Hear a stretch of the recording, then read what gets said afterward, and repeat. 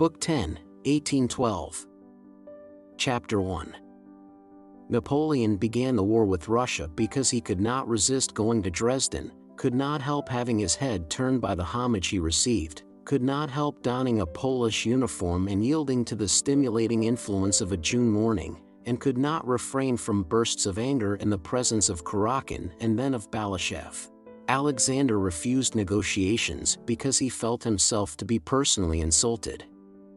Barclay de Tolly tried to command the army in the best way, because he wished to fulfill his duty and earn fame as a great commander. Rostov charged the French because he could not restrain his wish for a gallop across a level field, and in the same way the innumerable people who took part in the war acted in accord with their personal characteristics, habits, circumstances, and aims. They were moved by fear or vanity, rejoiced or were indignant, reasoned, imagining that they knew what they were doing and did it of their own free will, but they all were involuntary tools of history, carrying on a work concealed from them but comprehensible to us. Such is the inevitable fate of men of action, and the higher they stand in the social hierarchy, the less are they free. The actors of 1812 have long since left the stage, their personal interests have vanished, leaving no trace, and nothing remains of that time but its historic results. Providence compelled all these men, striving to attain personal aims, to further the accomplishment of a stupendous result no one of them at all expected, neither Napoleon, nor Alexander, nor still less any of those who did the actual fighting. The cause of the destruction of the French army in 1812 is clear to us now. No one will deny that that cause was, on the one hand, its advance into the heart of Russia late in the season without any preparation for a winter campaign, and, on the other, the character given to the war by the burning of Russian towns and the hatred of the foe this aroused among the Russian people. But no one at the time foresaw, what now seems so evident, that this was the only way an army of 800,000 men, the best in the world and led by the best general, could be destroyed in conflict with a raw army of half its numerical strength, and led by inexperienced commanders as the Russian army was.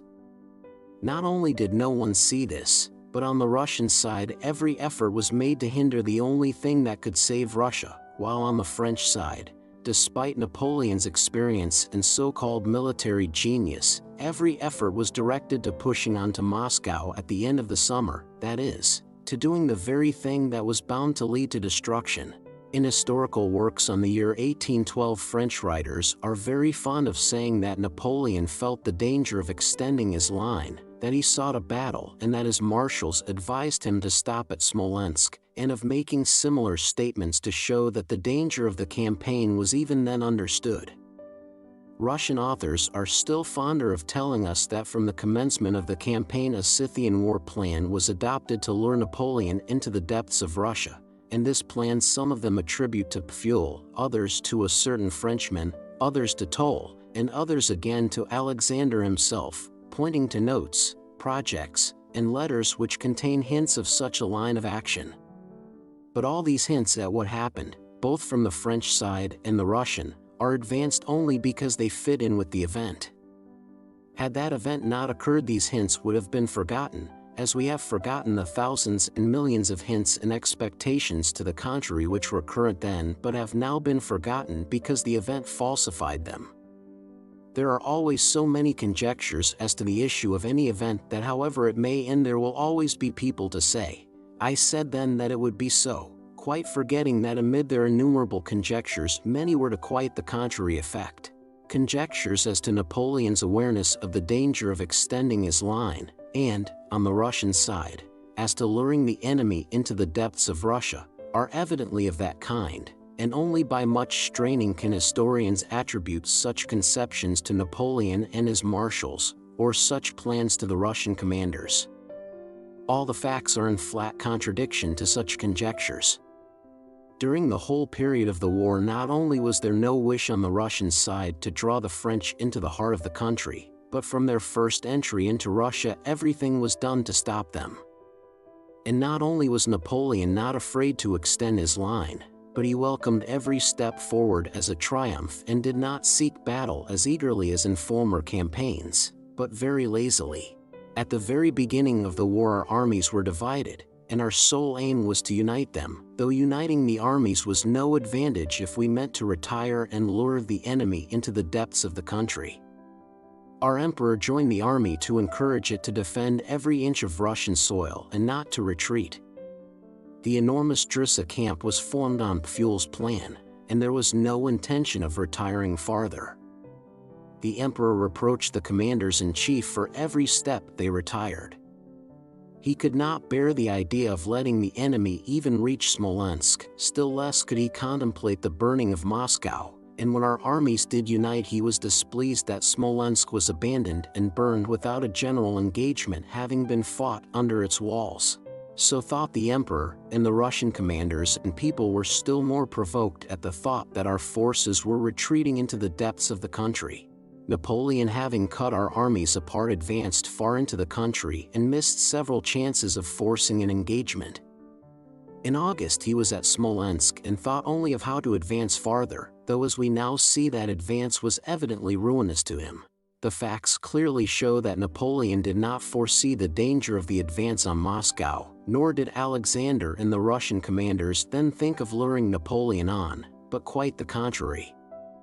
The luring of Napoleon into the depths of the country was not the result of any plan, for no one believed it to be possible. It resulted from a most complex interplay of intrigues, aims, and wishes among those who took part in the war and had no perception whatever of the inevitable, or of the one way of saving Russia. Everything came about fortuitously. The armies were divided at the commencement of the campaign. We tried to unite them, with the evident intention of giving battle and checking the enemy's advance, and by this effort to unite them while avoiding battle with a much stronger enemy, and necessarily withdrawing the armies at an acute angle, we led the French on to Smolensk. But we withdrew at an acute angle not only because the French advanced between our two armies, the angle became still more acute and we withdrew still farther, because Barclay de Tolly was an unpopular foreigner disliked by Bagration, who had come under his command, and Bagration, being in command of the Second Army, tried to postpone joining up and coming under Barclay's command as long as he could. Bagration was slow in effecting the junction, though that was the chief aim of all at headquarters, because, as he alleged, he exposed his army to danger on this march, and it was best for him to retire more to the left and more to the south, worrying the enemy from flank and rear and securing from the Ukraine recruits for his army. And it looks as if he planned this in order not to come under the command of the detested foreigner Barclay, whose rank was inferior to his own. The emperor was with the army to encourage it, but his presence and ignorance of what steps to take, and the enormous number of advisors and plans, destroyed the First Army's energy and it retired.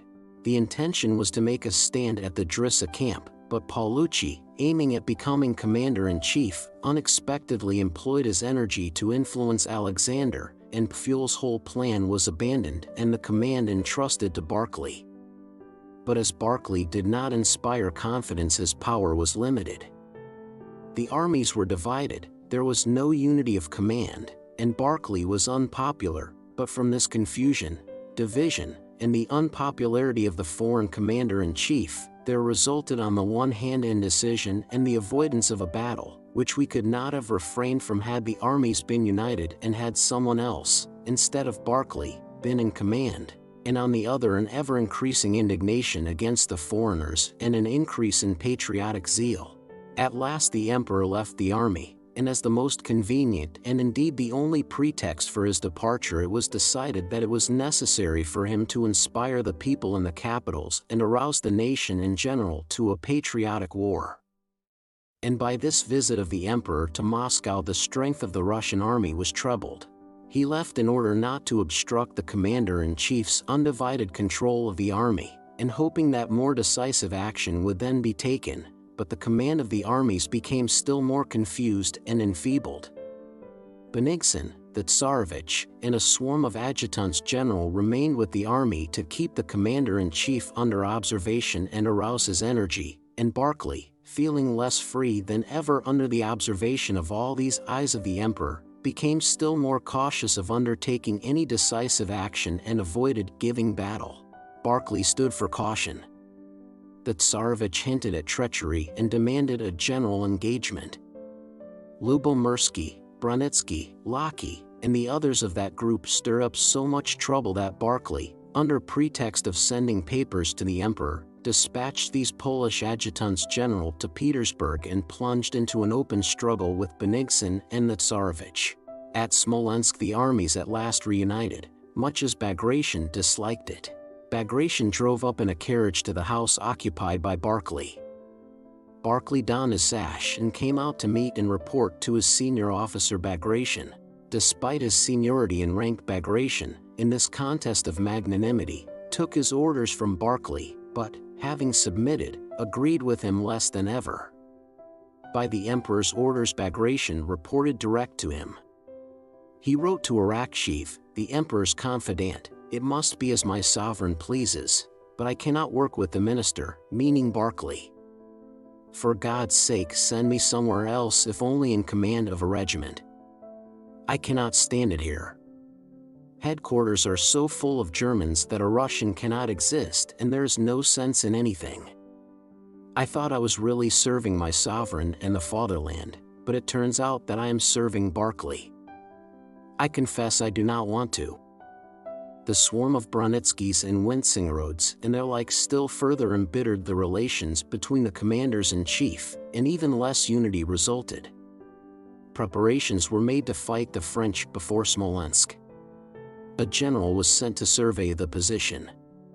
This general, hating Barclay, rode to visit a friend of his own, a corps commander, and, having spent the day with him, returned to Barclay and condemned, as unsuitable from every point of view, the battleground he had not seen.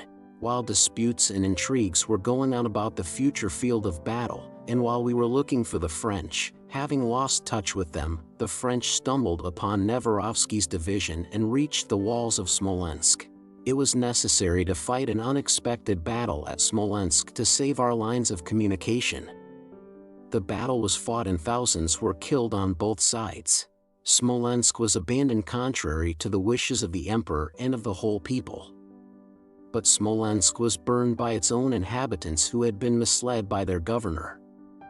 And these ruined inhabitants, setting an example to other Russians, went to Moscow thinking only of their own losses but kindling hatred of the foe. Napoleon advanced farther and we retired, thus arriving at the very result which caused his destruction. Chapter 2. The day after his son had left, Prince Nicholas sent for Princess Mary to come to his study. "Well? Are you satisfied now?" said he. "You've made me quarrel with my son." "Satisfied, are you? That's all you wanted." "Satisfied? It hurts me, it hurts. I'm old and weak and this is what you wanted. Well then, gloat over it. Gloat over it." After that, Princess Mary did not see her father for a whole week. He was ill and did not leave his study. Princess Mary noticed to her surprise that during this illness the old prince not only excluded her from his room, but did not admit Mademoiselle Bourienne either. Tikhon alone attended him.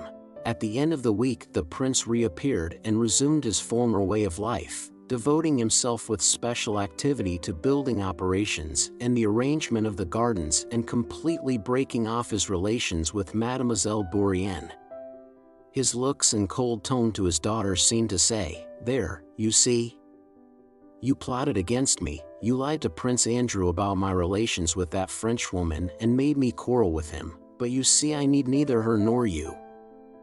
Princess Mary spent half of every day with little Nicholas, watching his lessons, teaching him Russian and music herself, and talking to Dessalles. The rest of the day she spent over her books, with her old nurse, or with God's folk who sometimes came by the back door to see her. Of the war Princess Mary thought as women do think about wars. She feared for her brother who was in it, was horrified by and amazed at the strange cruelty that impels men to kill one another, but she did not understand the significance of this war, which seemed to her like all previous wars. She did not realize the significance of this war, though Dessalles, with whom she constantly conversed, was passionately interested in its progress and tried to explain his own conception of it to her, and though the gods folk who came to see her reported, in their own way, the rumors current among the people of an invasion by Antichrist, and though Julie, now Princess Drubetskaya, who had resumed correspondence with her, wrote patriotic letters from Moscow. "I write you in Russian, my good friend," wrote Julie in her Frenchified Russian, "because I have a detestation for all the French, and the same for their language which I cannot support to hear spoken. We in Moscow are elated by enthusiasm for our adored emperor. My poor husband is enduring pains and hunger in Jewish taverns, but the news which I have inspires me yet more. You heard probably of the heroic exploit of Revsky, embracing his 2 sons and saying, 'I will perish with them, but we will not be shaken.' And truly, though the enemy was twice stronger than we were unshakable. We pass the time as we can, but in war as in war. The princesses Elaine and Sophie sit whole days with me, and we, unhappy widows of live men, make beautiful conversations over our charpy. Only you, my friend, are missing," and so on. The chief reason Princess Mary did not realize the full significance of this war was that the old prince never spoke of it, did not recognize it, and laughed at Dessalles when he mentioned it at dinner. The prince's tone was so calm and confident that Princess Mary unhesitatingly believed him. All that July the old prince was exceedingly active and even animated. He planned another garden and began a new building for the domestic serfs. The only thing that made Princess Mary anxious about him was that he slept very little and, instead of sleeping in his study as usual, changed his sleeping place every day. One day he would order his camp bed to be set up in the glass gallery, another day he remained on the couch or on the lounge chair in the drawing room and dozed there without undressing, while, instead of Mademoiselle Bourrienne, a serf boy read to him. Then again he would spend a night in the dining room. On August 1st, a second letter was received from Prince Andrew. In his first letter, which came soon after he had left home, Prince Andrew had dutifully asked his father's forgiveness for what he had allowed himself to say and begged to be restored to his favor. To this letter the old prince had replied affectionately, and from that time had kept the Frenchwoman at a distance. Prince Andrew's second letter, written near Vitebsk after the French had occupied that town, gave a brief account of the whole campaign, enclosed for them a plan he had drawn and forecasts as to the further progress of the war.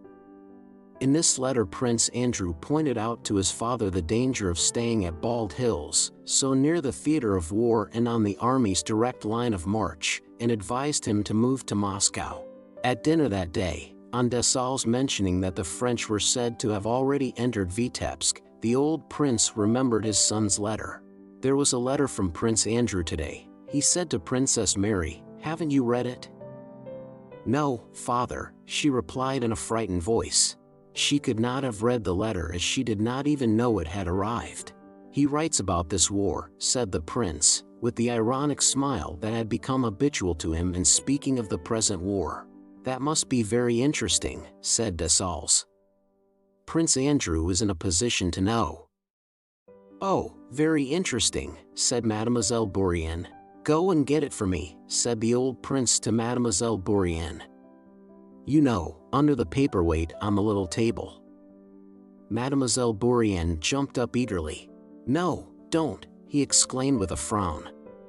"You go, Michael Ivanovich." Michael Ivanovich rose and went to the study. But as soon as he had left the room the old prince, looking uneasily round, threw down his napkin and went himself. "They can't do anything, always make some muddle," he muttered. While he was away Princess Mary, Dessalles, Mademoiselle Bourrienne, and even little Nicholas exchanged looks in silence. The old prince returned with quick steps, accompanied by Michael Ivanovich, bringing the letter and a plan. These he put down beside him, not letting anyone read them at dinner. On moving to the drawing room he handed the letter to Princess Mary and, spreading out before him the plan of the new building and fixing his eyes upon it, told her to read the letter aloud. When she had done so Princess Mary looked inquiringly at her father. He was examining the plan, evidently engrossed in his own ideas. "What do you think of it, Prince?" Dessalles ventured to ask. I, said the prince as if unpleasantly awakened, and not taking his eyes from the plan of the building. "Very possibly the theater of war will move so near to us that—" "Ha ha ha! The theater of war," said the prince. "I have said and still say that the theater of war is Poland and the enemy will never get beyond the Niemen."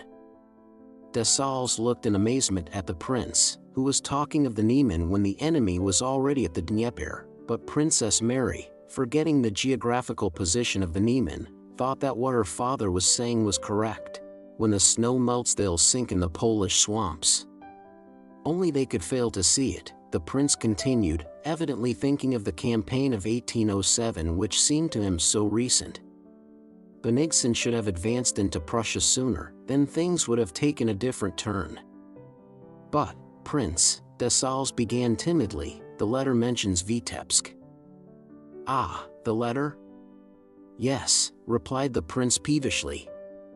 Yes, his face suddenly took on a morose expression. He paused.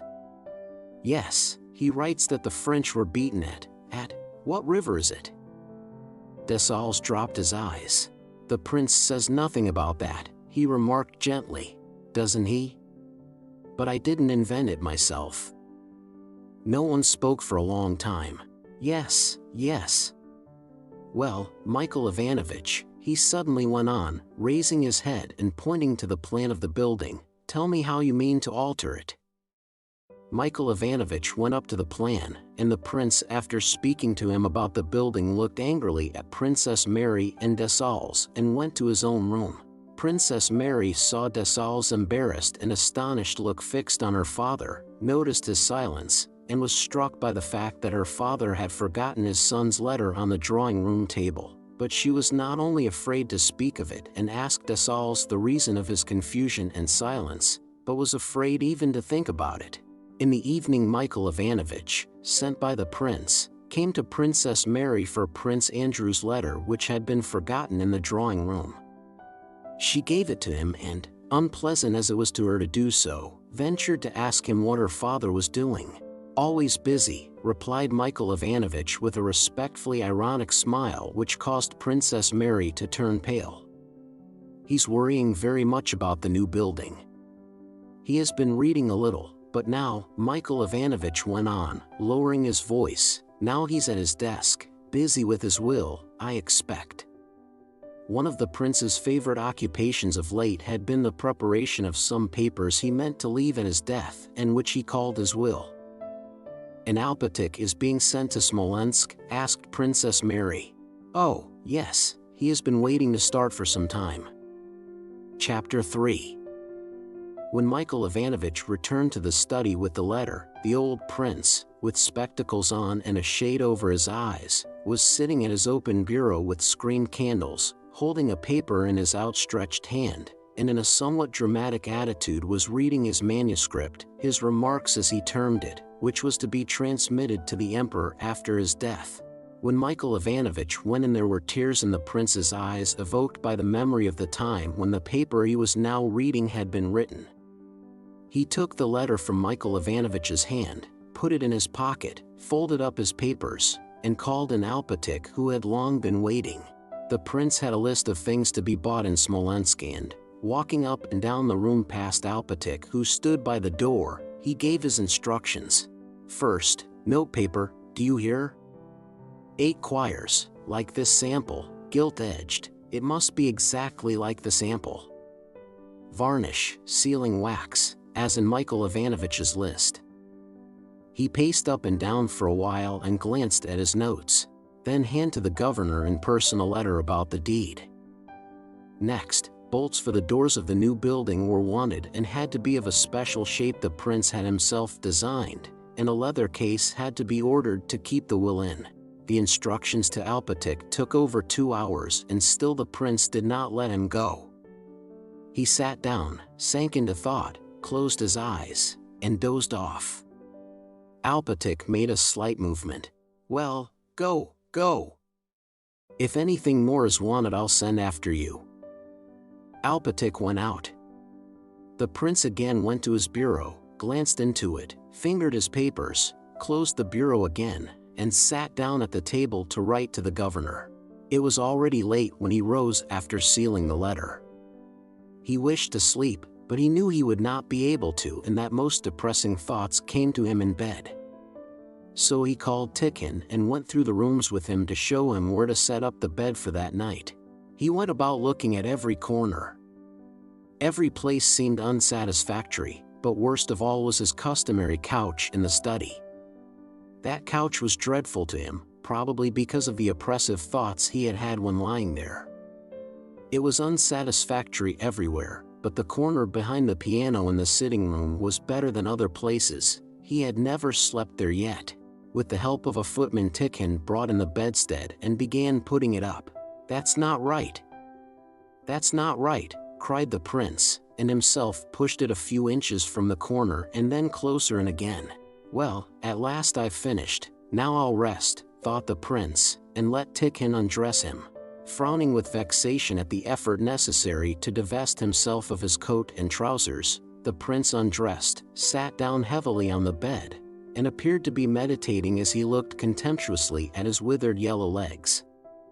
He was not meditating, but only deferring the moment of making the effort to lift those legs up and turn over on the bed. "Ugh, how hard it is! Oh, that this toil might end and you would release me," thought he. Pressing his lips together, he made that effort for the 20,000th time and lay down. But hardly had he done so before he felt the bed rocking backwards and forwards beneath him as if it were breathing heavily and jolting. This happened to him almost every night. He opened his eyes as they were closing. "No peace, damn them," he muttered, angry he knew not with whom. Ah yes, there was something else important, very important, that I was keeping till I should be in bed. The bolts? No, I told him about them. No, it was something in the drawing room. Princess Mary talked some nonsense. Dessalles, that fool, said something. Something in my pocket, can't remember. Tikhon, what did we talk about at dinner? About Prince Michael. Be quiet, quiet. The prince slapped his hand on the table. Yes, I know, Prince Andrew's letter. Princess Mary read it. Dessalles said something about Vitebsk. Now I'll read it. He had the letter taken from his pocket, and the table, on which stood a glass of lemonade and a spiral wax candle, moved close to the bed, and putting on his spectacles he began reading. Only now in the stillness of the night, reading it by the faint light under the green shade, did he grasp its meaning for a moment. The French at Vitebsk, in 4 days' march they may be at Smolensk, perhaps are already there. Tikhon! Tikhon jumped up. No, no, I don't want anything, he shouted. He put the letter under the candlestick and closed his eyes. And there arose before him the Danube at bright noonday, reeds, the Russian camp, and himself a young general without a wrinkle on his ruddy face, vigorous and alert, entering Potemkin's gaily colored tent, and a burning sense of jealousy of the favorite agitated him now as strongly as it had done then. He recalled all the words spoken at that first meeting with Potemkin. And he saw before him a plump, rather sallow-faced, short, stout woman, the Empress Mother, with her smile and her words at her first gracious reception of him, and then that same face on the catafalque, and the encounter he had with Zubov over her coffin about his right to kiss her hand. Oh, quicker, quicker! To get back to that time and have done with all the present. Quicker, quicker, and that they should leave me in peace. Chapter 4. Bald Hills, Prince Nicholas Bolkonsky's estate, lay 40 miles east from Smolensk and 2 miles from the main road to Moscow. The same evening that the prince gave his instructions to Alpatik, Dessalles, having asked to see Princess Mary, told her that, as the prince was not very well and was taking no steps to secure his safety, though from Prince Andrew's letter it was evident that to remain at Bald Hills might be dangerous, he respectfully advised her to send a letter by Alpatik to the provincial governor at Smolensk, asking him to let her know the state of affairs and the extent of the danger to which Bald Hills was exposed. Dessalles wrote this letter to the governor for Princess Mary. She signed it, and it was given to Alpatik with instructions to hand it to the governor and to come back as quickly as possible if there was danger. Having received all his orders, Alpatik, wearing a white beaver hat, a present from the prince, and carrying a stick as the prince did, went out accompanied by his family.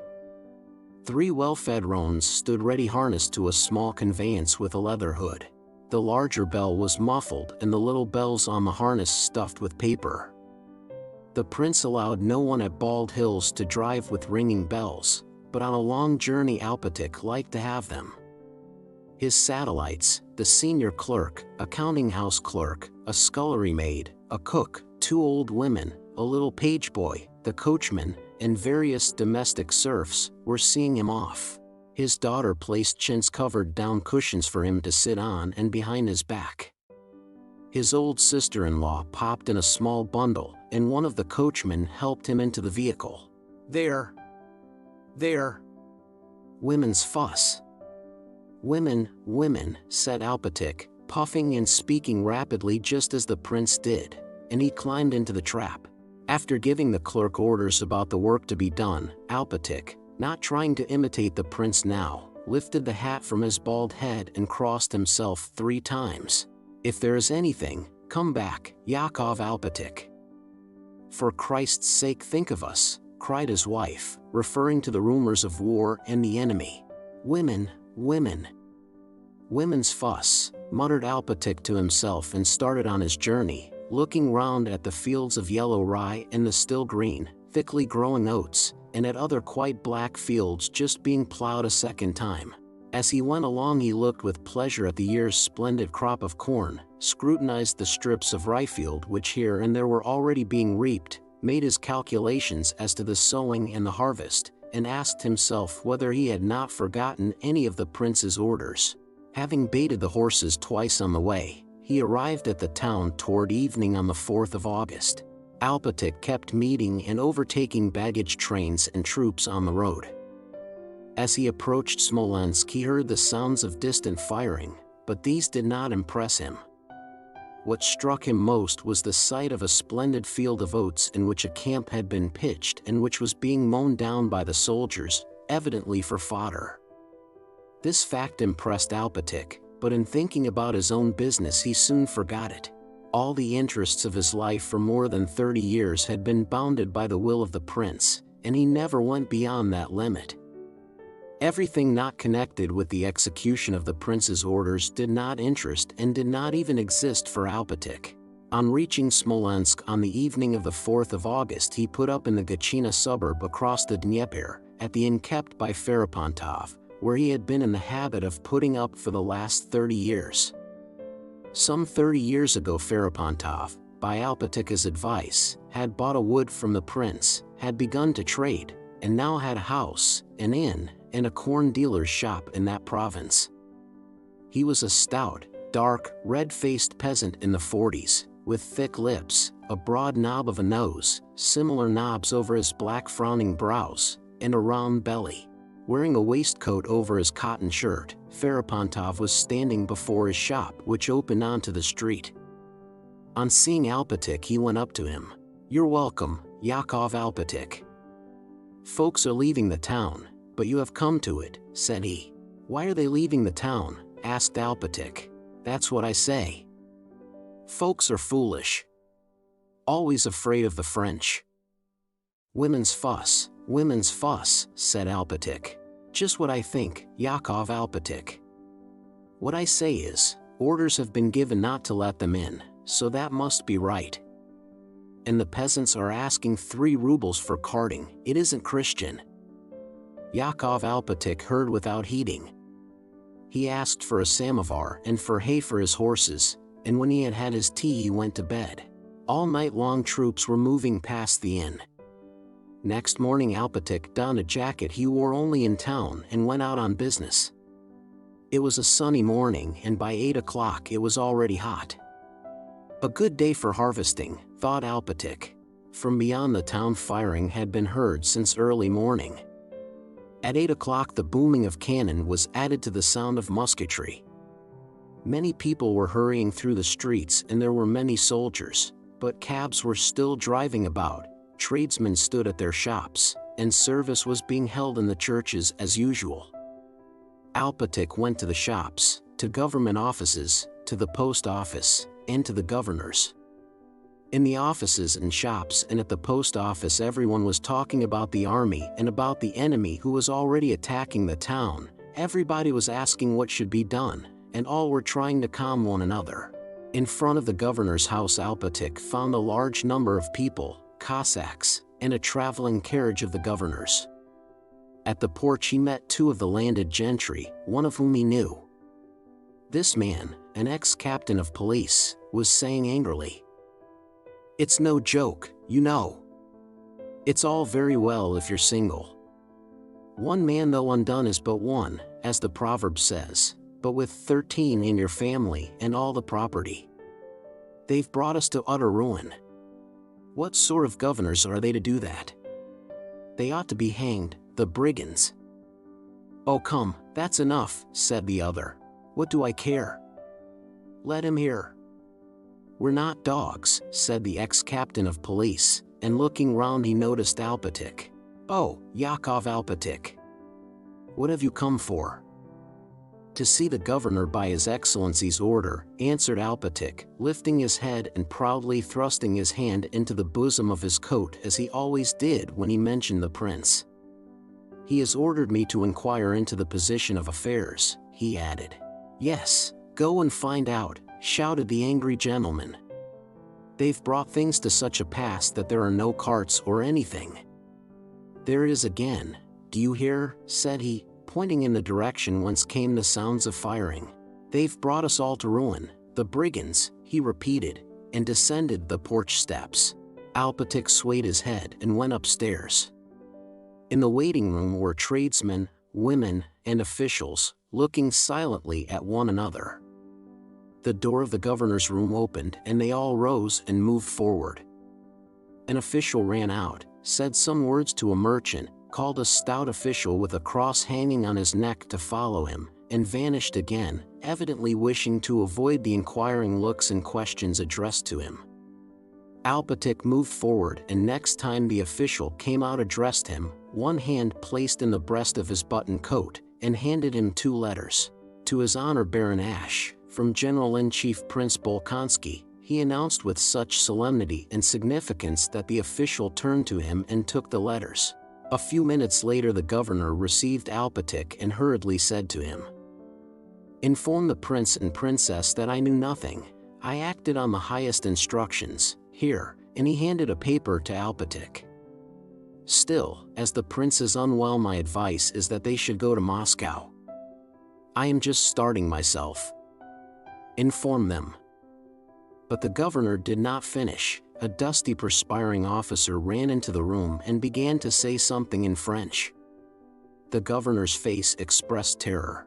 "Go," he said, nodding his head to Alpatych, and began questioning the officer.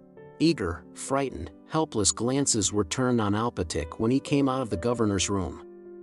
Involuntarily listening now to the firing, which had drawn nearer and was increasing in strength, Alpatych hurried to his inn. The paper handed to him by the governor said this: "I assure you that the town of Smolensk is not in the slightest danger as yet, and it is unlikely that it will be threatened with any.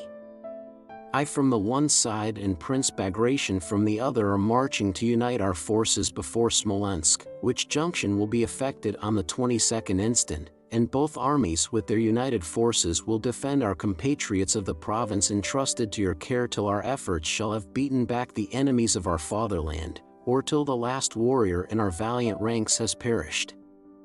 From this you will see that you have a perfect right to reassure the inhabitants of Smolensk, for those defended by 2 such brave armies may feel assured of victory."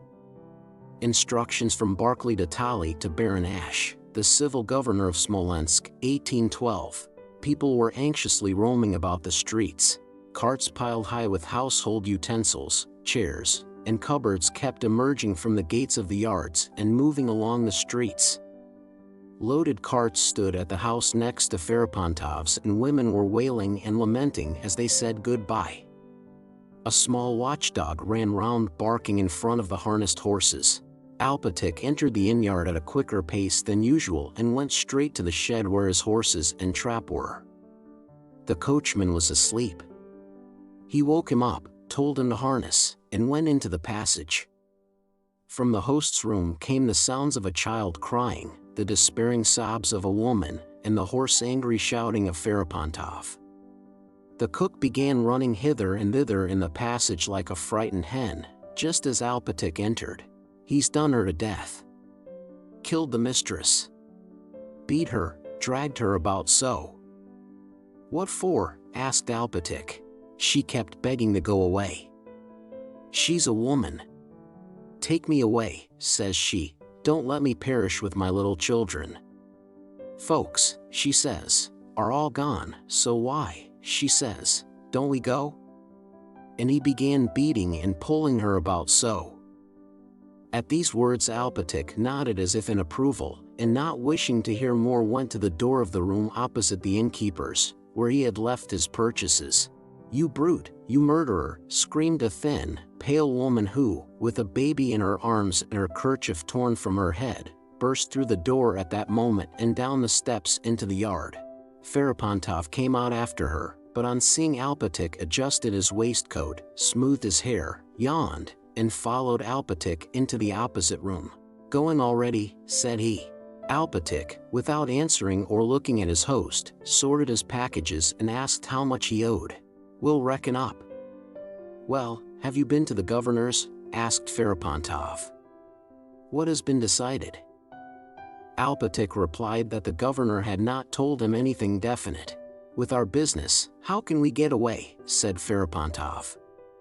We'd have to pay 7 rubles a cartload to Dorogobuz, and I tell them they're not Christians to ask it. Selivanov, now, did a good stroke last Thursday, sold flour to the army at 9 rubles a sack. Will you have some tea? He added. While the horses were being harnessed, Alpatik and Ferepontov over their tea talked of the price of corn, the crops, and the good weather for harvesting. Well, it seems to be getting quieter, remarked Ferepontov, finishing his 3rd cup of tea and getting up. Ours must have got the best of it. The orders were not to let them in. So we're in force, it seems. They say the other day Matthew Ivanich Platov drove them into the river Marina and drowned some 18,000 in one day. Alpatik collected his parcels, handed them to the coachman who had come in, and settled up with the innkeeper. The noise of wheels, hoofs, and bells was heard from the gateway as a little trap passed out. It was by now late in the afternoon. Half the street was in shadow, the other half brightly lit by the sun. Alpatik looked out of the window and went to the door. Suddenly the strange sound of a far-off whistling and thud was heard, followed by a boom of cannon blending into a dull roar that set the windows rattling. He went out into the street. 2 men were running past toward the bridge. From different sides came whistling sounds and the thud of cannon balls and bursting shells falling on the town. But these sounds were hardly heard in comparison with the noise of the firing outside the town and attracted little attention from the inhabitants. The town was being bombarded by 130 guns which Napoleon had ordered up after 4 o'clock. The people did not at once realize the meaning of this bombardment. At first the noise of the falling bombs and shells only aroused curiosity. Ferepontov's wife, who till then had not ceased wailing under the shed, became quiet and with the baby in her arms went to the gate, listening to the sounds and looking in silence at the people. The cook and a shop assistant came to the gate. With lively curiosity, everyone tried to get a glimpse of the projectiles as they flew over their heads. Several people came round the corner talking eagerly. What force, remarked one. Knocked the roof and ceiling all to splinters. Routed up the earth like a pig, said another. That's grand, it bucks one up, laughed the first. Lucky you jumped aside, or it would have wiped you out. Others joined those men and stopped and told how cannonballs had fallen on a house close to them. Meanwhile, still more projectiles, now with the swift sinister whistle of a cannonball, now with the agreeable intermittent whistle of a shell, flew over people's heads incessantly, but not one fell close by, they all flew over. Alpatik was getting into his trap. The innkeeper stood at the gate.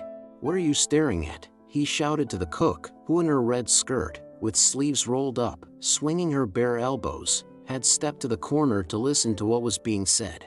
"What marvels!" she exclaimed, but hearing her master's voice she turned back, pulling down her tucked-up skirt.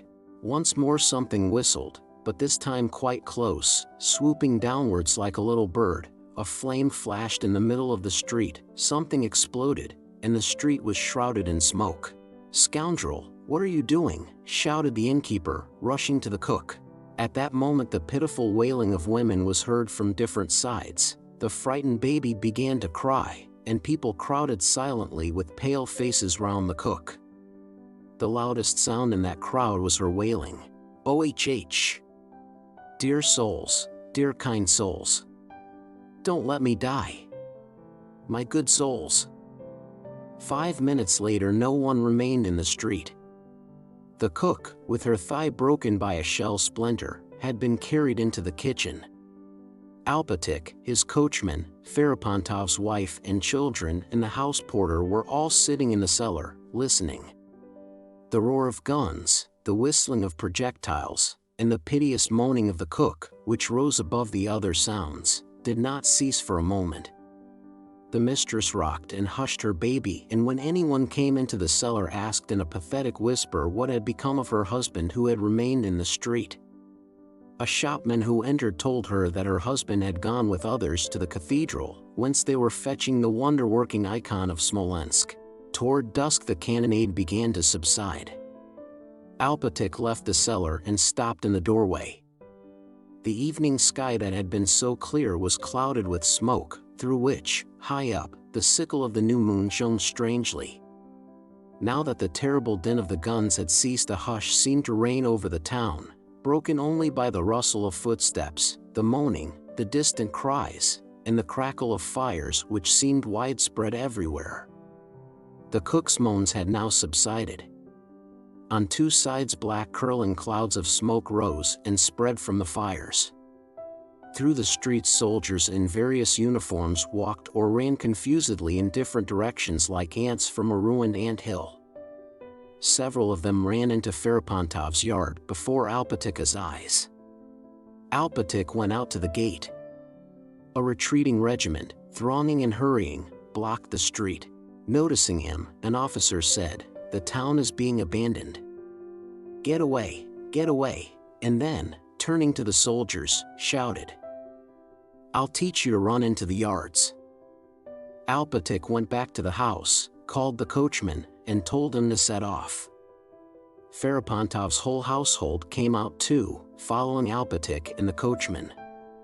The women, who had been silent till then, suddenly began to wail as they looked at the fires, the smoke and even the flames of which could be seen in the failing twilight, and as if in reply the same kind of lamentation was heard from other parts of the street. Inside the shed Alpatik and the coachman arranged the tangled reins and traces of their horses with trembling hands. As Alpatik was driving out of the gate he saw some 10 soldiers in Ferapontov's open shop, talking loudly and filling their bags and knapsacks with flour and sunflower seeds. Just then Ferapontov returned and entered his shop. On seeing the soldiers he was about to shout at them, but suddenly stopped and, clutching at his hair, burst into sobs and laughter. "Loot everything, lads. Don't let those devils get it," he cried, taking some bags of flour himself and throwing them into the street. Some of the soldiers were frightened and ran away, others went on filling their bags. On seeing Alpatik, Ferapontov turned to him. "Russia is done for," he cried. "Alpatik, I'll set the place on fire myself." "We're done for," and Ferapontov ran into the yard. Soldiers were passing in a constant stream along the street, blocking it completely, so that Alpatik could not pass out and had to wait. Ferapontov's wife and children were also sitting in a cart waiting till it was possible to drive out. Night had come. There were stars in the sky, and the new moon shone out amid the smoke that screened it. On the sloping descent to the Dnieper, Alpatika's cart and that of the innkeeper's wife, which were slowly moving amid the rows of soldiers and of other vehicles, had to stop. In a side street near the crossroads where the vehicles had stopped, a house and some shops were on fire. This fire was already burning itself out. The flames now died down and were lost in the black smoke, now suddenly flared up again brightly, lighting up with strange distinctness the faces of the people crowding at the crossroads. Black figures flitted about before the fire, and through the incessant crackling of the flames talking and shouting could be heard. Seeing that his trap would not be able to move on for some time, Alpatik got down and turned into the side street to look at the fire. Soldiers were continually rushing backwards and forwards near it, and he saw two of them and a man in a frieze coat dragging burning beams into another yard across the street, while others carried bundles of hay. Alpatik went up to a large crowd standing before a high barn which was blazing briskly. The walls were all on fire and the back wall had fallen in, the wooden roof was collapsing, and the rafters were alight. The crowd was evidently watching for the roof to fall in, and Alpatik watched for it too. "Alpatik," a familiar voice suddenly hailed the old man. "Mercy on us." "Your Excellency," answered Alpatik, immediately recognizing the voice of his young prince. Prince Andrew in his riding cloak, mounted on a black horse, was looking at Alpatik from the back of the crowd. "Why are you here?" he asked. Your Excellency," stammered Alpatik and broke into sobs. "Are we really lost?" "Master." "Why are you here?" Prince Andrew repeated. At that moment the flames flared up and showed his young master's pale worn face. Alpatik told how he had been sent there and how difficult it was to get away. "Are we really quite lost, Your Excellency?" he asked again. Prince Andrew, without replying, took out a notebook and raising his knee began writing in pencil on a page he tore out. He wrote to his sister. "Smolensk is being abandoned. Bald Hills will be occupied by the enemy within a week. Set off immediately for Moscow. Let me know at once when you will start. Send by special messenger to Usvias." Having written this and given the paper to Alpatik, he told him how to arrange for departure of the prince, the princess, his son, and the boy's tutor, and how and where to let him know immediately. Before he had had time to finish giving these instructions, a chief of staff followed by a suite galloped up to him. "You are a colonel," shouted the chief of staff with a German accent, in a voice familiar to Prince Andrew. "Houses are set on fire in your presence and you stand by. What does this mean?" "You will answer for it," shouted Berg, who was now assistant to the chief of staff of the commander of the left flank of the infantry of the First Army, a place, as Berg said, very agreeable and well in evidence. Prince Andrew looked at him and without replying went on speaking to Alpatik. "So tell them that I shall await a reply till the 10th, and if by the 10th I don't receive news that they have all got away, I shall have to throw up everything and come myself to Bald Hills." "Prince," said Berg, recognizing Prince Andrew, "I only spoke because I have to obey orders, because I always do obey exactly. You must please excuse me," he went on apologetically. Something cracked in the flames. The fire died down for a moment and wreaths of black smoke rolled from under the roof. There was another terrible crash and something huge collapsed. "Oro!" yelled the crowd, echoing the crash of the collapsing roof of the barn, the burning grain in which diffused a cake-like aroma all around. The flames flared up again, lighting the animated, delighted, exhausted faces of the spectators. The man in the frieze coat raised his arms and shouted, "It's fine, lads. Now it's raging. It's fine." "That's the owner himself," cried several voices. "Well then," continued Prince Andrew to Alpatik, "report to them as I have told you," and not replying a word to Berg, who was now mute beside him, he touched his horse and rode down the side street. Chapter 5. From Smolensk the troops continued to retreat, followed by the enemy. On the 10th of August the regiment Prince Andrew commanded was marching along the highroad past the avenue leading to Bald Hills. Heat and drought had continued for more than 3 weeks. Each day fleecy clouds floated across the sky and occasionally veiled the sun, but toward evening the sky cleared again and the sun set in reddish-brown mist. Heavy night dews alone refreshed the earth. The unreaped corn was scorched and shed its grain. The marshes dried up. The cattle lowed from hunger, finding no food on the sun-parched meadows. Only at night and in the forests while the dew lasted was there any freshness. But on the road, the high road along which the troops marched, there was no such freshness even at night or when the road passed through the forest. The dew was imperceptible on the sandy dust churned up more than 6 inches deep. As soon as day dawned the march began. The artillery and baggage wagons moved noiselessly through the deep dust that rose to the very hubs of the wheels, and the infantry sank ankle-deep in that soft, choking, hot dust that never cooled even at night.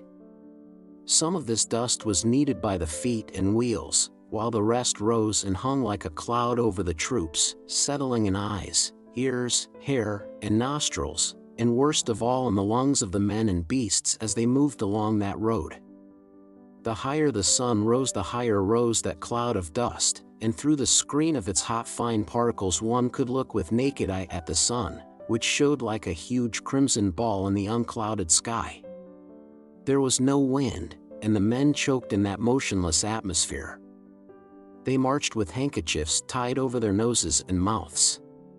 When they passed through a village they all rushed to the wells and fought for the water and drank it down to the mud. Prince Andrew was in command of a regiment, and the management of that regiment, the welfare of the men and the necessity of receiving and giving orders, engrossed him. The burning of Smolensk and its abandonment made an epoch in his life. A novel feeling of anger against the foe made him forget his own sorrow. He was entirely devoted to the affairs of his regiment and was considerate and kind to his men and officers. In the regiment they called him our prince, were proud of him and loved him. But he was kind and gentle only to those of his regiment, to Timokhin and the like, people quite new to him, belonging to a different world and who could not know and understand his past. As soon as he came across a former acquaintance or anyone from the staff, he bristled up immediately and grew spiteful, ironical, and contemptuous.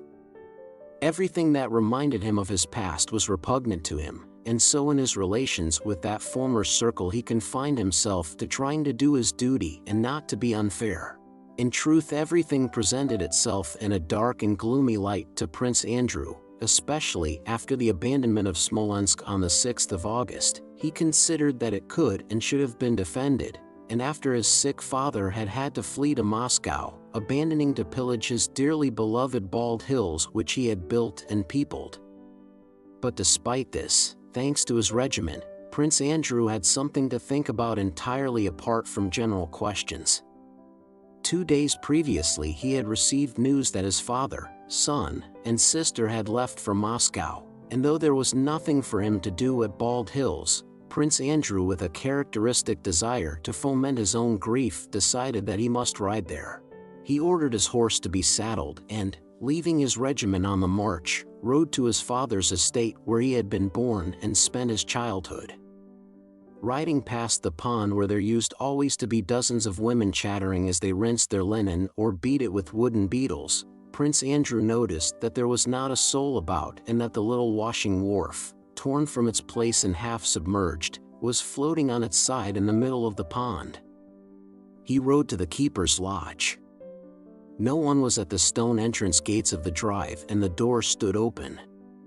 Grass had already begun to grow on the garden paths, and horses and calves were straying in the English park.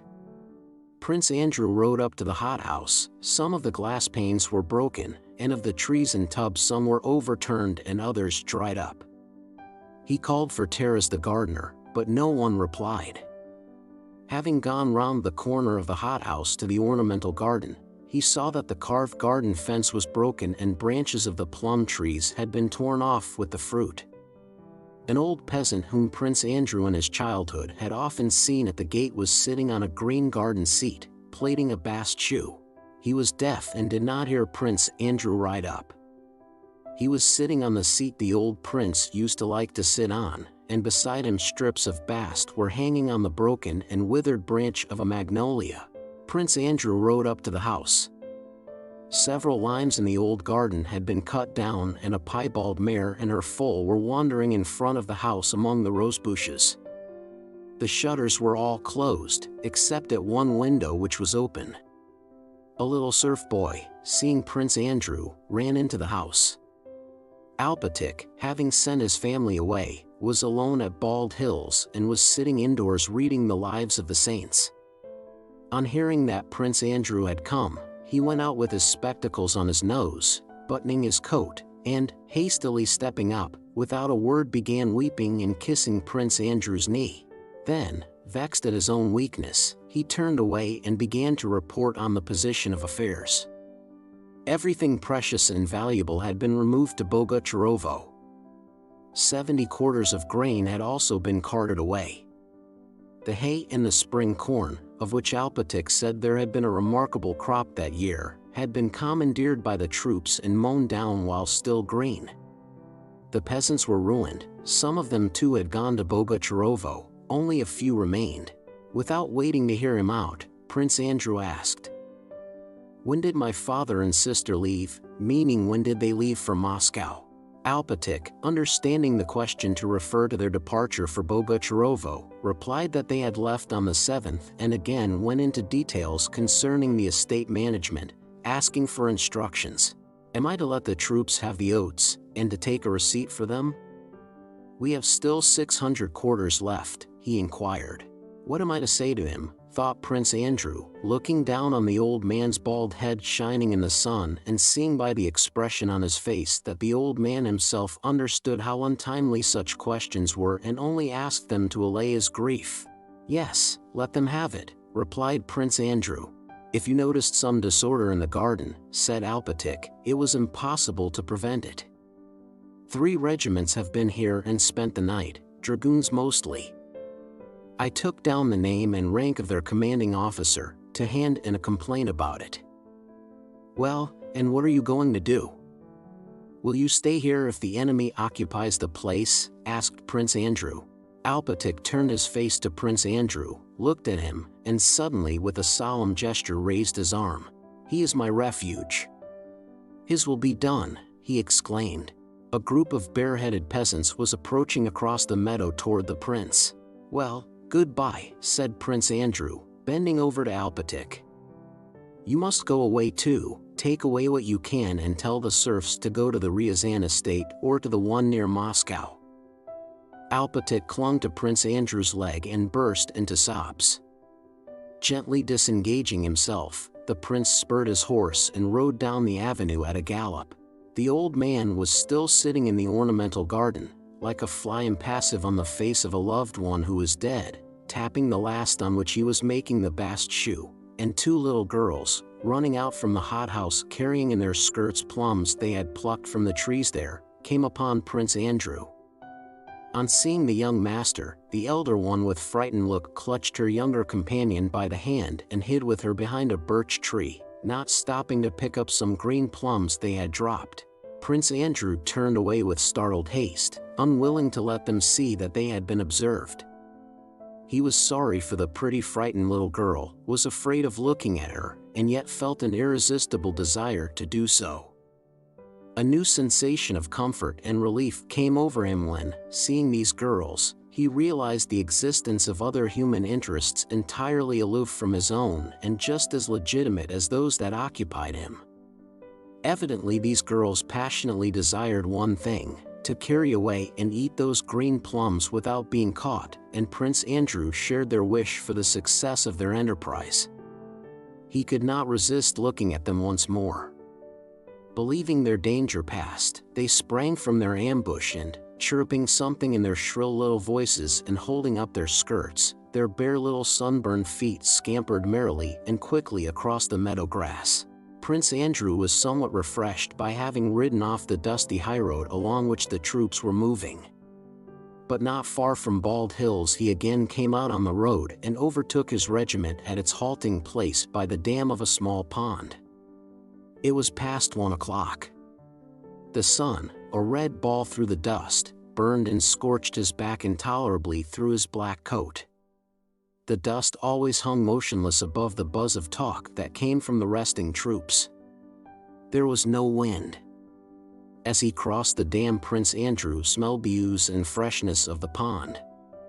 He longed to get into that water, however dirty it might be, and he glanced round at the pool from whence came sounds of shrieks and laughter. The small, muddy, green pond had risen visibly more than a foot, flooding the dam, because it was full of the naked white bodies of soldiers with brick-red hands, necks, and faces, who were splashing about in it. All this naked white human flesh, laughing and shrieking, floundered about in that dirty pool like carp stuffed into a watering can, and the suggestion of merriment in that floundering mass rendered it specially pathetic. One fair-haired young soldier of the 3rd Company, whom Prince Andrew knew and who had a strap round the calf of one leg, crossed himself, stepped back to get a good run, and plunged into the water. Another, a dark non-commissioned officer who was always shaggy, stood up to his waist in the water, joyfully wriggling his muscular figure, and snorted with satisfaction as he poured the water over his head with hands blackened to the wrists. There were sounds of men slapping one another, yelling, and puffing. Everywhere on the bank, on the dam, and in the pond, there was healthy, white, muscular flesh. The officer, Timokhin, with his red little nose, standing on the dam wiping himself with a towel, felt confused at seeing the prince, but made up his mind to address him nevertheless. "It's very nice, Your Excellency." "Wouldn't you like to?" said he. "It's dirty," replied Prince Andrew, making a grimace. "We'll clear it out for you in a minute," said Timokhin, and, still undressed, ran off to clear the men out of the pond. "The prince wants to bathe." "What prince?" "Ours," said many voices, and the men were in such haste to clear out that the prince could hardly stop them. He decided that he would rather wash himself with water in the barn.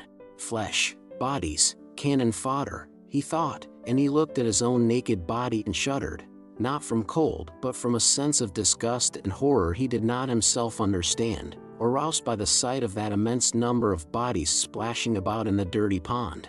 On the 7th of August Prince Bagration wrote as follows from his quarters at Mikhailovna on the Smolensk road. "Dear Count Alexis Andreevich," he was writing to Arakcheev but knew that his letter would be read by the Emperor, and therefore weighed every word in it to the best of his ability. "I expect the minister, Barclay de Tolly, has already reported the abandonment of Smolensk to the enemy.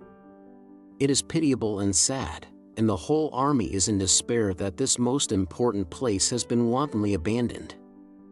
I, for my part, begged him personally most urgently and finally wrote him, but nothing would induce him to consent. I swear to you on my honor that Napoleon was in such a fix as never before and might have lost half his army but could not have taken Smolensk. Our troops fought, and are fighting, as never before.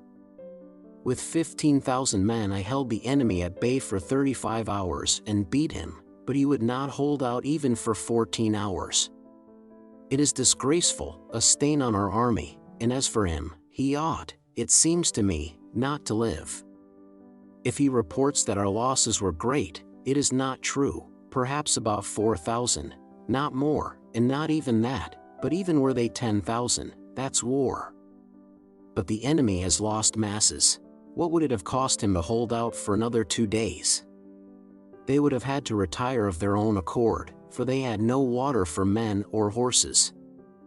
He gave me his word he would not retreat, but suddenly sent instructions that he was retiring that night. We cannot fight in this way, or we may soon bring the enemy to Moscow. There is a rumor that you are thinking of peace. God forbid that you should make peace after all our sacrifices and such insane retreats. You would set all Russia against you and every one of us would feel ashamed to wear the uniform. If it has come to this, We must fight as long as Russia can and as long as there are men able to stand. One man ought to be in command, and not two. Your minister may perhaps be good as a minister, but as a general he is not merely bad but execrable, yet to him is entrusted the fate of our whole country. I am really frantic with vexation, forgive my writing boldly. It is clear that the man who advocates the conclusion of a peace, and that the minister should command the army, does not love our sovereign and desires the ruin of us all. So I write you frankly, call out the militia. For the minister is leading these visitors after him to Moscow in a most masterly way. The whole army feels great suspicion of the imperial aide-de-camp Wolzogen. He is said to be more Napoleon's man than ours, and he is always advising the minister. I am not merely civil to him but obey him like a corporal, though I am his senior. This is painful, but, loving my benefactor and sovereign, I submit. Only I am sorry for the emperor that he entrusts our fine army to such as he. Consider that on our retreat we have lost by fatigue and left in the hospital more than 15,000 men, and had we attacked this would not have happened. Tell me, for God's sake, what will Russia, our mother Russia, say to our being so frightened, and why are we abandoning our good and gallant fatherland to such rabble and implanting feelings of hatred and shame in all our subjects? What are we scared at and of whom are we afraid? I am not to blame that the minister is vacillating, a coward, dense, dilatory, and has all bad qualities. The whole army bewails it and calls down curses upon him. Chapter 6. Among the innumerable categories applicable to the phenomena of human life, one may discriminate between those in which substance prevails and those in which form prevails. To the latter, as distinguished from village, country, provincial, or even Moscow life, we may allot Petersburg life, and especially the life of its salons. That life of the salons is unchanging. Since the year 1805 we had made peace and had again quarreled with Bonaparte and had made constitutions and unmade them again, but the salons of Anna Pavlovna and Helene remained just as they had been, the one 7 and the other 5 years before. At Anna Pavlovna's they talked with perplexity of Bonaparte's successes just as before and saw in them and in the subservience shown to him by the European sovereigns a malicious conspiracy, the sole object of which was to cause unpleasantness and anxiety to the court circle of which Anna Pavlovna was the representative. And in Helene's salon, which Rumyantsev himself honored with his visits, regarding Helene as a remarkably intelligent woman, they talked with the same ecstasy in 1812 as in 1808 of the great nation and the great man, and regretted our rupture with France, a rupture which, according to them, ought to be promptly terminated by peace. Of late, since the emperor's return from the army, there had been some excitement in these conflicting salon circles and some demonstrations of hostility to one another, but each camp retained its own tendency. In Anna Pavlovna's circle only those Frenchmen were admitted who were deep-rooted legitimists, and patriotic views were expressed to the effect that one ought not to go to the French theater and that to maintain the French troop was costing the government as much as a whole army corps. The progress of the war was eagerly followed, and only the reports most flattering to our army were circulated. In the French circle of Helene and Rumyantsev the reports of the cruelty of the enemy and of the war were contradicted and all Napoleon's attempts at conciliation were discussed. In that circle they discountenanced those who advised hurried preparations for a removal to Kazan of the court and the girls' educational establishments under the patronage of the Dowager Empress. In Helene's circle the war in general was regarded as a series of formal demonstrations which would very soon end in peace, and the view prevailed expressed by Bilibin, who now in Petersburg was quite at home in Helene's house, which every clever man was obliged to visit, that not by gunpowder but by those who invented it would matters be settled. In that circle the Moscow enthusiasm, news of which had reached Petersburg simultaneously with the emperor's return, was ridiculed sarcastically and very cleverly, though with much caution. Anna Pavlovna's circle, on the contrary, was enraptured by this enthusiasm and spoke of it as Plutarch speaks of the deeds of the ancients. Prince Vasily, who still occupied his former important posts, formed a connecting link between these two circles.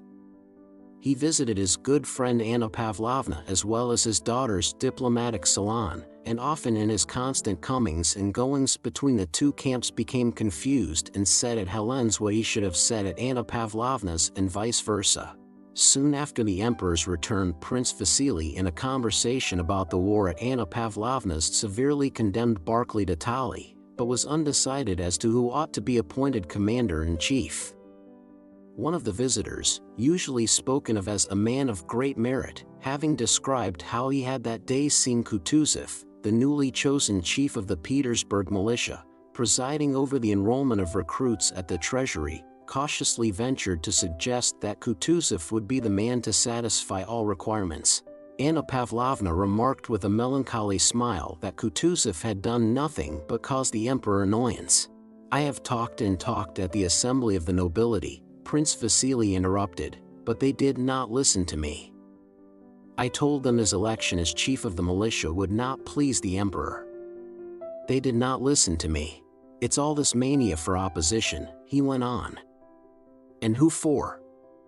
It is all because we want to ape the foolish enthusiasm of those Muscovites," Prince Vasily continued, forgetting for a moment that though at Helen's one had to ridicule the Moscow enthusiasm, at Anna Pavlovna's one had to be ecstatic about it. But he retrieved his mistake at once. "Now, is it suitable that Count Kutuzov, the oldest general in Russia, should preside at that tribunal? He will get nothing for his pains. How could they make a man commander-in-chief who cannot mount a horse, who drops asleep at a council, and has the very worst morals? A good reputation he made for himself at Bucharest. I don't speak of his capacity as a general, but at a time like this how they appoint a decrepit, blind old man, positively blind? A fine idea to have a blind general.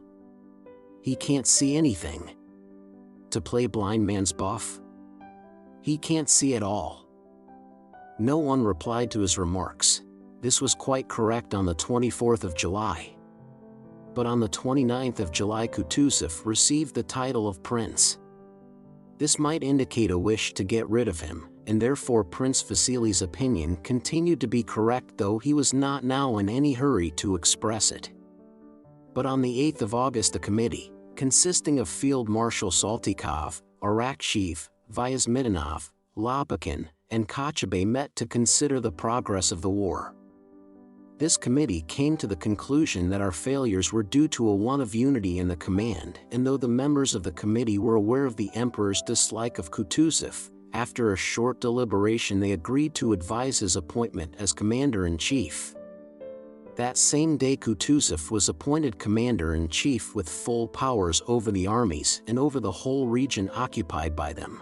On the 9th of August Prince Vasily at Anna Pavlovna's again met the man of great merit. The latter was very attentive to Anna Pavlovna because he wanted to be appointed director of one of the educational establishments for young ladies. Prince Vasily entered the room with the air of a happy conqueror who has attained the object of his desires. "Well, have you heard the great news? Prince Kutuzov is field marshal. All dissensions are at an end. I am so glad, so delighted. At last we have a man," said he, glancing sternly and significantly round at everyone in the drawing room. "The man of great merit, despite his desire to obtain the post of director, could not refrain from reminding Prince Vasily of his former opinion." Though this was impolite to Prince Vasily in Anna Pavlovna's drawing room, and also to Anna Pavlovna herself who had received the news with delight, he could not resist the temptation. "But, Prince, they say he is blind," said he, reminding Prince Vasily of his own words. Nonsense. He sees well enough," said Prince Vasily rapidly, in a deep voice and with a slight cough, the voice and cough with which he was wont to dispose of all difficulties. "He sees well enough," he added. "And what I am so pleased about," he went on, is that our sovereign has given him full powers over all the armies in the whole region, powers no commander-in-chief ever had before. He is a second autocrat," he concluded with a victorious smile. "God grant it." "God grant it," said Anna Pavlovna. The man of great merit, who was still a novice in court circles, wishing to flatter Anna Pavlovna by defending her former position on this question, observed. "It is said that the emperor was reluctant to give Kutuzov those powers.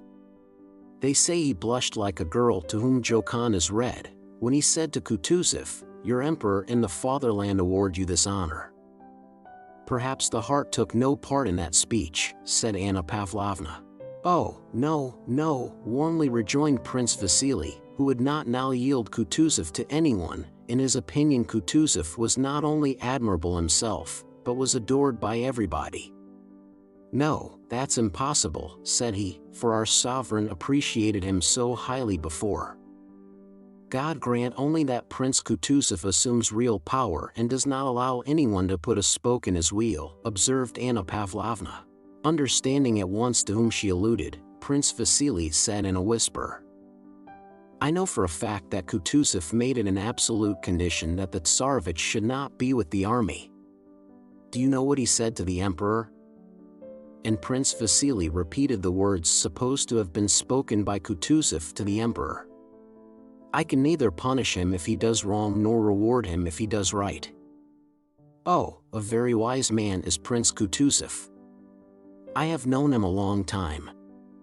They even say," remarked the man of great merit who did not yet possess courtly tact, "that His Excellency made it an express condition that the sovereign himself should not be with the army."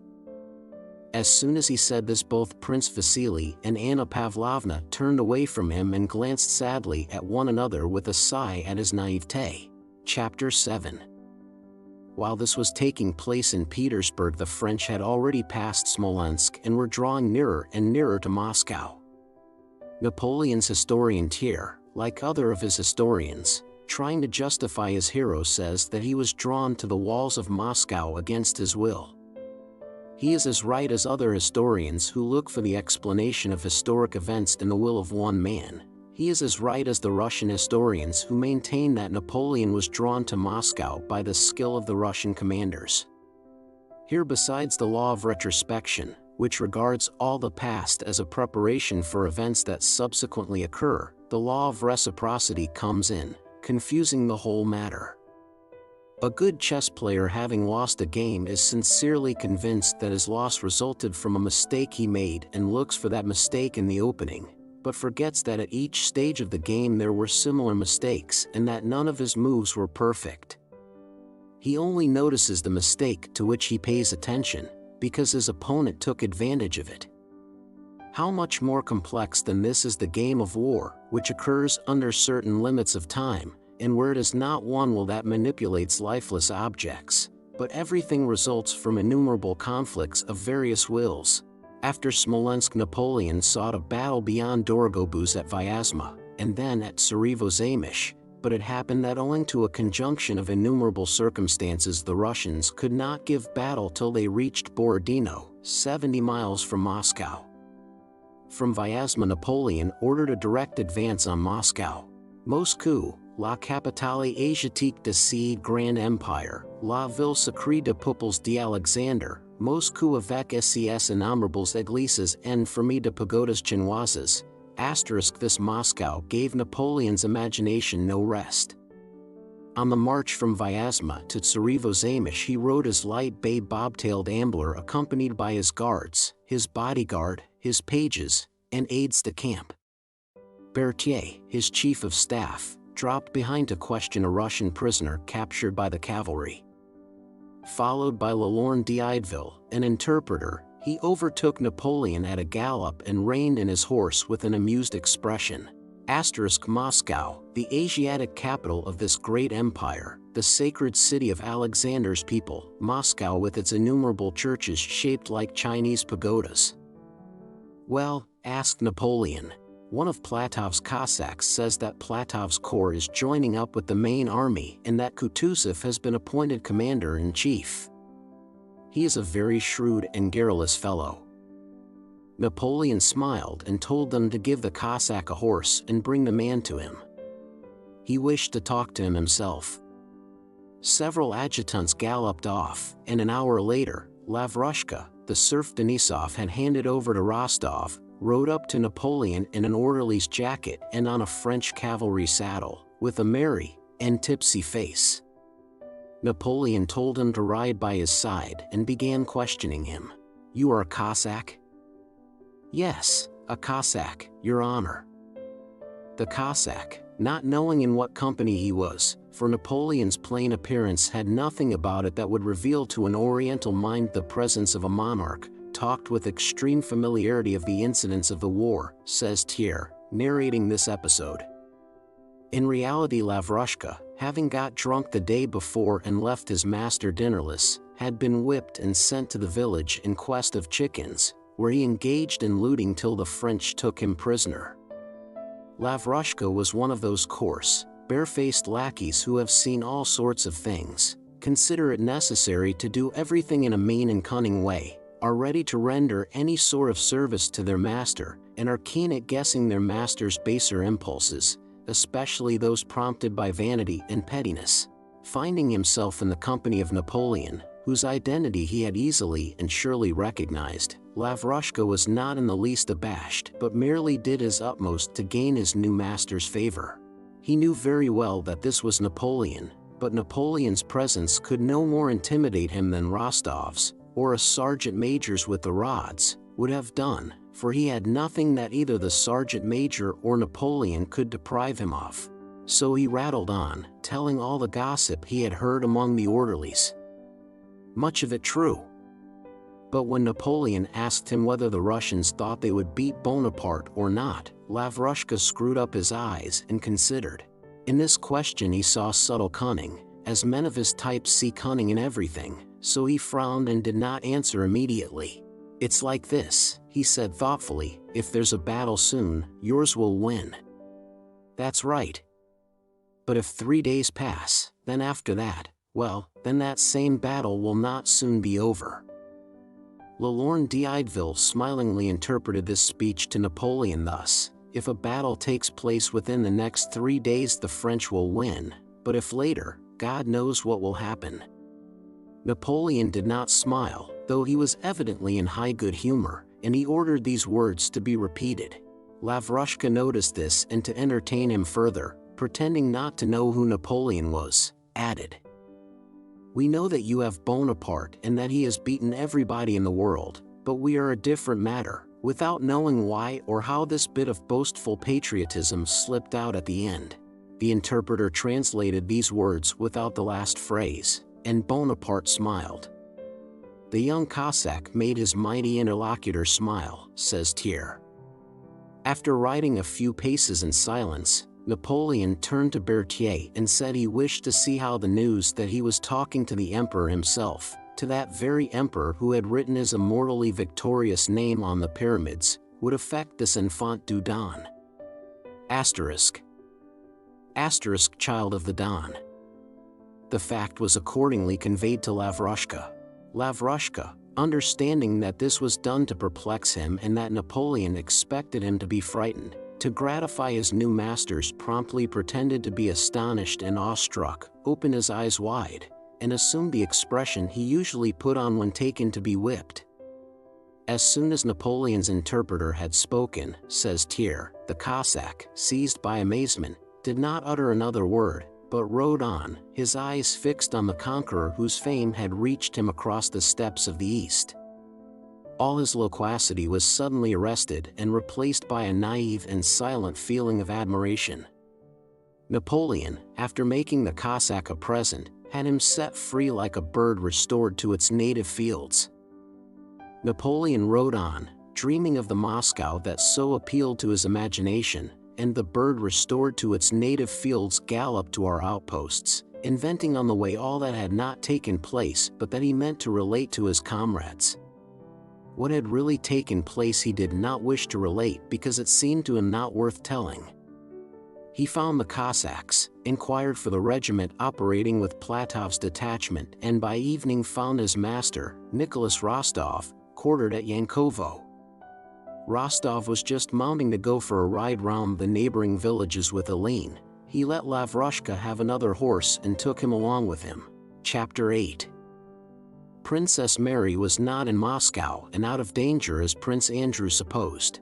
After the return of Alpatik from Smolensk, the old prince suddenly seemed to awake as from a dream.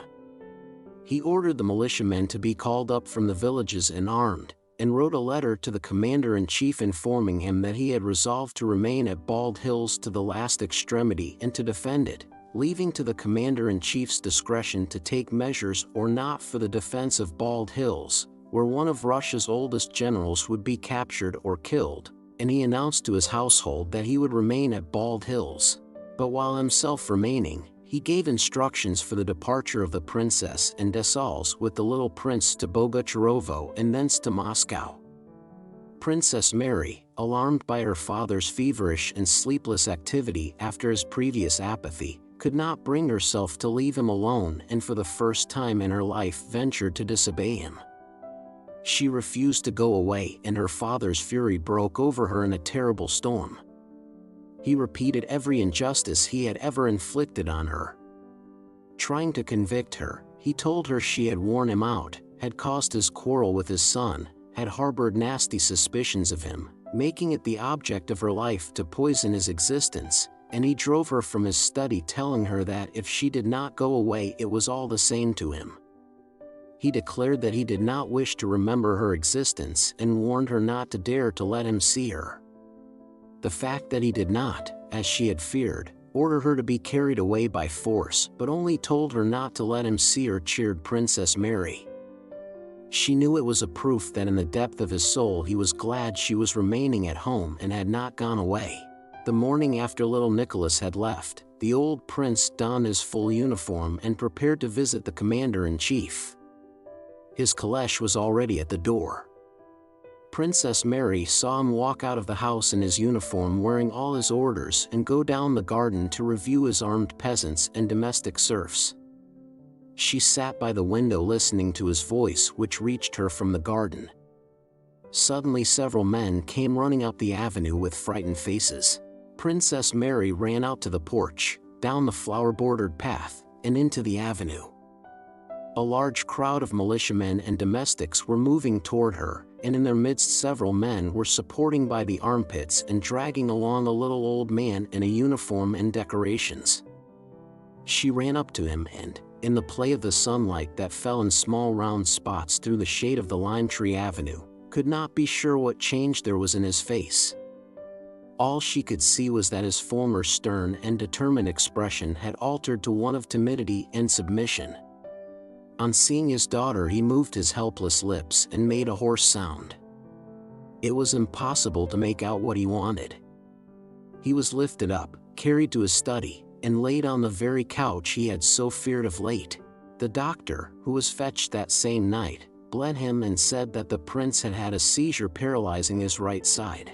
It was becoming more and more dangerous to remain at Bald Hills, and next day they moved the prince to Bogucharovo, the doctor accompanying him. By the time they reached Bogucharovo, Dessalles and the little prince had already left for Moscow. For 3 weeks the old prince lay stricken by paralysis in the new house Prince Andrew had built at Bogucharovo, ever in the same state, getting neither better nor worse. He was unconscious and lay like a distorted corpse. He muttered unceasingly, his eyebrows and lips twitching, and it was impossible to tell whether he understood what was going on around him or not. One thing was certain, that he was suffering and wished to say something. But what it was, no one could tell. It might be some caprice of a sick and half-crazy man, or it might relate to public affairs, or possibly to family concerns. The doctor said this restlessness did not mean anything and was due to physical causes, but Princess Mary thought he wished to tell her something, and the fact that her presence always increased his restlessness confirmed her opinion. He was evidently suffering both physically and mentally. There was no hope of recovery. It was impossible for him to travel. It would not do to let him die on the road. Would it not be better if the end did come, the very end? Princess Mary sometimes thought. Night and day, hardly sleeping at all. She watched him and, terrible to say, often watched him not with hope of finding signs of improvement but wishing to find symptoms of the approach of the end. Strange as it was to her to acknowledge this feeling in herself, yet there it was. And what seemed still more terrible to her was that since her father's illness began, perhaps even sooner, when she stayed with him expecting something to happen, all the personal desires and hopes that had been forgotten or sleeping within her had awakened. Thoughts that had not entered her mind for years, thoughts of a life free from the fear of her father, and even the possibility of love and of family happiness, floated continually in her imagination like temptations of the devil. Thrust them aside as she would, questions continually recurred to her as to how she would order her life now, after that. These were temptations of the devil, and Princess Mary knew it.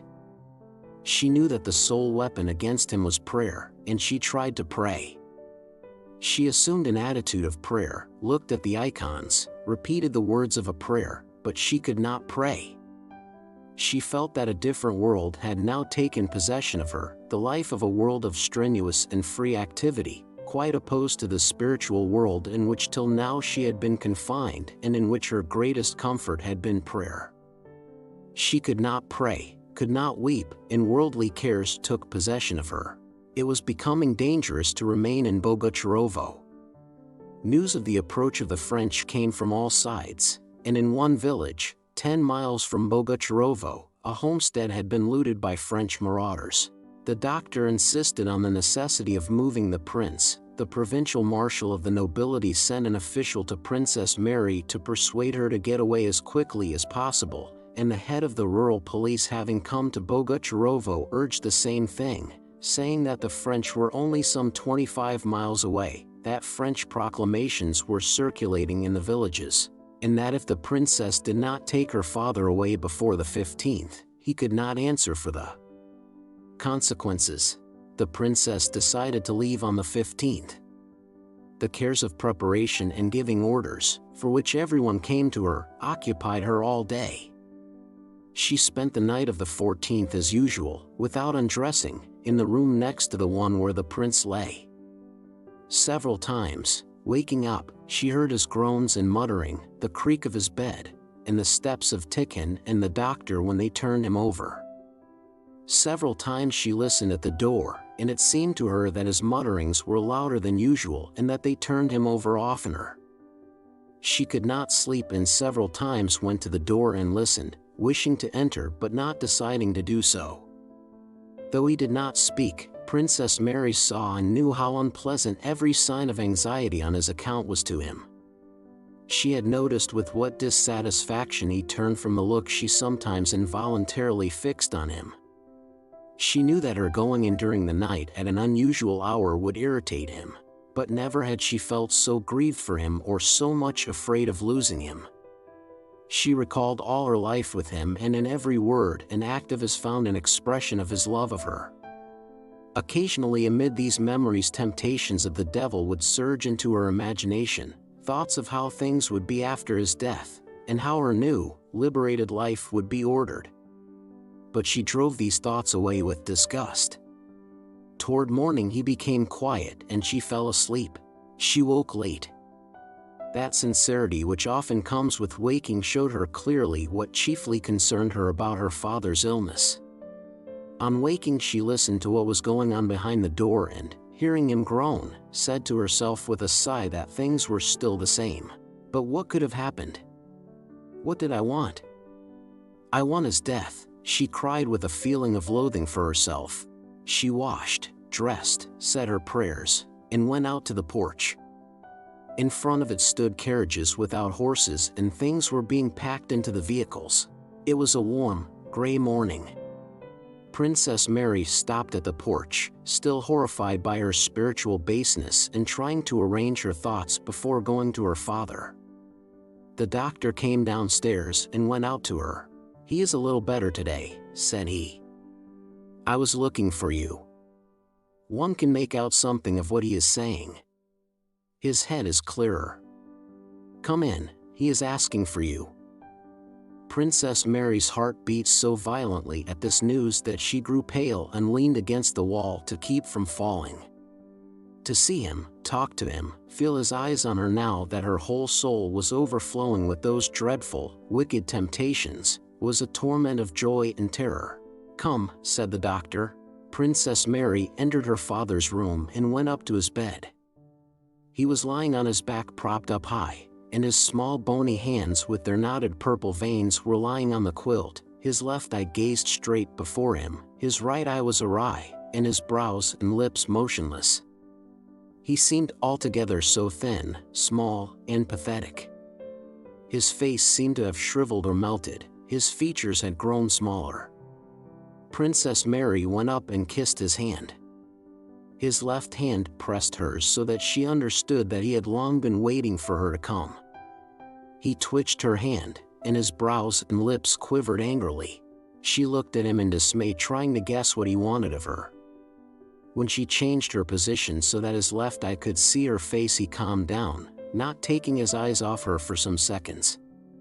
Then his lips and tongue moved, sounds came, and he began to speak, gazing timidly and imploringly at her, evidently afraid that she might not understand. Straining all her faculties, Princess Mary looked at him. The comic efforts with which he moved his tongue made her drop her eyes and with difficulty repress the sobs that rose to her throat. He said something, repeating the same words several times. She could not understand them, but tried to guess what he was saying and inquiringly repeated the words he uttered. AR, 8, he repeated several times. It was quite impossible to understand these sounds.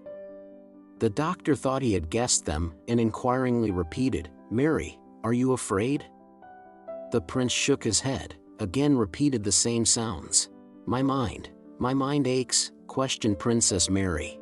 He made a mumbling sound in confirmation of this, took her hand, and began pressing it to different parts of his breast as if trying to find the right place for it. "Always thoughts, about you, thoughts," he then uttered much more clearly than he had done before, now that he was sure of being understood. Princess Mary pressed her head against his hand, trying to hide her sobs and tears. He moved his hand over her hair.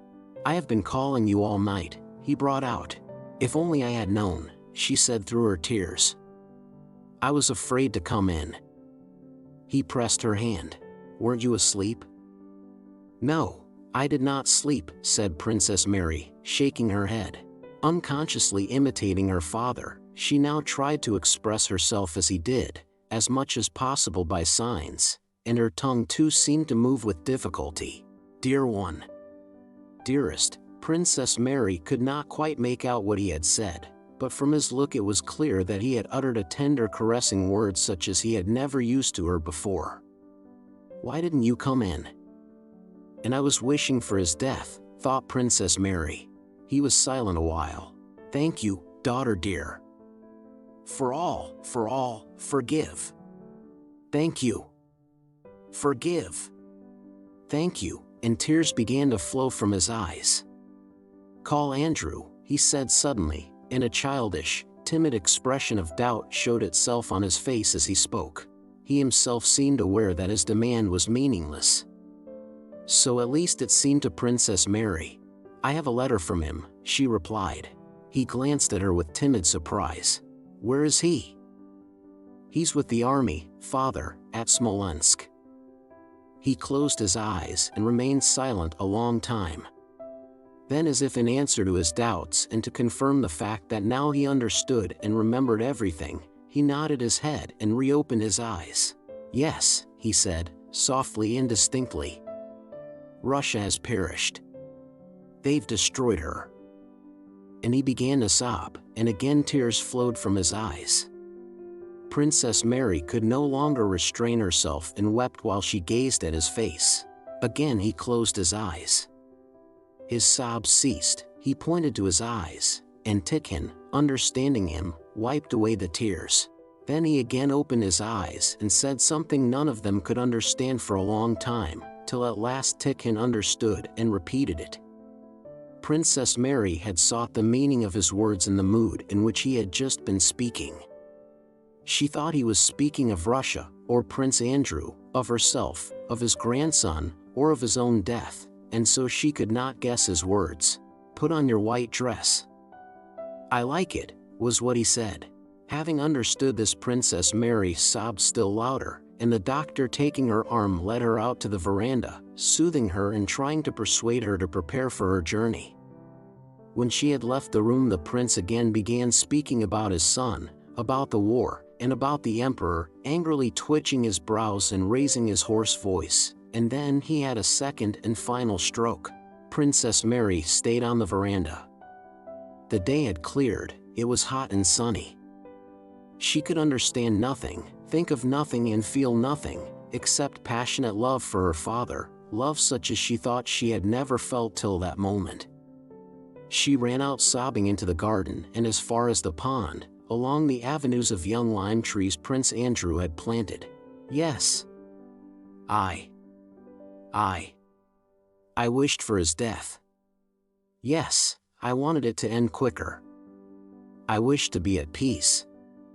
And what will become of me? What use will peace be when he is no longer here? Princess Mary murmured, pacing the garden with hurried steps and pressing her hands to her bosom, which heaved with convulsive sobs. When she had completed the tour of the garden, which brought her again to the house, she saw Mademoiselle Bourienne, who had remained at Bogucharovo and did not wish to leave it, coming toward her with a stranger. This was the marshal of the nobility of the district, who had come personally to point out to the princess the necessity for her prompt departure. Princess Mary listened without understanding him. She led him to the house, offered him lunch, and sat down with him. Then, excusing herself, she went to the door of the old prince's room. The doctor came out with an agitated face and said she could not enter. "Go away, princess. Go away, go away." She returned to the garden and sat down on the grass at the foot of the slope by the pond, where no one could see her. She did not know how long she had been there when she was aroused by the sound of a woman's footsteps running along the path. She rose and saw Dunyasha, her maid, who was evidently looking for her, and who stopped suddenly as if in alarm on seeing her mistress. "Please come, princess." "The prince," said Dunyasha in a breaking voice. "Immediately, I'm coming," replied the princess hurriedly, not giving Dunyasha time to finish what she was saying, and trying to avoid seeing the girl. She ran toward the house. "Princess, it's God's will. You must be prepared for everything," said the marshal, meeting her at the house door. "Let me alone, it's not true," she cried angrily to him. The doctor tried to stop her. She pushed him aside and ran to her father's door. "Why are these people with frightened faces stopping me? I don't want any of them. And what are they doing here?" she thought. She opened the door and the bright daylight in that previously darkened room startled her. In the room were her nurse and other women. They all drew back from the bed, making way for her. He was still lying on the bed as before, but the stern expression of his quiet face made Princess Mary stop short on the threshold. "No, he's not dead, it's impossible," she told herself, and approached him, and repressing the terror that seized her, she pressed her lips to his cheek. But she stepped back immediately. All the force of the tenderness she had been feeling for him vanished instantly and was replaced by a feeling of horror at what lay there before her. No, he is no more. He is not, but here where he was is something unfamiliar and hostile, some dreadful, terrifying, and repellent mystery. And hiding her face in her hands, Princess Mary sank into the arms of the doctor, who held her up. In the presence of Tikhon and the doctor, the women washed what had been the prince, tied his head up with a handkerchief that the mouth should not stiffen while open, and with another handkerchief tied together the legs that were already spreading apart. Then they dressed him in uniform with his decorations and placed his shriveled little body on a table. Heaven only knows who arranged all this and when, but it all got done as if of its own accord. Toward night, candles were burning round his coffin, a pall was spread over it, the floor was strewn with sprays of juniper, a printed band was tucked in under his shriveled head, and in a corner of the room sat a chanter reading the Psalms. Just as horses shy and snort and gather about a dead horse, so the inmates of the house and strangers crowded into the drawing room round the coffin, the marshal, the village elder, peasant women, and all with fixed and frightened eyes, crossing themselves, bowed and kissed the old prince's cold and stiffened hand. Chapter 9.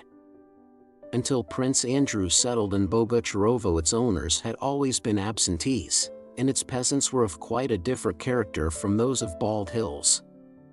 They differed from them in speech, dress, and disposition. They were called steppe peasants.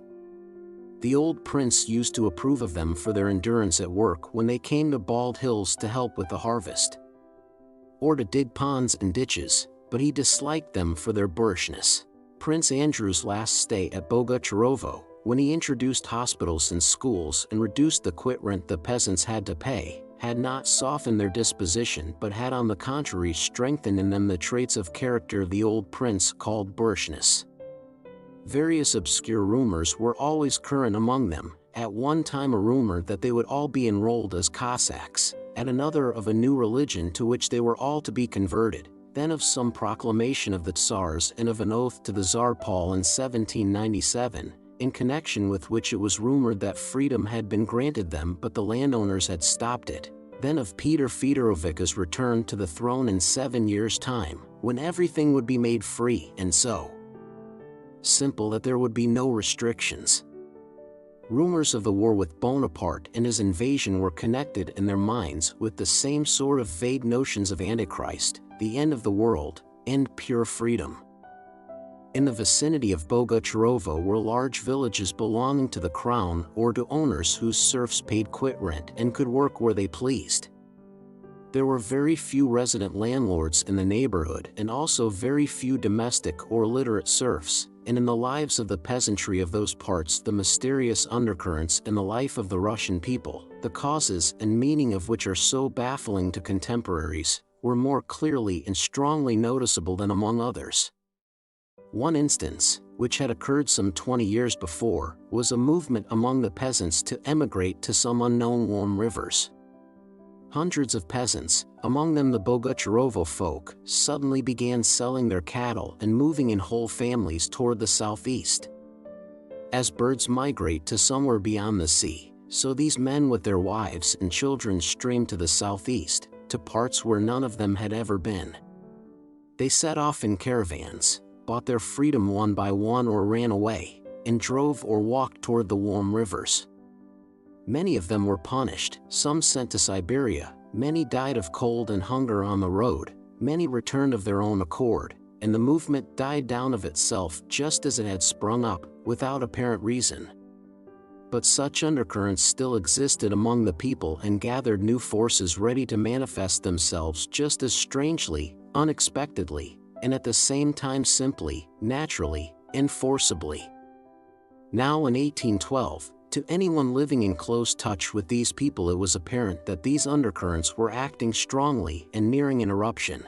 Alpatik, who had reached Bogucharovo shortly before the old prince's death, noticed an agitation among the peasants, and that contrary to what was happening in the Bald Hills district, where over a radius of 40 miles all the peasants were moving away and leaving their villages to be devastated by the Cossacks, the peasants in the steppe region round Bogucharovo were, it was rumored, in touch with the French, received leaflets from them that passed from hand to hand, and did not migrate. He learned from domestic serfs loyal to him that the peasant Karp, who possessed great influence in the village commune and had recently been away driving a government transport, had returned with news that the Cossacks were destroying deserted villages, but that the French did not harm them. Alpatik also knew that on the previous day another peasant had even brought from the village of Vislukovo, which was occupied by the French, a proclamation by a French general that no harm would be done to the inhabitants, and if they remained they would be paid for anything taken from them. As proof of this the peasant had brought from Vislukovo 100 rubles in notes. He did not know that they were false, paid to him in advance for hay. More important still, Alpatik learned that on the morning of the very day he gave the village elder orders to collect carts to move the princess luggage from Bogucharovo, there had been a village meeting at which it had been decided not to move but to wait. Yet there was no time to waste. On the 15th, the day of the old prince's death, the marshal had insisted on Princess Mary's leaving at once, as it was becoming dangerous. He had told her that after the 16th he could not be responsible for what might happen. On the evening of the day the old prince died, the marshal went away, promising to return next day for the funeral. But this he was unable to do, for he received tidings that the French had unexpectedly advanced, and had barely time to remove his own family and valuables from his estate. For some 30 years Bogucharovo had been managed by the village elder, Dron, whom the old prince called by the diminutive Dranushka. Dron was one of those physically and mentally vigorous peasants who grow big beards as soon as they are of age and go on unchanged till they are 60 or 70, without a gray hair or the loss of a tooth, as straight and strong at 60 as at 30. Soon after the migration to the warm rivers, in which he had taken part like the rest, Dron was made village elder and overseer of Bogucharovo, and had since filled that post irreproachably for 23 years. The peasants feared him more than they did their master. The masters, both the old prince and the young, and the steward respected him and jestingly called him the minister. During the whole time of his service Dron had never been drunk or ill, never after sleepless nights or the hardest tasks had he shown the least fatigue, and though he could not read he had never forgotten a single money account or the number of quarters of flour in any of the endless cartloads he sold for the prince, nor a single shock of the whole corn crop on any single acre of the Bogucharovo fields. Alpatik, arriving from the devastated Bald Hills estate, sent for his Dron on the day of the prince's funeral and told him to have 12 horses got ready for the princess carriages and 18 carts for the things to be removed from Bogucharovo. Though the peasants paid quit rent, Alpatik thought no difficulty would be made about complying with this order, for there were 230 households at work in Bogucharovo and the peasants were well-to-do. But on hearing the order Dron lowered his eyes and remained silent. Alpatik named certain peasants he knew, from whom he told him to take the carts. Dron replied that the horses of these peasants were away carting. Alpatik named others, but they too, according to Dron, had no horses available. Some horses were carting for the government, others were too weak, and others had died for want of fodder. It seemed that no horses could be had even for the carriages, much less for the carting. Alpatik looked intently at Dron and frowned. Just as Dron was a model village elder, so Alpatik had not managed the prince's estates for 20 years in vain. He was a model steward, possessing in the highest degree the faculty of divining the needs and instincts of those he dealt with. Having glanced at Dron he at once understood that his answers did not express his personal views but the general mood of the Bogucharovo commune, by which the elder had already been carried away. But he also knew that Dron, who had acquired property and was hated by the commune, must be hesitating between the two camps, the masters and the serfs. He noticed this hesitation in Dron's look and therefore frowned and moved closer up to him. "Now just listen, Dranushka," said he. "Don't talk nonsense to me. His Excellency Prince Andrew himself gave me orders to move all the people away and not leave them with the enemy, and there is an order from the Tsar about it too. Anyone who stays is a traitor to the Tsar. Do you hear?" "I hear," Dron answered without lifting his eyes. Alpatik was not satisfied with this reply. Dron, it will turn out badly," he said, shaking his head. "The power is in your hands," Dron rejoined sadly. Dron, drop it," Alpatik repeated, withdrawing his hand from his bosom and solemnly pointing to the floor at Dron's feet. "I can see through you and 3 yards into the ground under you," he continued, gazing at the floor in front of Dron. Dron was disconcerted, glanced furtively at Alpatik and again lowered his eyes. "You drop this nonsense and tell the people to get ready to leave their homes and go to Moscow and to get carts ready for tomorrow morning for the princess things. And don't go to any meeting yourself, do you hear?" Dron suddenly fell on his knees. "Yakov Alpatik, discharge me. Take the keys from me and discharge me, for Christ's sake." "Stop that," cried Alpatych sternly.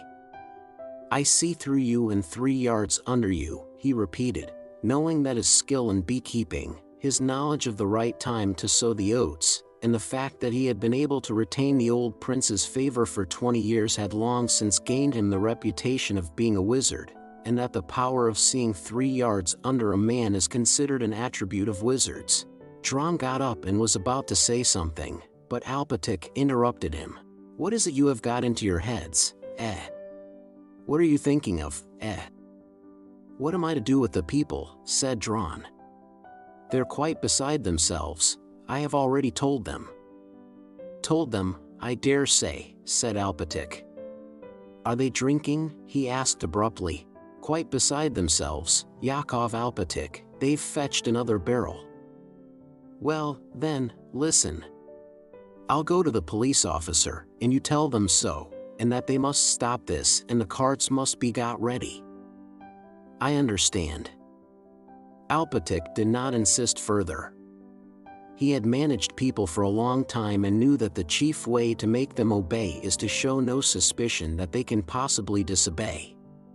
Having wrung a submissive "I understand" from Dron, Alpatych contented himself with that, though he not only doubted but felt almost certain that without the help of troops the carts would not be forthcoming. And so it was, for when evening came no carts had been provided.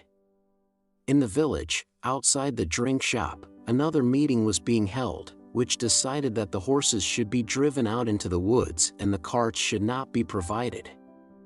Without saying anything of this to the princess, Alpatych had his own belongings taken out of the carts which had arrived from Bald Hills and had those horses got ready for the princess carriages. Meanwhile he went himself to the police authorities.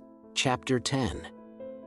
After her father's funeral, Princess Mary shut herself up in her room and did not admit anyone.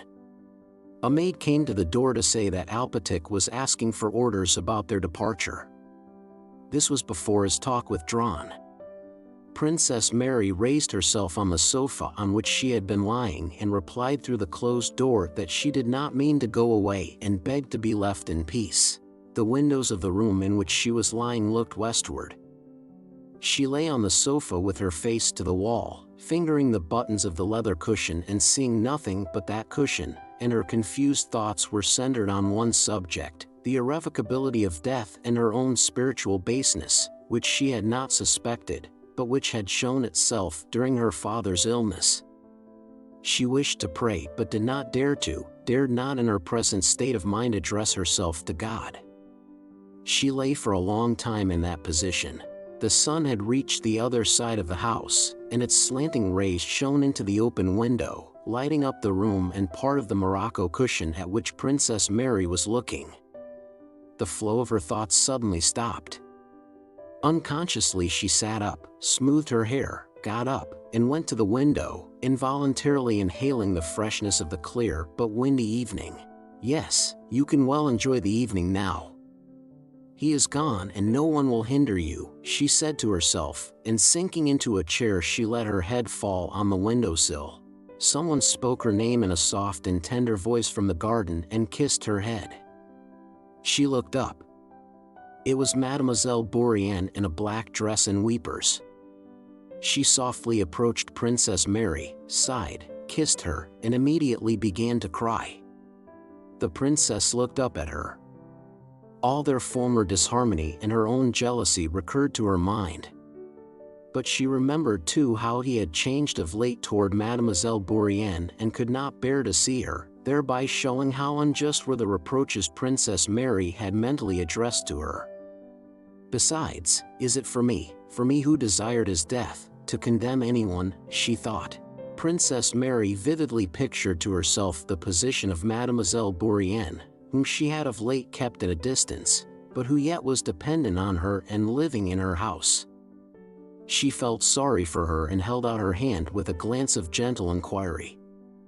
Mademoiselle Bourienne at once began crying again and kissed that hand, speaking of the princess' sorrow and making herself a partner in it.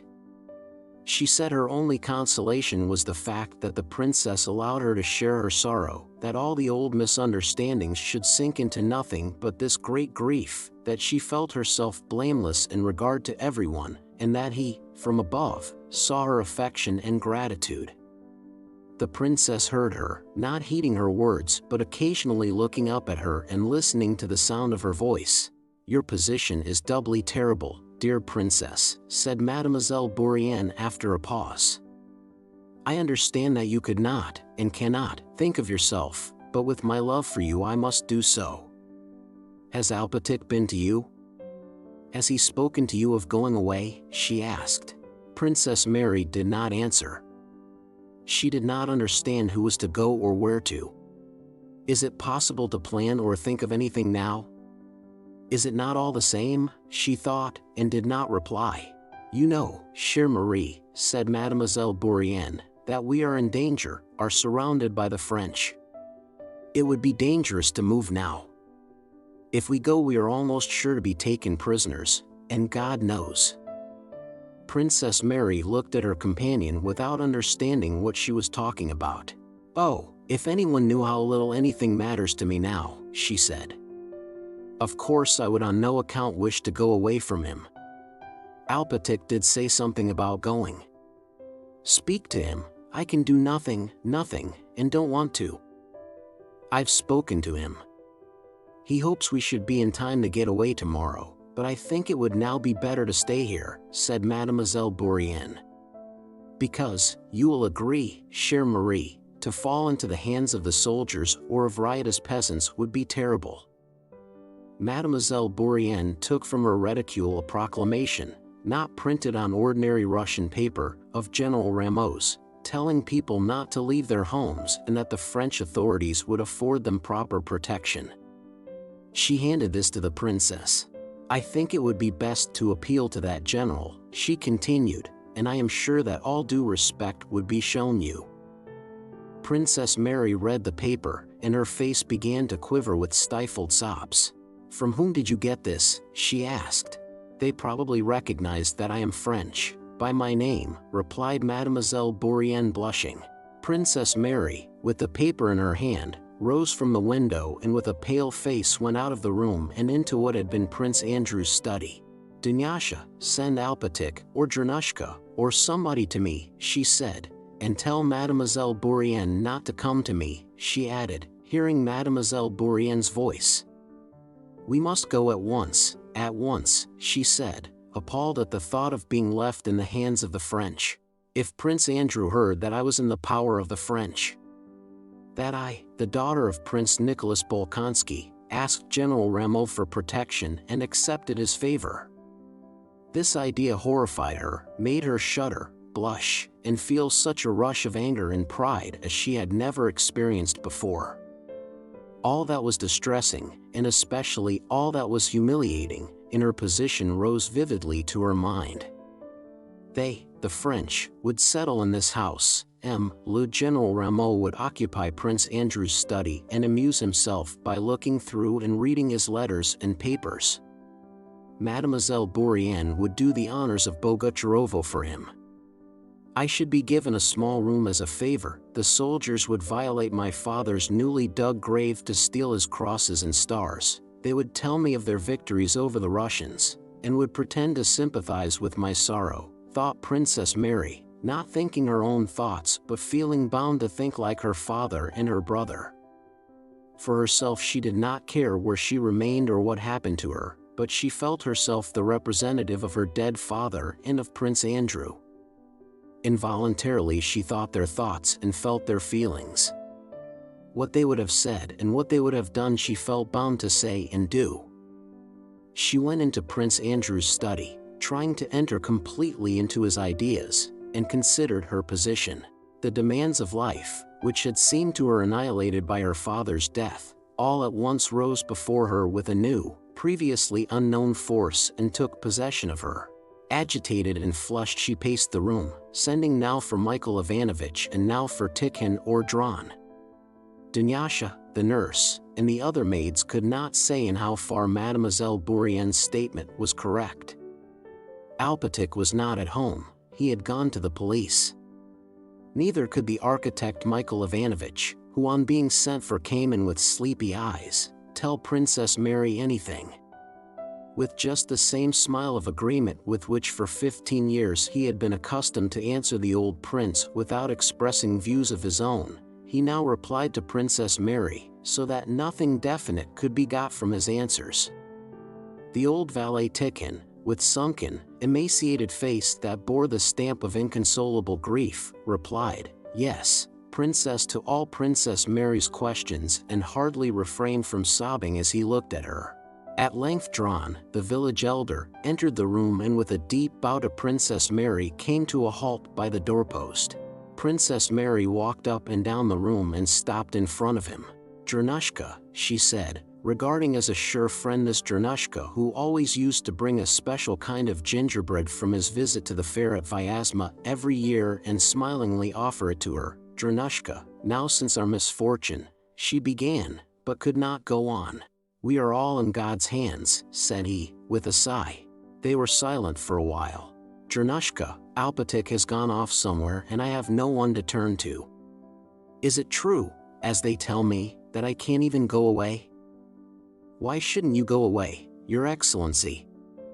"You can go," said Dron. "I was told it would be dangerous because of the enemy." "Dear friend, I can do nothing. I understand nothing. I have nobody. I want to go away tonight or early tomorrow morning." Dron paused.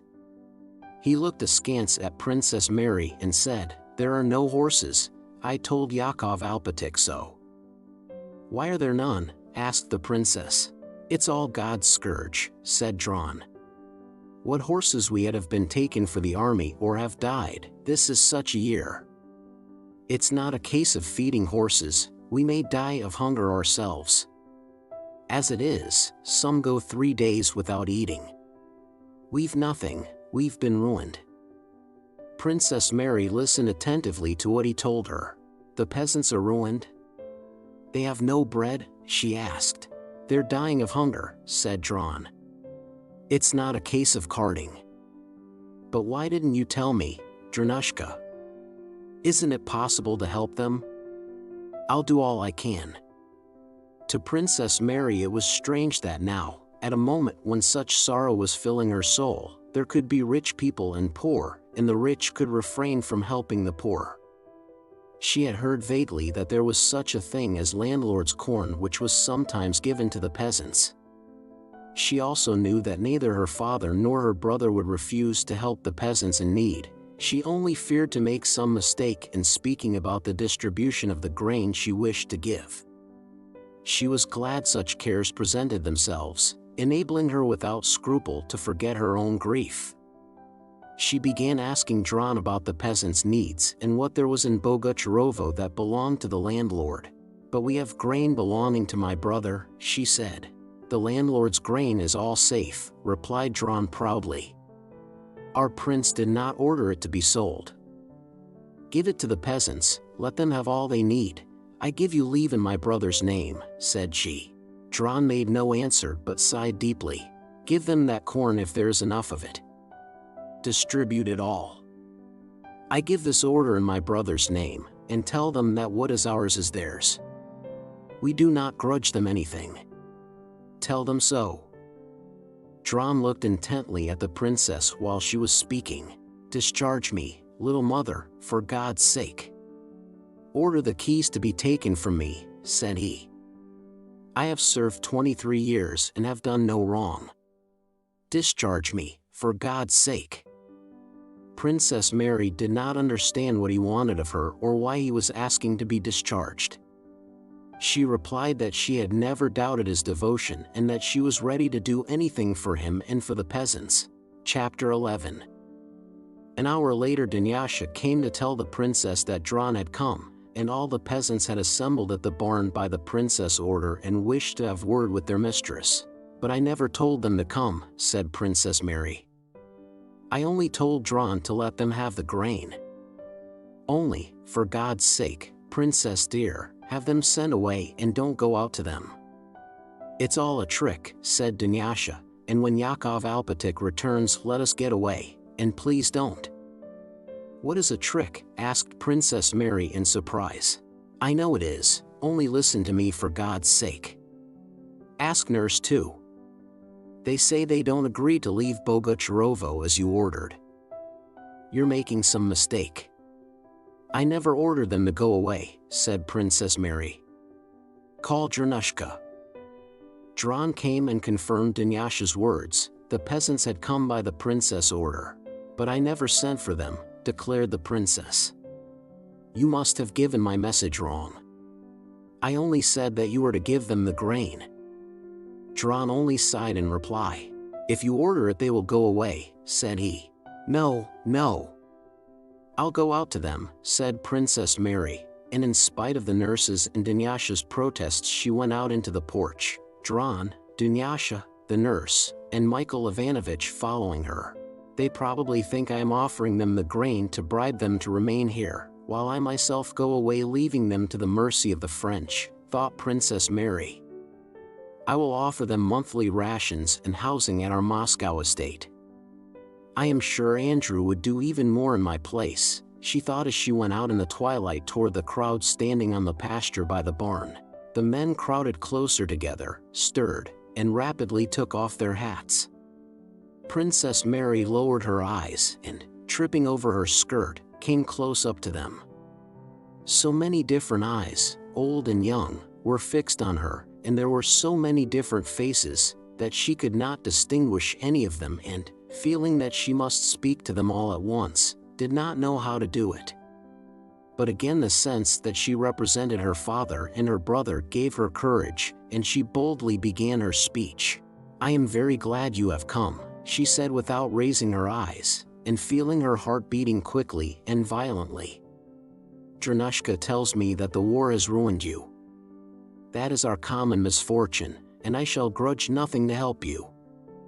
I am myself going away because it is dangerous here, the enemy is near, because I am giving you everything, my friends, and I beg you to take everything, all our grain, so that you may not suffer want. And if you have been told that I am giving you the grain to keep you here, that is not true.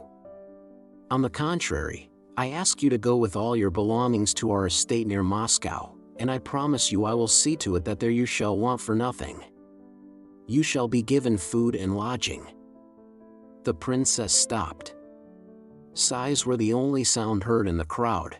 "I am not doing this on my own account," she continued. "I do it in the name of my dead father, who was a good master to you, and of my brother and his son."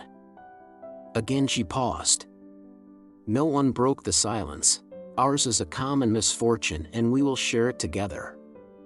All that is mine is yours," she concluded, scanning the faces before her. All eyes were gazing at her with one and the same expression. She could not fathom whether it was curiosity, devotion, gratitude, or apprehension and distrust, but the expression on all the faces was identical. "We are all very thankful for your bounty, but it won't do for us to take the landlord's grain," said a voice at the back of the crowd. "But why not?" asked the princess. No one replied, and Princess Mary, looking round at the crowd, found that every eye she met now was immediately dropped. "But why don't you want to take it?" she asked again. No one answered. The silence began to oppress the princess, and she tried to catch someone's eye. "Why don't you speak?" she inquired of a very old man who stood just in front of her leaning on his stick. "If you think something more is wanted, tell me." "I will do anything," said she, catching his eye. But as if this angered him, he bent his head quite low and muttered, "Why should we agree? We don't want the grain. Why should we give up everything? We don't agree. Don't agree. We are sorry for you, but we're not willing. Go away yourself, alone," came from various sides of the crowd. And again all the faces in that crowd bore an identical expression, though now it was certainly not an expression of curiosity or gratitude, but of angry resolve. "But you can't have understood me," said Princess Mary with a sad smile. "Why don't you want to go?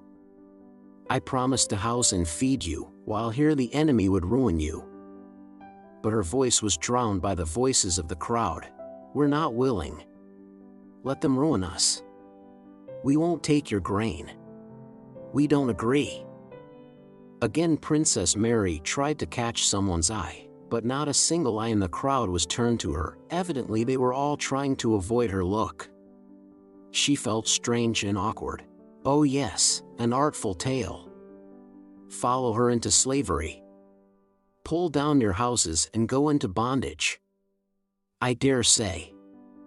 I'll give you grain, indeed, she says, voices in the crowd were heard saying.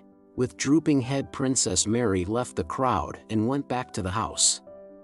Having repeated her order to Dron to have horses ready for her departure next morning, she went to her room and remained alone with her own thoughts. Chapter 12. For a long time that night Princess Mary sat by the open window of her room hearing the sound of the peasants' voices that reached her from the village, but it was not of them she was thinking. She felt that she could not understand them however much she might think about them. She thought only of one thing, her sorrow, which, after the break caused by cares for the present, seemed already to belong to the past. Now she could remember it and weep or pray. After sunset the wind had dropped. The night was calm and fresh.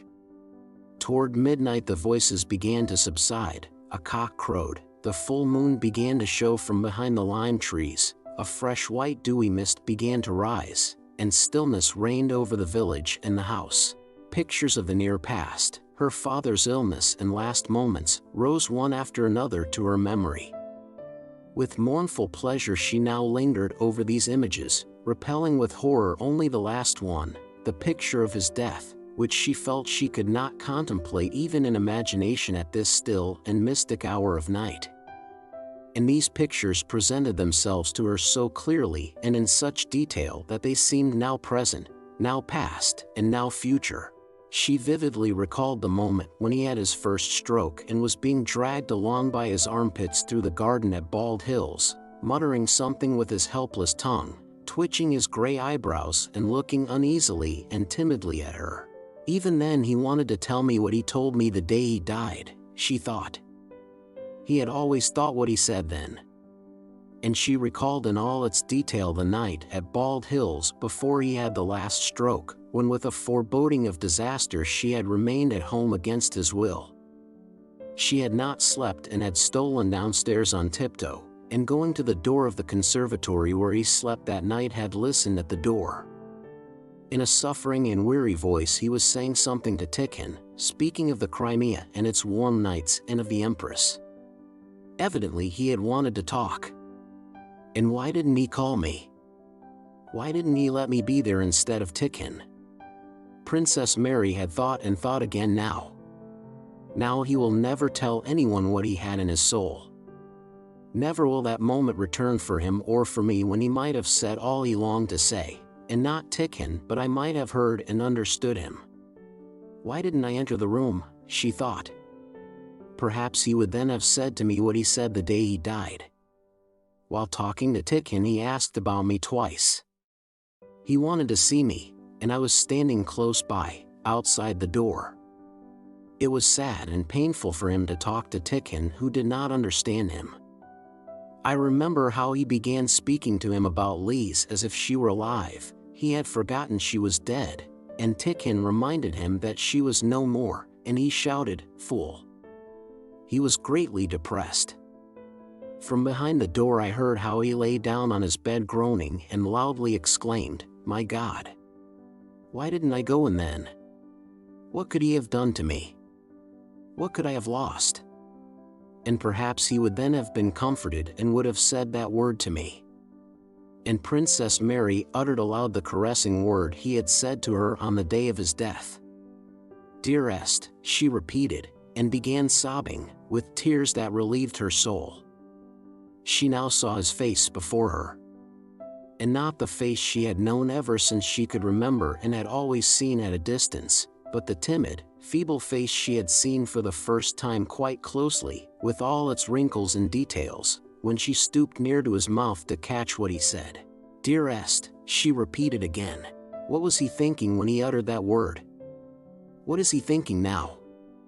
This question suddenly presented itself to her, and in answer she saw him before her with the expression that was on his face as he lay in his coffin with his chin bound up with a white handkerchief. And the horror that had seized her when she touched him and convinced herself that that was not he, but something mysterious and horrible, seized her again. She tried to think of something else and to pray, but could do neither. With wide-open eyes she gazed at the moonlight and the shadows, expecting every moment to see his dead face, and she felt that the silence brooding over the house and within it held her fast. "Dunyasha," she whispered. "Dunyasha," she screamed wildly, and tearing herself out of this silence she ran to the servants' quarters to meet her old nurse and the maidservants who came running toward her. Chapter 13. On the 17th of August, Rostov and Aline, accompanied by Lavrushka, who had just returned from captivity, and by an hussar orderly, left their quarters at Yankovo, 10 miles from Bogucharovo, and went for a ride, to try a new horse Aline had bought and to find out whether there was any hay to be had in the villages.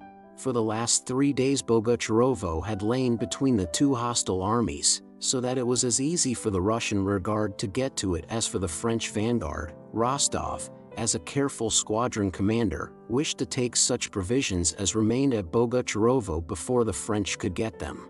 Rostov and Aline were in the merriest of moods. On the way to Bogucharovo, a princely estate with a dwelling house and farm where they hoped to find many domestic serfs and pretty girls, they questioned Lavrushka about Napoleon and laughed at his stories, and raced one another to try Aline's horse. Rostov had no idea that the village he was entering was the property of that very Bolkonsky who had been engaged to his sister. Rostov and Aline gave rein to their horses for a last race along the incline before reaching Bogucharovo, and Rostov, outstripping Aline, was the first to gallop into the village street. "You're first," cried Aline, flushed.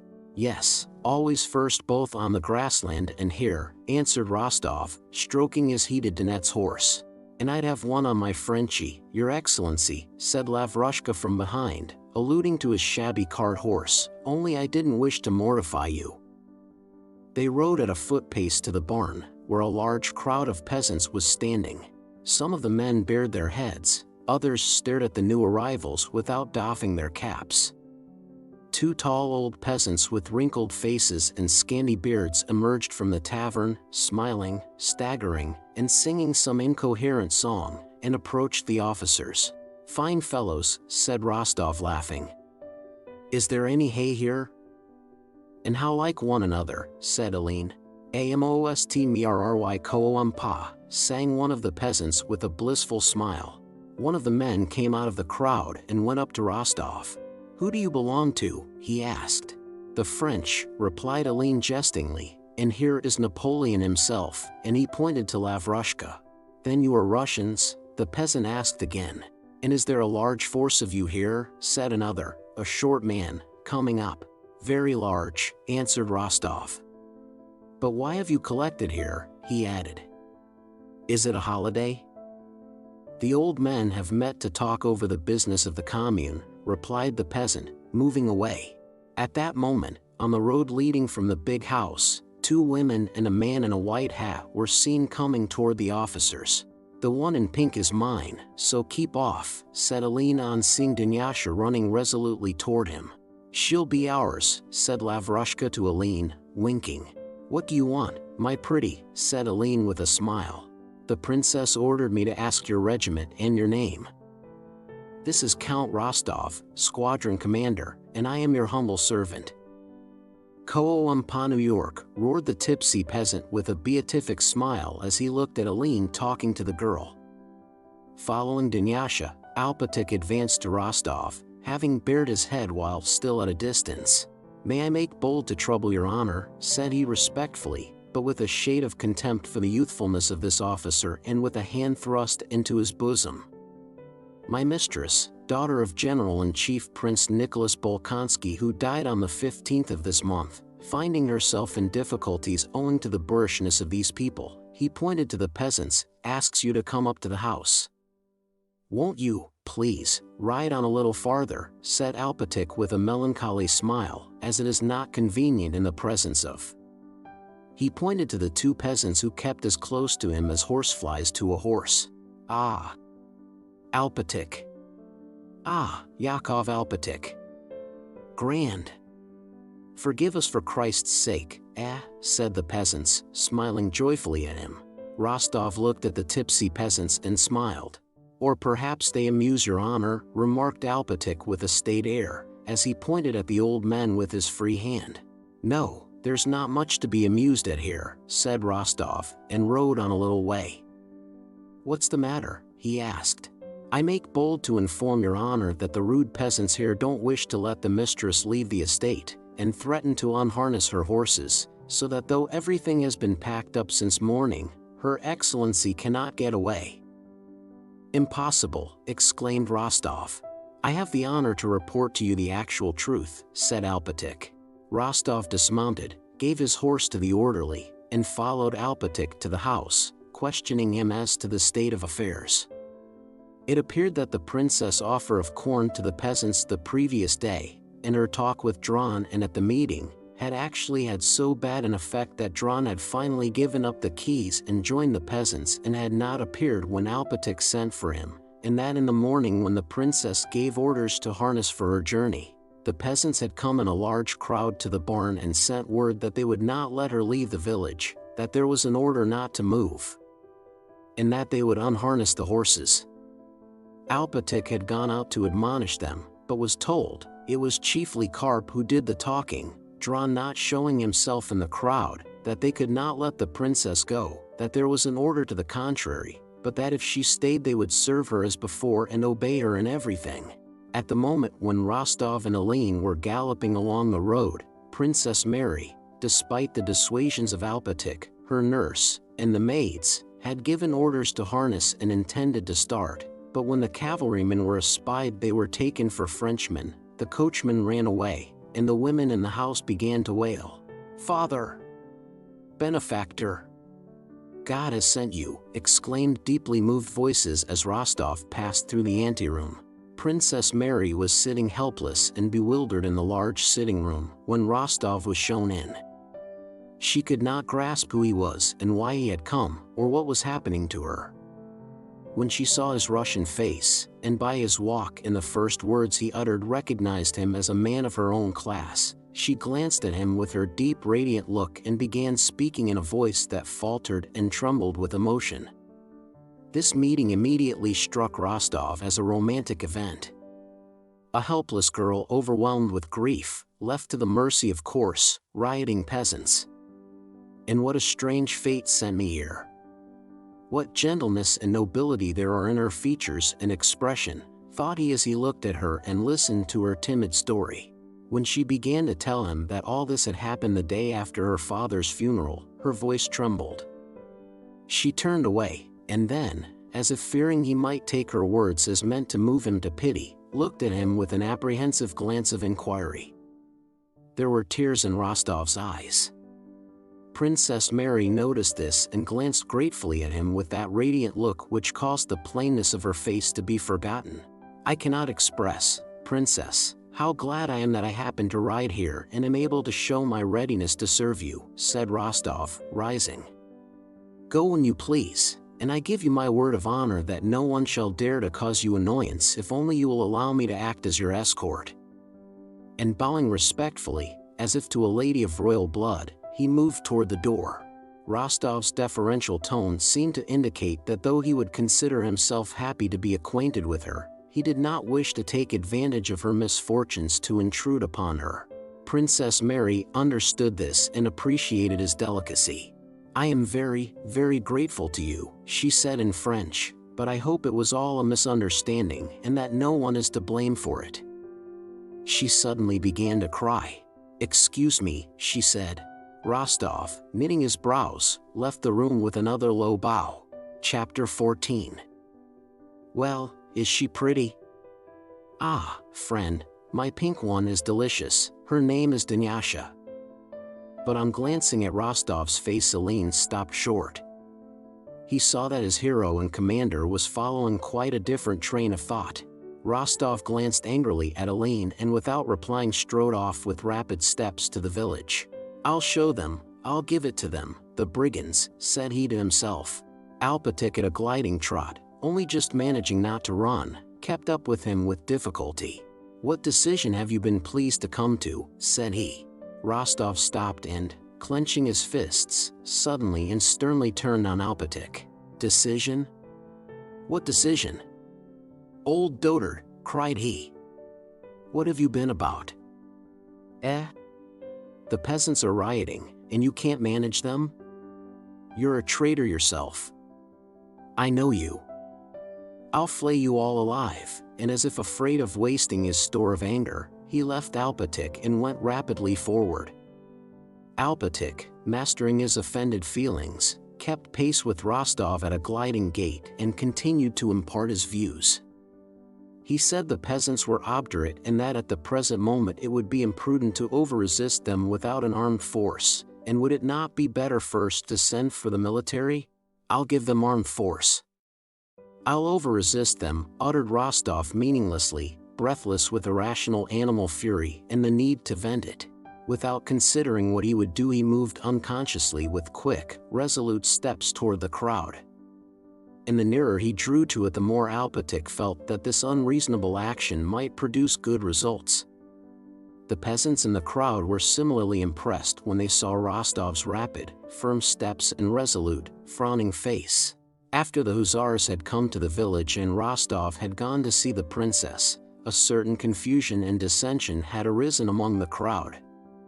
Some of the peasants said that these new arrivals were Russians and might take it amiss that the mistress was being detained.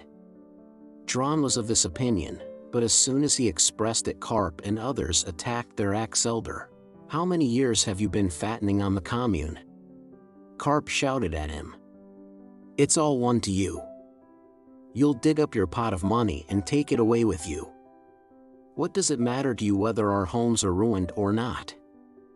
We've been told to keep order, and that no one is to leave their homes or take away a single grain, and that's all about it, cried another. It was your son's turn to be conscripted, but no fear. You begrudged your lump of a son, a little old man suddenly began attacking Dron, and so they took my Vanka to be shaved for a soldier. But we all have to die. To be sure, we all have to die. I'm not against the commune, said Dron. That's it, not against it. You've filled your belly. The two tall peasants had their say. As soon as Rostov, followed by Aline, Lavrushka, and Alpatic, came up to the crowd, Karp, thrusting his fingers into his belt and smiling a little, walked to the front. Dron, on the contrary, retired to the rear and the crowd drew closer together. Who is your elder here? Hey, shouted Rostov, coming up to the crowd with quick steps. The elder? What do you want with him? Asked Karp. But before the words were well out of his mouth, his cap flew off and a fierce blow jerked his head to one side. Caps off, traitors, shouted Rostov in a wrathful voice. Where's the elder? He cried furiously. The elder. He wants the elder. Dron's a carrick, you, meek and flustered voices here and there were heard calling and caps began to come off their heads. We don't riot, we're following the orders, declared Karp, and at that moment several voices began speaking together. It's as the old men have decided, there's too many of you giving orders. Arguing? Mutiny. Brigands. Traitors, cried Rostov unmeaningly in a voice not his own, gripping Karp by the collar. Bind him, he shouted, though there was no one to bind him but Lavrushka and Alpatic. Lavrushka, however, ran up to Karp and seized him by the arms from behind. Shall I call up our men from beyond the hill? He called out. Alpatic turned to the peasants and ordered two of them by name to come and bind Karp. The men obediently came out of the crowd and began taking off their belts. Where's the elder? Demanded Rostov in a loud voice. With a pale and frowning face, Dron stepped out of the crowd. Are you the elder? Bind him, Lavrushka, shouted Rostov, as if that order, too, could not possibly meet with any opposition. And in fact two more peasants began binding Dron, who took off his own belt and handed it to them, as if to aid them. And you all listen to me, said Rostov to the peasants. Be off to your houses at once, and don't let one of your voices be heard. Why? We've not done any harm. We did it just out of foolishness. It's all nonsense. I said then that it was not in order. Voices were heard bickering with one another. There. What did I say? Said Alpatik, coming into his own again. It's wrong, lads. All our stupidity, Yakov Alpatik, came the answers, and the crowd began at once to disperse through the village. The two bound men were led off to the master's house. The two drunken peasants followed them. When I look at you, said one of them to Karp, how can one talk to the masters like that? What were you thinking of, you fool, added the other, a real fool. 2 hours later the carts were standing in the courtyard of the Bogucharovo house. The peasants were briskly carrying out the proprietor's goods and packing them on the carts, and Dran, liberated at Princess Mary's wish from the cupboard where he had been confined, was standing in the yard directing the men. Don't put it in so carelessly, said one of the peasants, a man with a round smiling face, taking a casket from a housemaid. You know it has cost money. How can you chuck it in like that or shove it under the cord where it'll get rubbed? I don't like that way of doing things. Let it all be done properly, according to rule. Look here, put it under the bast matting and cover it with hay, that's the way. Books, books, said another peasant, bringing out Prince Andrew's library cupboards. Don't catch up against it. It's heavy, lads, solid books. Yes, they worked all day and didn't play, remarked the tall, round-faced peasant gravely, pointing with a significant wink at the dictionaries that were on the top. Unwilling to obtrude himself on the princess, Rostov did not go back to the house but remained in the village awaiting her departure. When her carriage drove out of the house, he mounted and accompanied her 8 miles from Bogucharovo to where the road was occupied by our troops. At the inn at Yankovo he respectfully took leave of her, for the first time permitting himself to kiss her hand. How can you speak so? He blushingly replied to Princess Mary's expressions of gratitude for her deliverance, as she termed what had occurred. Any police officer would have done as much. If we had had only peasants to fight, we should not have let the enemy come so far, said he with a sense of shame and wishing to change the subject. I am only happy to have had the opportunity of making your acquaintance. Goodbye, Princess. I wish you happiness and consolation and hope to meet you again in happier circumstances. If you don't want to make me blush, please don't thank me. But the princess, if she did not again thank him in words, thanked him with the whole expression of her face, radiant with gratitude and tenderness. She could not believe that there was nothing to thank him for.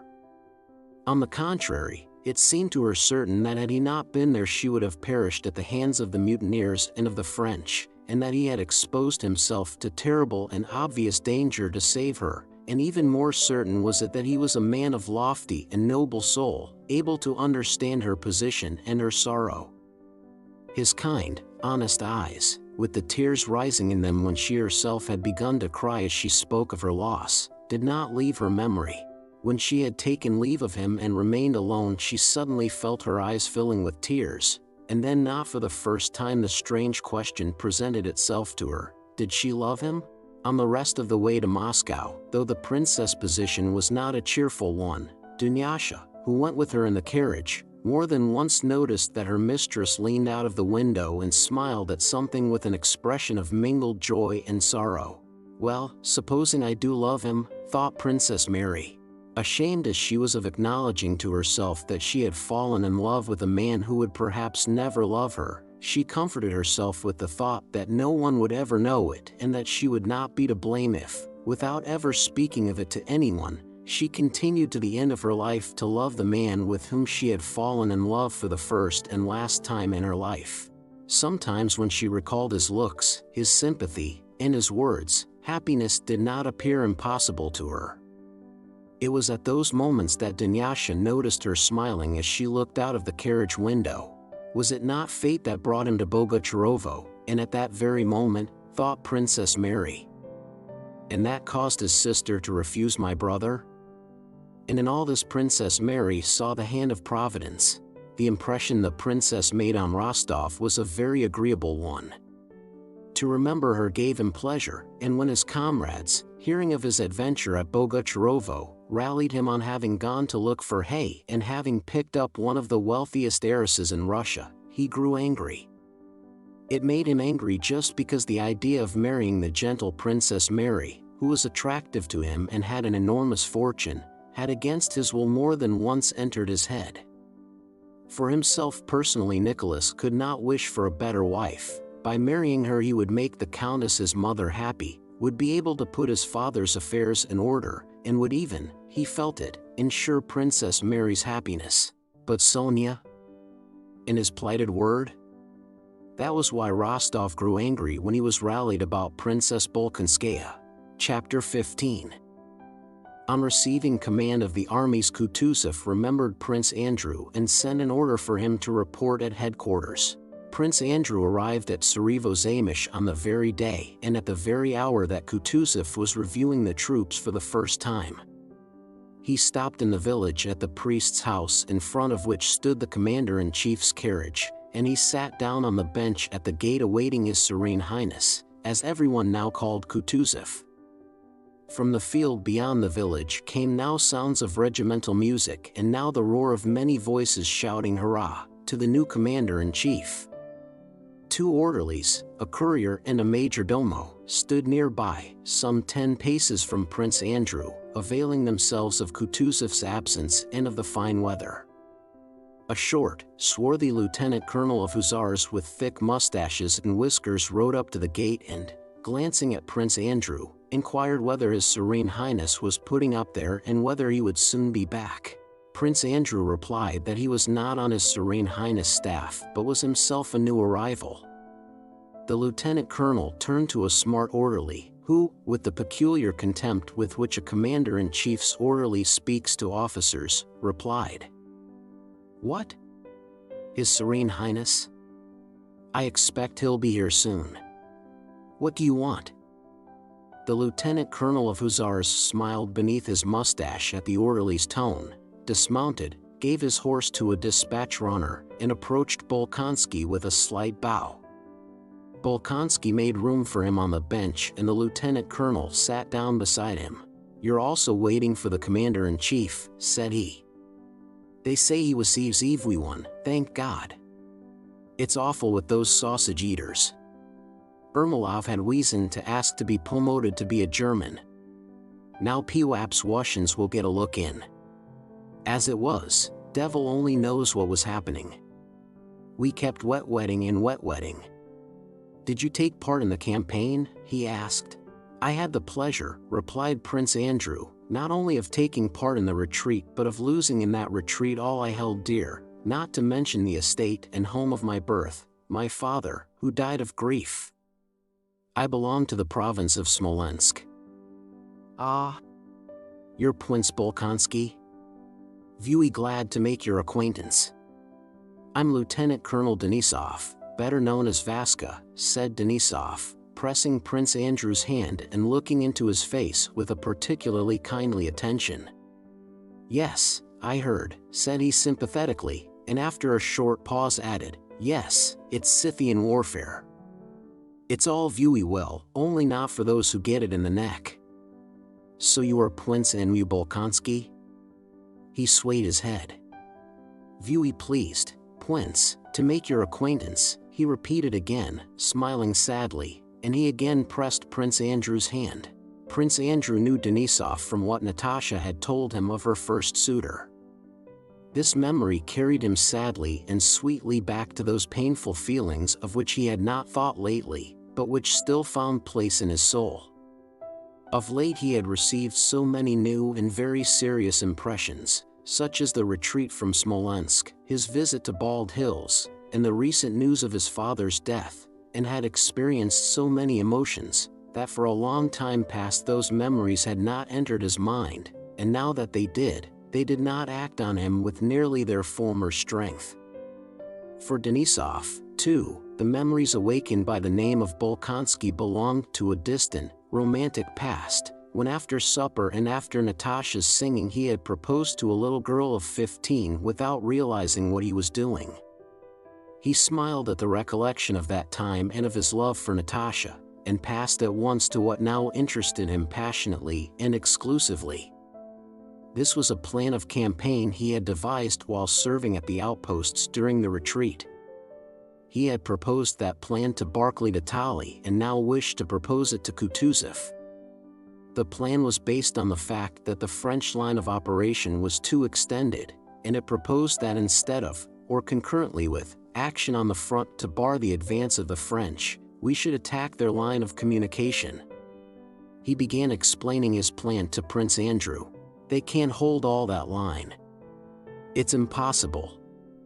I will undertake to break thwof. Give me 500 men and I will break the line, that's certain. There's only one way, guerrilla warfare.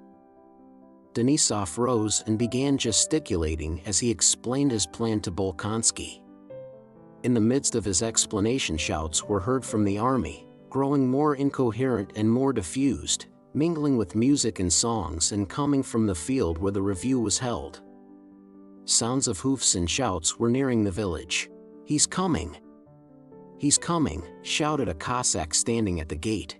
Bolkonsky and Denisov moved to the gate, at which a knot of soldiers, a guard of honor, was standing, and they saw Kutuzov coming down the street mounted on a rather small sorrel horse. A huge suite of generals rode behind him. Barclay was riding almost beside him, and a crowd of officers ran after and around them shouting, "Hurrah!" His adjutants galloped into the yard before him. Kutuzov was impatiently urging on his horse, which ambled smoothly under his weight, and he raised his hand to his white horse guard's cap with a red band and no peak, nodding his head continually. When he came up to the guard of honor, a fine set of grenadiers mostly wearing decorations, who were giving him the salute, he looked at them silently and attentively for nearly a minute with the steady gaze of a commander and then turned to the crowd of generals and officers surrounding him. Suddenly his face assumed a subtle expression. He shrugged his shoulders with an air of perplexity. And with such fine fellows to retreat and retreat.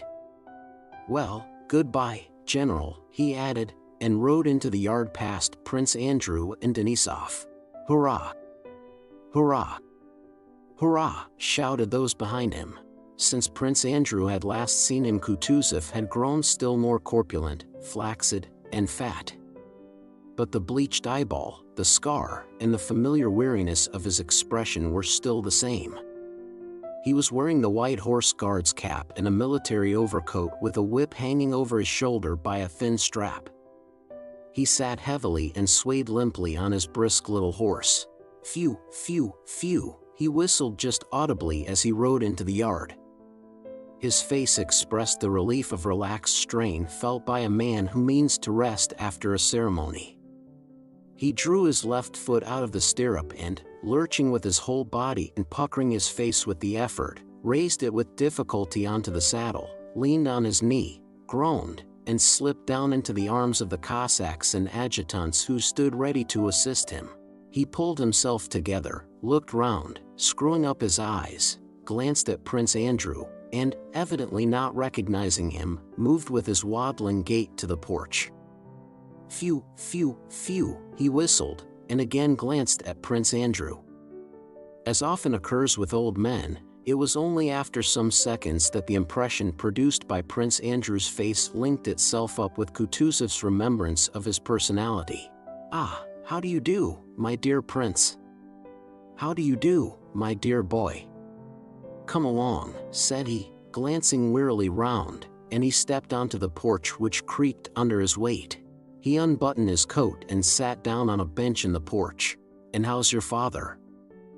"I received news of his death yesterday," replied Prince Andrew abruptly. Kutuzov looked at him with eyes wide open with dismay and then took off his cap and crossed himself. "May the kingdom of heaven be his. God's will be done to us all." He sighed deeply, his whole chest heaving, and was silent for a while. I loved him and respected him, and sympathize with you with all my heart." He embraced Prince Andrew, pressing him to his fat breast, and for some time did not let him go. When he released him, Prince Andrew saw that Kutuzov's flabby lips were trembling and that tears were in his eyes. He sighed and pressed on the bench with both hands to raise himself. Come with me, we'll have a talk," said he. But at that moment Denisov, no more intimidated by his superiors than by the enemy, came with jingling spurs up the steps of the porch, despite the angry whispers of the adjutants who tried to stop him. Kutuzov, his hands still pressed on the seat, glanced at him glumly. Denisov, having given his name, announced that he had to communicate to His Serene Highness a matter of great importance for their country's welfare. Kutuzov looked wearily at him and, lifting his hands with a gesture of annoyance, folded them across his stomach, repeating the words, "For our country's welfare? Well, what is it? Speak." Denisov blushed like a girl. It was strange to see the color rise in that shaggy, bibulous, time-worn face, and boldly began to expound his plan of cutting the enemy's lines of communication between Smolensk and Vyazma. Denisov came from those parts and knew the country well. His plan seemed decidedly a good one, especially from the strength of conviction with which he spoke. Kutuzov looked down at his own legs, occasionally glancing at the door of the adjoining hut as if expecting something unpleasant to emerge from it. And from that hut, while Denisov was speaking, a general with a portfolio under his arm really did appear. "What?" said Kutuzov, in the midst of Denisov's explanations. "Are you ready so soon?" "Ready, Your Serene Highness," replied the general. Kutuzov swayed his head, as much as to say, "How is one man to deal with it all?" and again listened to Denisov. "I give my word of honor as a Russian officer," said Denisov, "that I can break Napoleon's line of communication." "What relation are you to Intendant General Kirill Andreevich Denisov?" asked Kutuzov, interrupting him. "He is my uncle, Your Serene Highness." "Ah, we were friends," said Kutuzov cheerfully. All right, friend, stay here at the staff and tomorrow we'll have a talk." With a nod to Denisov he turned away and put out his hand for the papers Konovnitsyn had brought him. "Would not Your Serene Highness like to come inside?" said the general on duty in a discontented voice. "The plans must be examined and several papers have to be signed." An adjutant came out and announced that everything was in readiness within.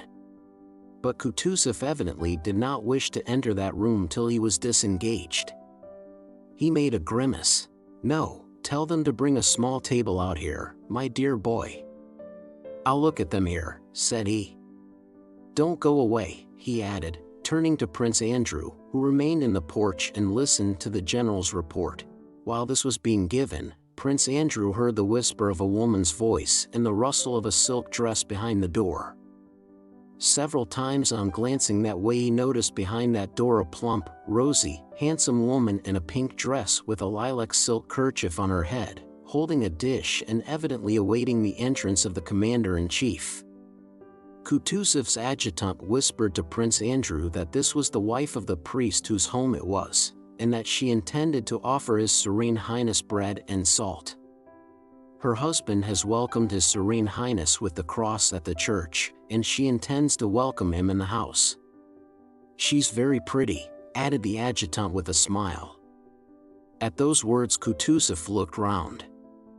He was listening to the general's report, which consisted chiefly of a criticism of the position at Tsarevo-Zaymsh, as he had listened to Denisov, and 7 years previously had listened to the discussion at the Austerlitz Council of War.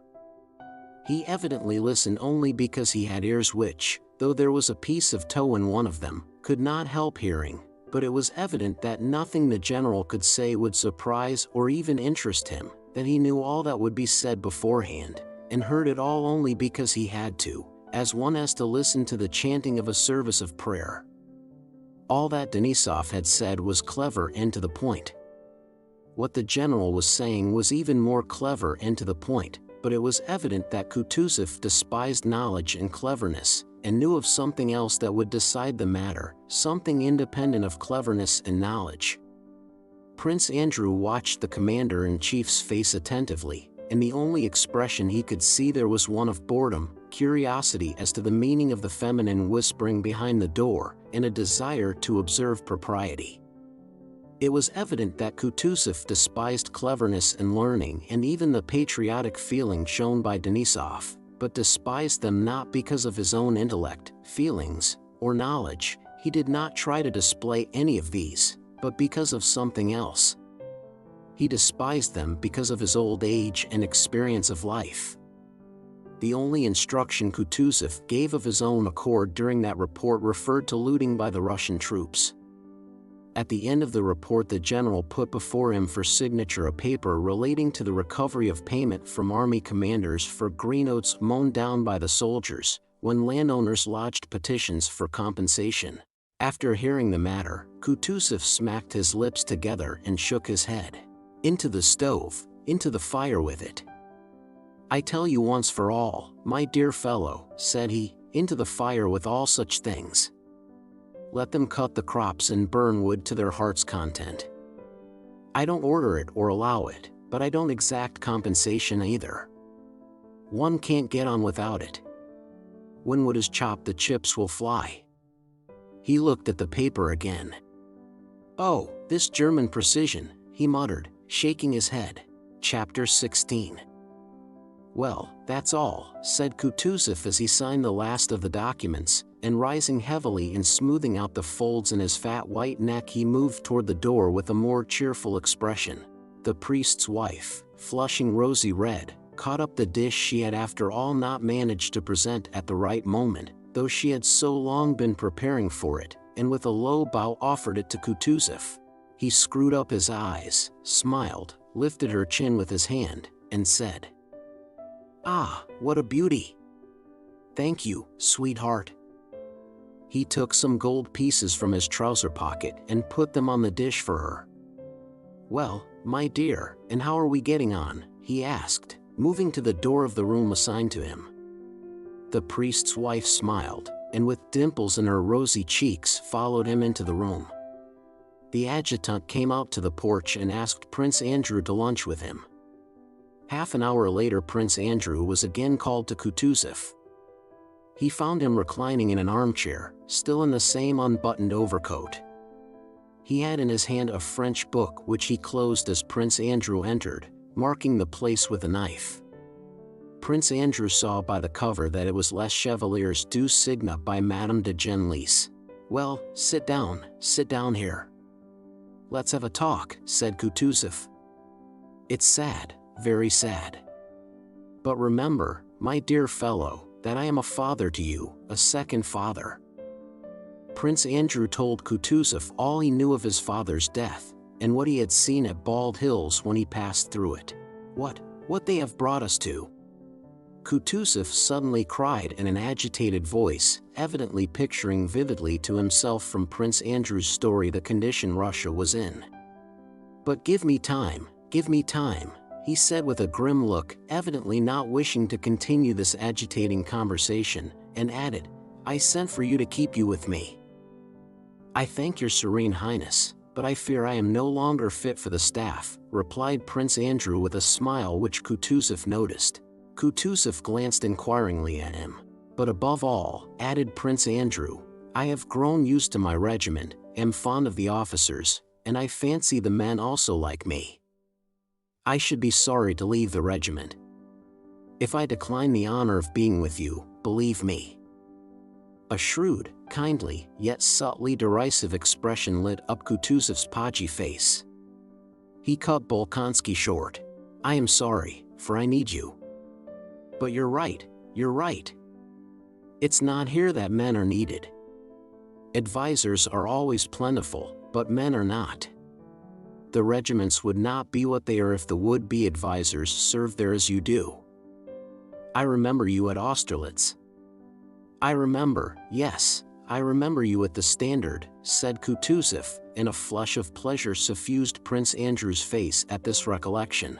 Taking his hand and drawing him downwards, Kutuzov offered his cheek to be kissed, and again Prince Andrew noticed tears in the old man's eyes. Though Prince Andrew knew that Kutuzov's tears came easily, and that he was particularly tender to and considerate of him from a wish to show sympathy with his loss, yet this reminder of Austerlitz was both pleasant and flattering to him. "Go your way and God be with you. I know your path is the path of honor." He paused.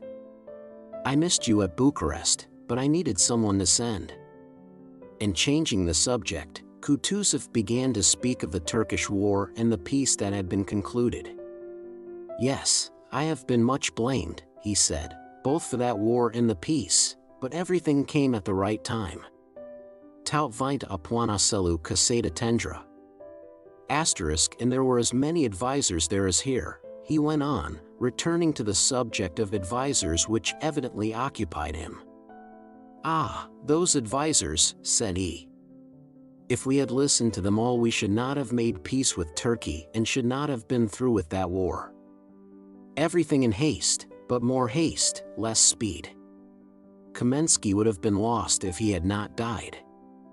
He stormed fortresses with 30,000 men. It is not difficult to capture a fortress, but it is difficult to win a campaign. For that, not storming and attacking but patience and time are wanted.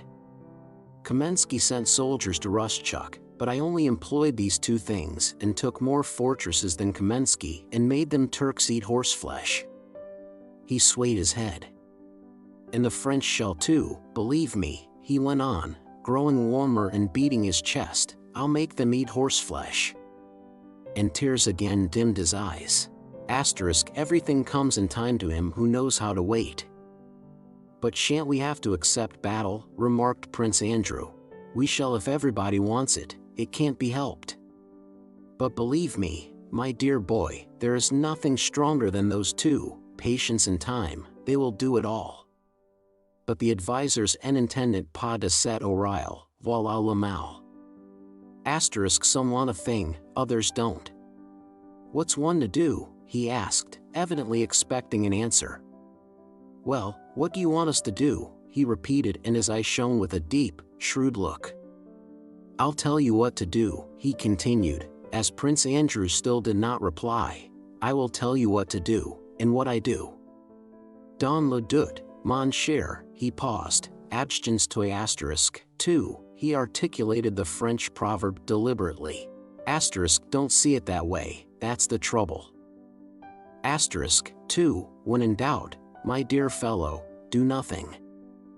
Well, goodbye, my dear fellow, remember that with all my heart I share your sorrow, and that for you I am not a serene highness, nor a prince, nor a commander-in-chief, but a father. If you want anything, come straight to me. Goodbye, my dear boy." Again he embraced and kissed Prince Andrew, but before the latter had left the room Kutuzov gave a sigh of relief and went on with his unfinished novel, Les Chevaliers du Cygne by Madame de Genlis. Prince Andrew could not have explained how or why it was, but after that interview with Kutuzov he went back to his regiment reassured as to the general course of affairs and as to the man to whom it had been entrusted. The more he realized the absence of all personal motive in that old man, in whom there seemed to remain only the habit of passions, and in place of an intellect, grouping events and drawing conclusions, only the capacity calmly to contemplate the course of events, the more reassured he was that everything would be as it should. He will not bring in any plan of his own. He will not devise or undertake anything, thought Prince Andrew, but he will hear everything, remember everything, and put everything in its place. He will not hinder anything useful nor allow anything harmful. He understands that there is something stronger and more important than his own will, the inevitable course of events, and he can see them and grasp their significance, and seeing that significance can refrain from meddling and renounce his personal wish directed to something else. And above all, thought Prince Andrew, one believes in him because he's Russian, despite the novel by Genlis and the French proverbs, and because his voice shook when he said, "What they have brought us to," and had a sob in it when he said he would make them eat horseflesh. On such feelings, more or less dimly shared by all, the unanimity and general approval were founded with which, despite court influences, the popular choice of Kutuzov as commander-in-chief was received. Chapter 17. After the emperor had left Moscow, life flowed on there in its usual course, and its course was so very usual that it was difficult to remember the recent days of patriotic elation and ardor, hard to believe that Russia was really in danger and that the members of the English Club were also sons of the fatherland ready to sacrifice everything for it. The one thing that recalled the patriotic fervor everyone had displayed during the emperor's stay was the call for contributions of men and money, a necessity that as soon as the promises had been made assumed a legal, official form and became unavoidable. With the enemy's approach to Moscow, the Muscovites' view of their situation did not grow more serious but on the contrary became even more frivolous, as always happens with people who see a great danger approaching. At the approach of danger there are always two voices that speak with equal power in the human soul. One very reasonably tells a man to consider the nature of the danger and the means of escaping it. The other, still more reasonably, says that it is too depressing and painful to think of the danger, since it is not in man's power to foresee everything and avert the general course of events, and it is therefore better to disregard what is painful till it comes, and to think about what is pleasant. In solitude a man generally listens to the first voice, but in society to the second. So it was now with the inhabitants of Moscow. It was long since people had been as gay in Moscow as that year. Rostovin's broadsheets, headed by woodcuts of a drink shop, a pot man, and a Moscow burgher called Karpushka Chicherin, who, having been a militiaman and having had rather too much at the pub, heard that Napoleon wished to come to Moscow, grew angry, abused the French in very bad language, came out of the drink shop, and, under the sign of the eagle, began to address the assembled people, were read and discussed, together with the latest of Vasily Lvovich Pushkin's bouts rhymes. In the corner room at the club, members gathered to read these broadsheets, and some liked the way Karpushka jeered at the French, saying, "They will swell up with Russian cabbage, burst with our buckwheat porridge, and choke themselves with cabbage soup. They are all dwarfs and one peasant woman will toss 3 of them with a hay-fork." Others did not like that tone and said it was stupid and vulgar. It was said that Rostovin had expelled all Frenchmen and even all foreigners from Moscow, and that there had been some spies and agents of Napoleon among them, but this was told chiefly to introduce Rostovin's witty remark on that occasion. The foreigners were deported to Nizhny by boat, and Rostovin had said to them in French, "Rent res en vous memes, ent res dans la barque, etnn fates pas en barque de Sharon." There was talk of all the government offices having been already removed from Moscow, and to this Shinshin's witticism was added, that for that alone Moscow ought to be grateful to Napoleon.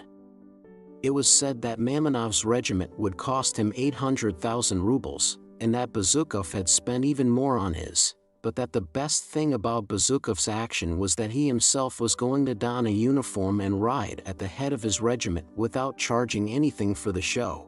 Think it over, get into the bark, and take care not to make it a bark of Sharon. "You don't spare anyone," said Julie Drubetskaya as she collected and pressed together a bunch of reveled lint with her thin, bearing fingers. Julie was preparing to leave Moscow next day and was giving a farewell soiree. Bezukhov est ridicule, but he is so kind and good-natured. What pleasure is there to be so caustique?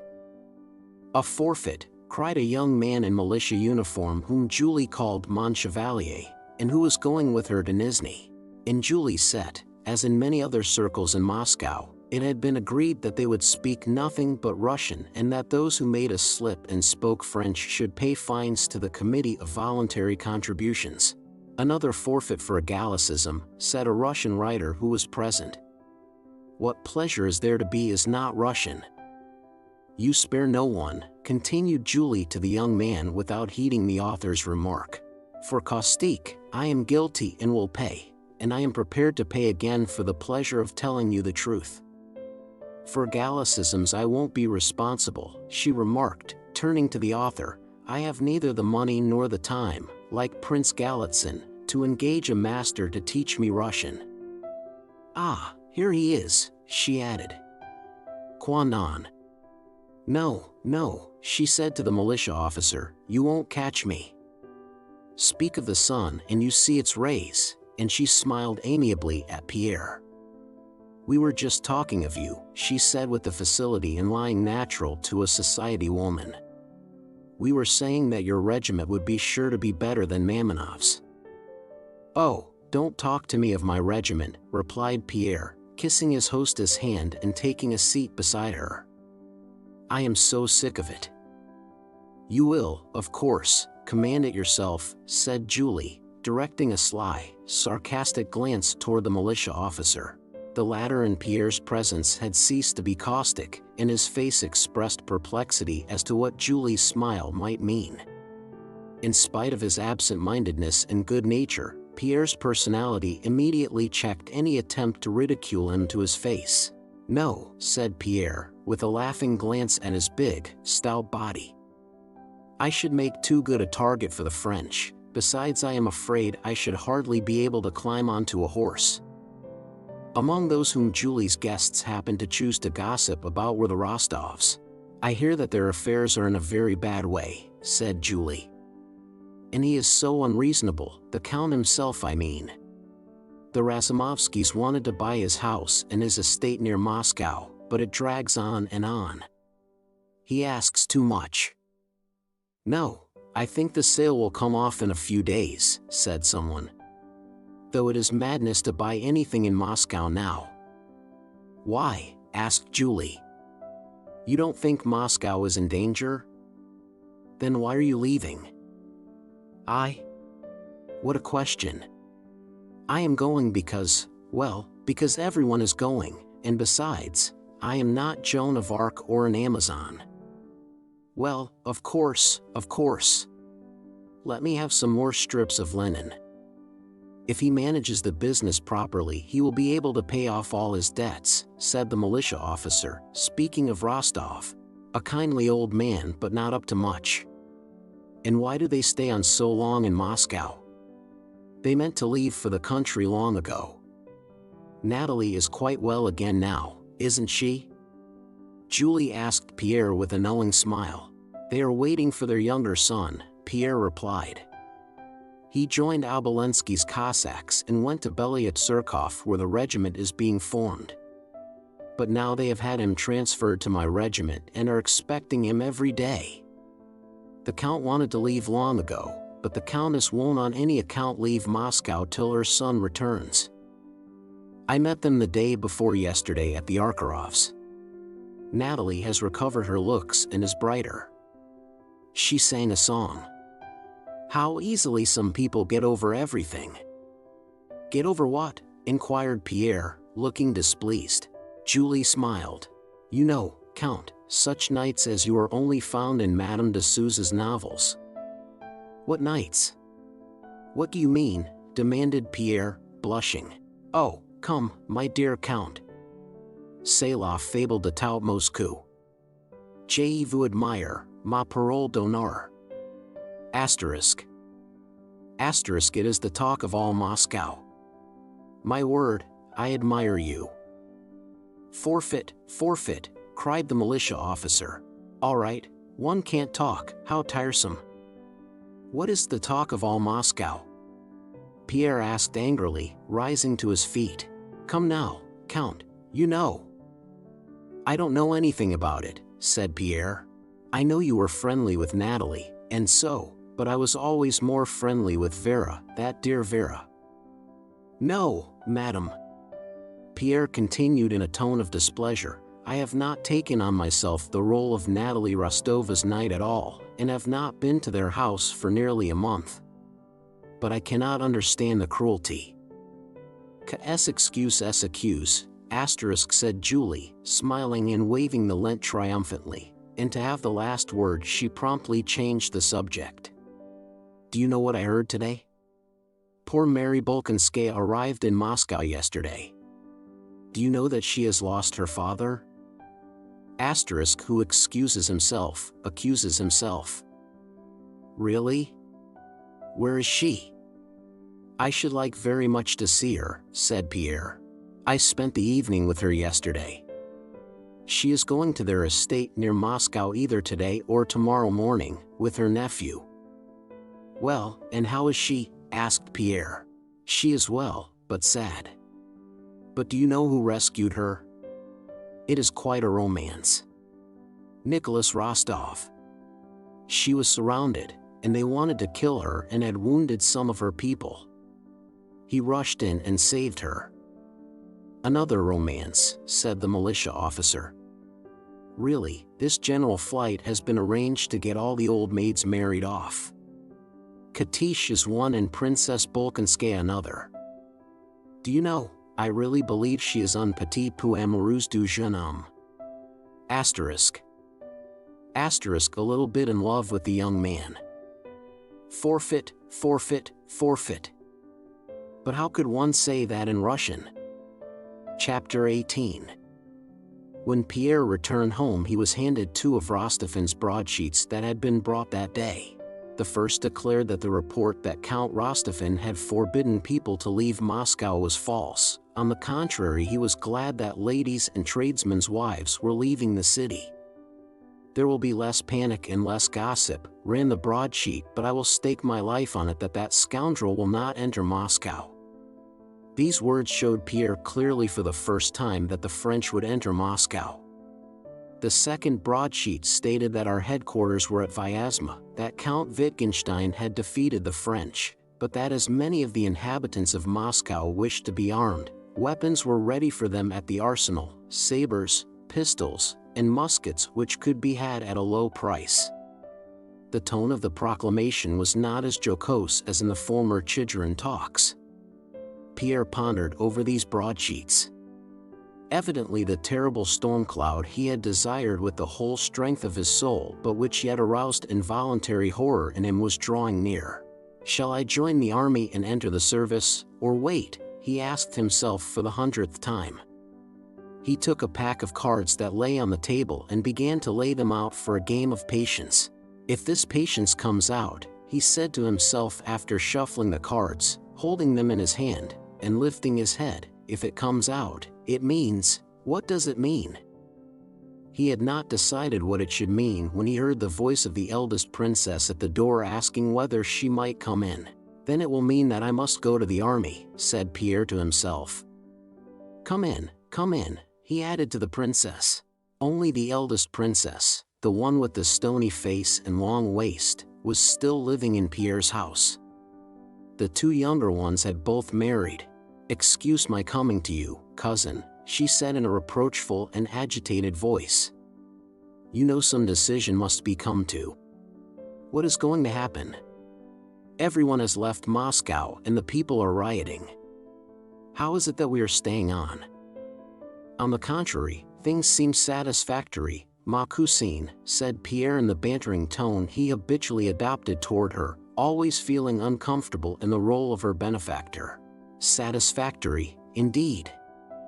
Very satisfactory. Barbara Ivanovna told me today how our troops are distinguishing themselves. It certainly does them credit. And the people too are quite mutinous, they no longer obey, even my maid has taken to being rude. At this rate they will soon begin beating us. One can't walk in the streets. But, above all, the French will be here any day now. So what are we waiting for? I ask just one thing of you, cousin," she went on, "arrange for me to be taken to Petersburg. Whatever I may be, I can't live under Bonaparte's rule." "Oh, come, ma cousine. Where do you get your information from?" "On the contrary, I won't submit to your Napoleon. Others may if they please. If you don't want to do this." "But I will, I'll give the order at once." The princess was apparently vexed at not having anyone to be angry with. Muttering to herself, she sat down on a chair. "But you have been misinformed," said Pierre. "Everything is quiet in the city and there is not the slightest danger. See. I've just been reading," he showed her the broadsheet. "Count Rostopin writes that he will stake his life on it that the enemy will not enter Moscow.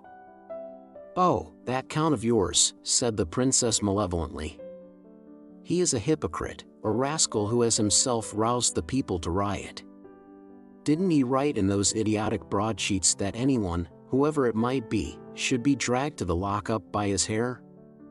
How silly! And honor and glory to whoever captures him, he says. This is what his cajolery has brought us to. Barbara Ivanovna told me the mob near killed her because she said something in French. Oh, but it's so. You take everything so to heart," said Pierre, and began laying out his cards for patience. Although that patience did come out, Pierre did not join the army, but remained in deserted Moscow, ever in the same state of agitation, irresolution, and alarm, yet at the same time joyfully expecting something terrible.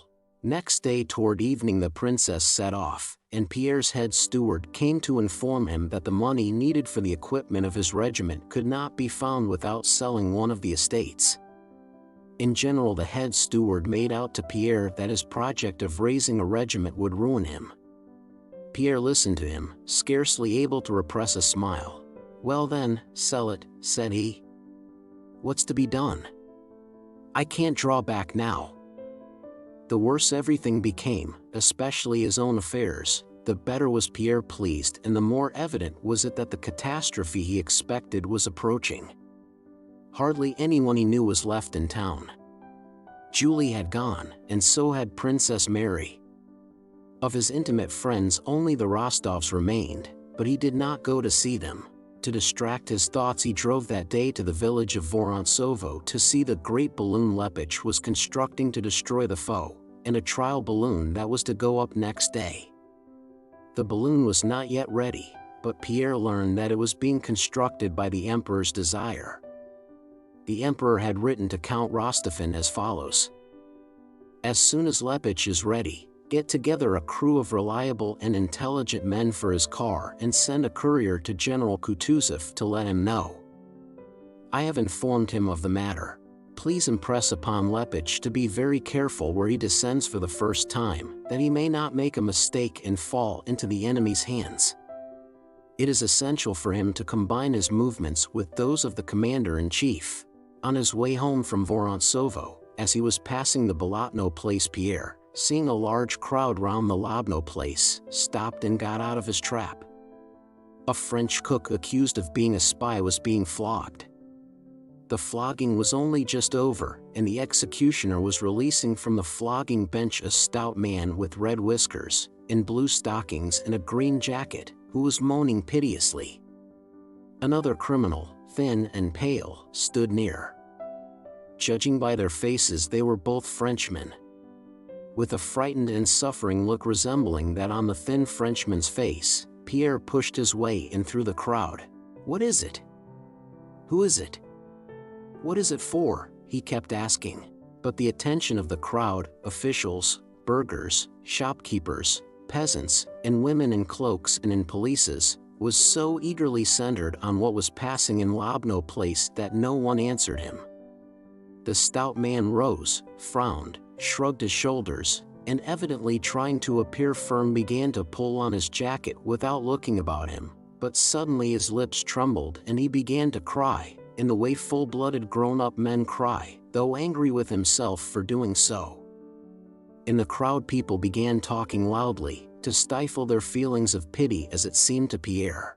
"He's cooked to some prince." Monsieur, Russian sauce seems to be sour to a Frenchman, sets his teeth on edge," said a wrinkled clerk who was standing behind Pierre, when the Frenchman began to cry. The clerk glanced round, evidently hoping that his joke would be appreciated.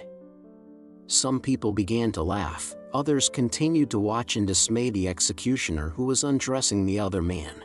Pierre choked, his face puckered, and he turned hastily away, went back to his trap muttering something to himself as he went, and took his seat. As they drove along he shuddered and exclaimed several times so audibly that the coachman asked him, "What is your pleasure?" "Where are you going?" shouted Pierre to the man, who was driving to Lubyanka Street. "To the governor's, as you ordered," answered the coachman. "Fool! Idiot! shouted Pierre, abusing his coachman, a thing he rarely did. "Home, I told you. And drive faster, blockhead. I must get away this very day," he murmured to himself.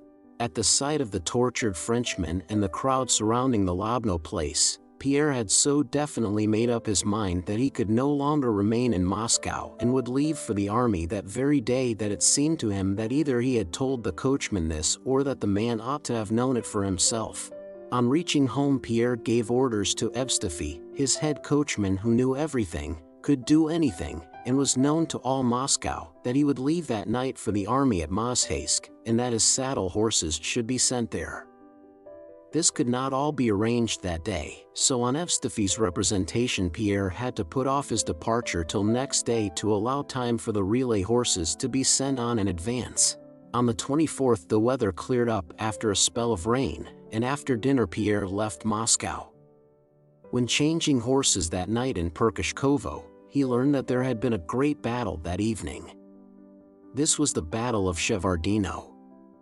He was told that there in Perkashkovo the earth trembled from the firing, but nobody could answer his questions as to who had won. At dawn next day Pierre was approaching Mozhaysk.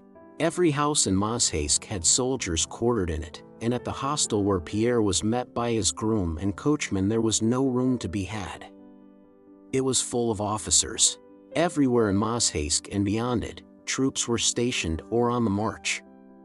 Cossacks, foot and horse soldiers, wagons, caissons, and cannon were everywhere. Pierre pushed forward as fast as he could, and the farther he left Moscow behind and the deeper he plunged into that sea of troops the more was he overcome by restless agitation and a new and joyful feeling he had not experienced before. It was a feeling akin to what he had felt at the Sloboda Palace during the Emperor's visit, a sense of the necessity of undertaking something and sacrificing something. He now experienced a glad consciousness that everything that constitutes men's happiness, the comforts of life, wealth, even life itself, is rubbish it is pleasant to throw away, compared with something. With what? Pierre could not say, and he did not try to determine for whom and for what he felt such particular delight in sacrificing everything. He was not occupied with the question of what to sacrifice for. The fact of sacrificing in itself afforded him a new and joyous sensation. Chapter 19. On the 24th of August the Battle of the Shevardino Redoubt was fought, on the 25th not a shot was fired by either side, and on the 26th the Battle of Borodino itself took place. Why and how were the battles of Shevardino and Borodino given and accepted? Why was the Battle of Borodino fought? There was not the least sense in it for either the French or the Russians. Its immediate result for the Russians was, and was bound to be, that we were brought nearer to the destruction of Moscow, which we feared more than anything in the world, and for the French its immediate result was that they were brought nearer to the destruction of their whole army, which they feared more than anything in the world. What the result must be was quite obvious, and yet Napoleon offered and Kutuzov accepted that battle. If the commanders had been guided by reason, it would seem that it must have been obvious to Napoleon that by advancing 1,300 miles and giving battle with a probability of losing a quarter of his army, he was advancing to certain destruction, and it must have been equally clear to Kutuzov that by accepting battle and risking the loss of a quarter of his army he would certainly lose Moscow. For Kutuzov this was mathematically clear, as it is that if when playing drafts I have one man less and go on exchanging, I shall certainly lose, and therefore should not exchange. When my opponent has 16 men and I have 14, I am only 1/8 weaker than he, but when I have exchanged 13 more men he will be 3 times as strong as I am. Before the Battle of Borodino our strength in proportion to the French was about as 5 to 6. But after that battle it was little more than 1 to 2. Previously we had 100,000 against 120,000. Afterwards little more than 50,000 against 100,000. Yet the shrewd and experienced Kutuzov accepted the battle, while Napoleon, who was said to be a commander of genius, gave it, losing a quarter of his army and lengthening his lines of communication still more. If it is said that he expected to end the campaign by occupying Moscow as he had ended a previous campaign by occupying Vienna, there is much evidence to the contrary. Napoleon's historians themselves tell us that from Smolensk onwards he wished to stop, knew the danger of his extended position, and knew that the occupation of Moscow would not be the end of the campaign, for he had seen at Smolensk the state in which Russian towns were left to him, and had not received a single reply to his repeated announcements of his wish to negotiate. In giving and accepting battle at Borodino, Kutuzov acted involuntarily and irrationally. But later on, to fit what had occurred, the historians provided cunningly devised evidence of the foresight and genius of the generals who, of all the blind tools of history, were the most enslaved and involuntary. The ancients have left us model heroic poems in which the heroes furnish the whole interest of the story, and we are still unable to accustom ourselves to the fact that for our epic histories of that kind are meaningless. On the other question, how the Battle of Borodino and the preceding Battle of Shevardino were fought, there also exists a definite and well-known, but quite false, conception. All the historians describe the affair as follows. The Russian army, they say, in its retreat from Smolensk sought out for itself the best position for a general engagement and found such a position at Borodino. The Russians, they say, fortified this position in advance on the left of the highroad, from Moscow to Smolensk, and almost at a right angle to it, from Borodino to Utitsa, at the very place where the battle was fought. In front of this position, they say, a fortified outpost was set up on the Shevardino mound to observe the enemy. On the 24th, we are told, Napoleon attacked this advanced post and took it, and, on the 26th, attacked the whole Russian army, which was in position on the field of Borodino. So the histories say, and it is all quite wrong, as anyone who cares to look into the matter can easily convince himself. The Russians did not seek out the best position but, on the contrary, during the retreat passed many positions better than Borodino. They did not stop at any one of these positions because Kutuzov did not wish to occupy a position he had not himself chosen, because the popular demand for a battle had not yet expressed itself strongly enough, and because Miloradovich had not yet arrived with the militia, and for many other reasons.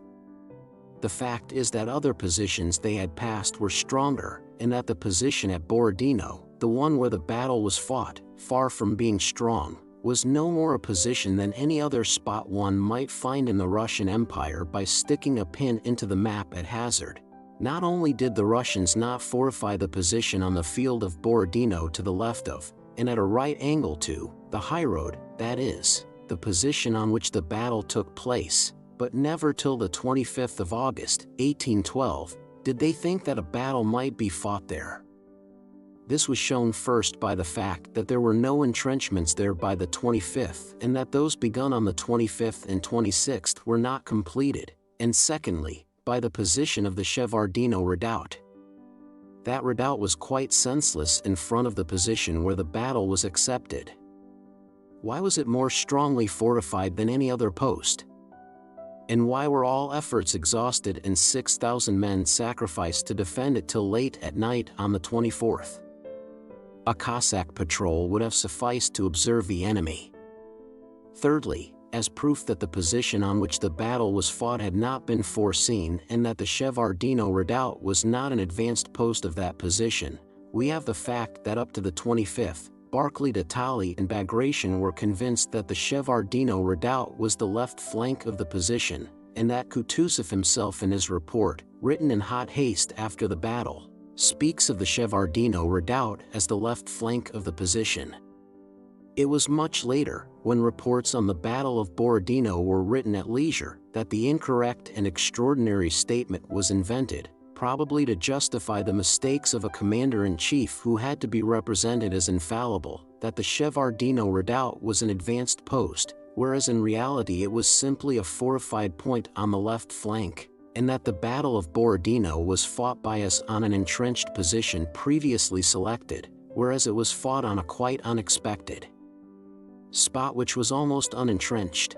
The case was evidently this: a position was selected along the river Kolocha, which crosses the highroad not at a right angle but at an acute angle, so that the left flank was at Shevardino, the right flank near the village of Novo, and the center at Borodino at the confluence of the rivers Kolocha and Voina.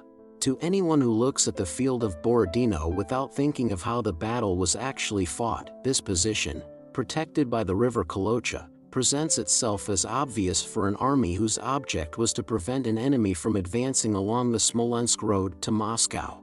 Napoleon, riding to Valuevo on the 24th, did not see, as the history books say he did, the position of the Russians from Utitsa to Borodino. He could not have seen that position because it did not exist, nor did he see an advanced post of the Russian army, but while pursuing the Russian rearguard he came upon the left flank of the Russian position, at the Shevardino redoubt, and unexpectedly for the Russians moved his army across the Kolocha.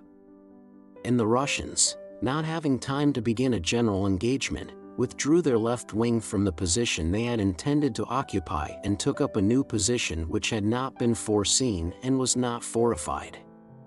By crossing to the other side of the Kolocha to the left of the highroad, Napoleon shifted the whole forthcoming battle from right to left, looking from the Russian side, and transferred it to the plain between Utitsa, Semenovsk, and Borodino, a plain no more advantageous as a position than any other plain in Russia, and there the whole battle of the 26th of August took place.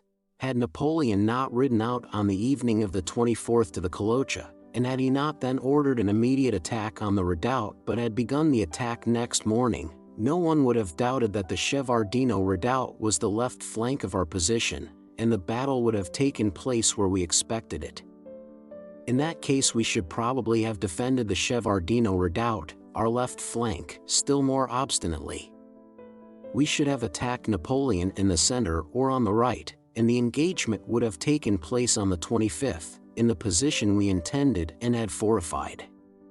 But as the attack on our left flank took place in the evening after the retreat of our rear guard, that is, immediately after the fight at Grodniva, and as the Russian commanders did not wish, or were not in time, to begin a general engagement then on the evening of the 24th, the first and chief action of the Battle of Borodino was already lost on the 24th, and obviously led to the loss of the one fought on the 26th.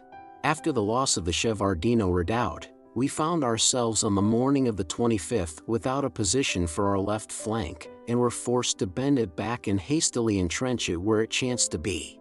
Not only was the Russian army on the 26th defended by weak, unfinished entrenchments, but the disadvantage of that position was increased by the fact that the Russian commanders, not having fully realized what had happened, namely the loss of our position on the left flank and the shifting of the whole field of the forthcoming battle from right to left, maintained their extended position from the village of Novo to Utitsa, and consequently had to move their forces from right to left during the battle.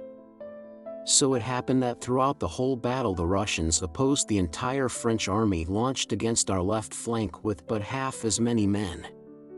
Poniatowski's action against Utitsa, and Uvarov's on the right flank against the French, were actions distinct from the main course of the battle.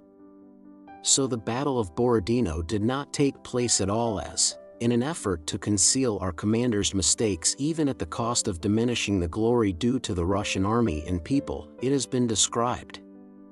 The Battle of Borodino was not fought on a chosen and entrenched position with forces only slightly weaker than those of the enemy, but, as a result of the loss of the Shevardino redoubt, the Russians fought the Battle of Borodino on an open and almost unentrenched position, with forces only half as numerous as the French, that is to say, under conditions in which it was not merely unthinkable to fight for 10 hours and secure an indecisive result, but unthinkable to keep an army even from complete disintegration and flight. Chapter 20. On the morning of the 25th, Pierre was leaving Mozhaysk.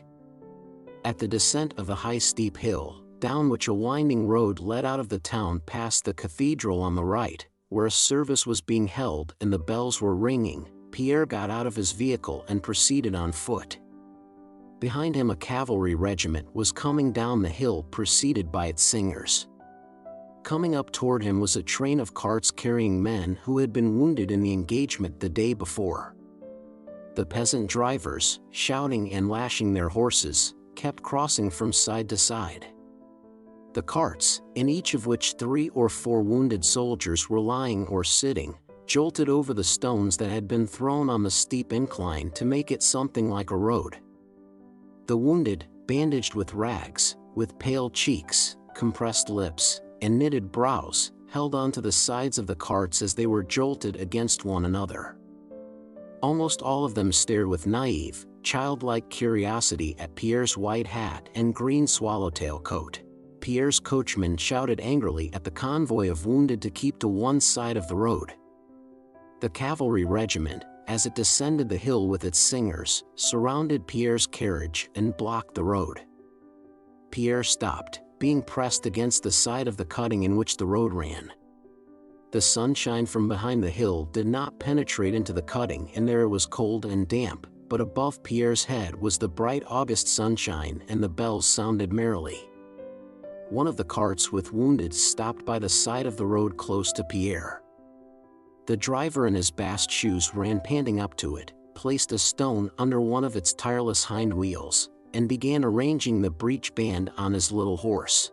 One of the wounded, an old soldier with a bandaged arm who was following the cart on foot, caught hold of it with his sound hand and turned to look at Pierre.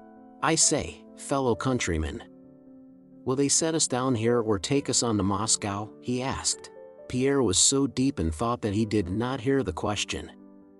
He was looking now at the cavalry regiment that had met the convoy of wounded, now at the cart by which he was standing, in which 2 wounded men were sitting and one was lying. One of those sitting up in the cart had probably been wounded in the cheek. His whole head was wrapped in rags, and one cheek was swollen to the size of a baby's head. His nose and mouth were twisted to one side. This soldier was looking at the cathedral and crossing himself. Another, a young lad, a fair-haired recruit as white as though there was no blood in his thin face, looked at Pierre kindly, with a fixed smile. The third lay prone so that his face was not visible. The cavalry singers were passing close by. "Ah, lost, quite lost, is my head so keen." Living in a foreign land, they sang their soldiers' dance song, as if responding to them, but with a different sort of merriment. The metallic sound of the bells reverberated high above, and the hot rays of the sun bathed the top of the opposite slope with yet another sort of merriment. But beneath the slope, by the cart with the wounded near the panting little nag where Pierre stood, it was damp, somber, and sad. The soldier with the swollen cheek looked angrily at the cavalry singers. "Oh, the coxcombs," he muttered reproachfully. "It's not the soldiers only, but I've seen peasants today, too." "The peasants, even they have to go," said the soldier behind the cart, addressing Pierre with a sad smile. "No distinctions made nowadays. They want the whole nation to fall on them. In a word, it's Moscow. They want to make an end of it." In spite of the obscurity of the soldier's words, Pierre understood what he wanted to say and nodded approval. The road was clear again. Pierre descended the hill and drove on. He kept looking to either side of the road for familiar faces, but only saw everywhere the unfamiliar faces of various military men of different branches of the service, who all looked with astonishment at his white hat and green tail coat. Having gone nearly 3 miles, he at last met an acquaintance and eagerly addressed him. This was one of the head army doctors. He was driving toward Pierre in a covered gig, sitting beside a young surgeon, and on recognizing Pierre he told the Cossack who occupied the driver's seat to pull up. "Count." "Your Excellency, how come you to be here?" asked the doctor. "Well, you know, I wanted to see." Yes, there will be something to see." Pierre got out and talked to the doctor, explaining his intention of taking part in a battle. The doctor advised him to apply direct to Kutuzov. "Why should you be God knows where out of sight during the battle?" he said, exchanging glances with his young companion. "Anyhow, His Serene Highness knows you and will receive you graciously. That's what you must do." The doctor seemed tired and in a hurry. "You think so?" "Ah, I also wanted to ask you where our position is exactly," said Pierre. The position, repeated the doctor. Well, that's not my line. Drive past Tatarinova, a lot of digging is going on there. Go up the hillock and you'll see. Can one see from there? If you would. But the doctor interrupted him and moved toward his gig. I would go with you, but on my honor I'm up to here, and he pointed to his throat. I'm galloping to the commander of the corps. How do matters stand? You know, Count, there'll be a battle tomorrow. Out of an army of 100,000 we must expect at least 20,000 wounded, and we haven't stretchers, or bunks, or dressers, or doctors enough for 6,000. We have 10,000 carts, but we need other things as well. We must manage as best we can. The strange thought that of the thousands of men, young and old, who had stared with merry surprise at his hat, perhaps the very men he had noticed, 20,000 were inevitably doomed to wounds and death, amazed Pierre. They may die tomorrow, why are they thinking of anything but death? And by some latent sequence of thought the descent of the Mozhaysky hill, the carts with the wounded, the ringing bells, the slanting rays of the sun, and the songs of the cavalrymen vividly recurred to his mind. The cavalry ride to battle and meet the wounded and do not for a moment think of what awaits them, but pass by, winking at the wounded. Yet from among these men 20,000 are doomed to die, and they wonder at my hat.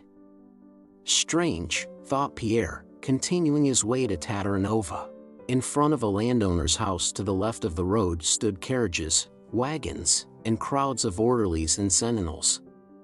The commander-in-chief was putting up there, but just when Pierre arrived he was not in and hardly any of the staff were there. They had gone to the church service. Pierre drove on toward Gorky. When he had ascended the hill and reached the little village street, he saw for the first time peasant militiamen in their white shirts and with crosses on their caps, who, talking and laughing loudly, animated and perspiring, were at work on a huge knoll overgrown with grass to the right of the road. Some of them were digging, others were wheeling barrel-loads of earth along planks, while others stood about doing nothing. 2 officers were standing on the knoll, directing the men.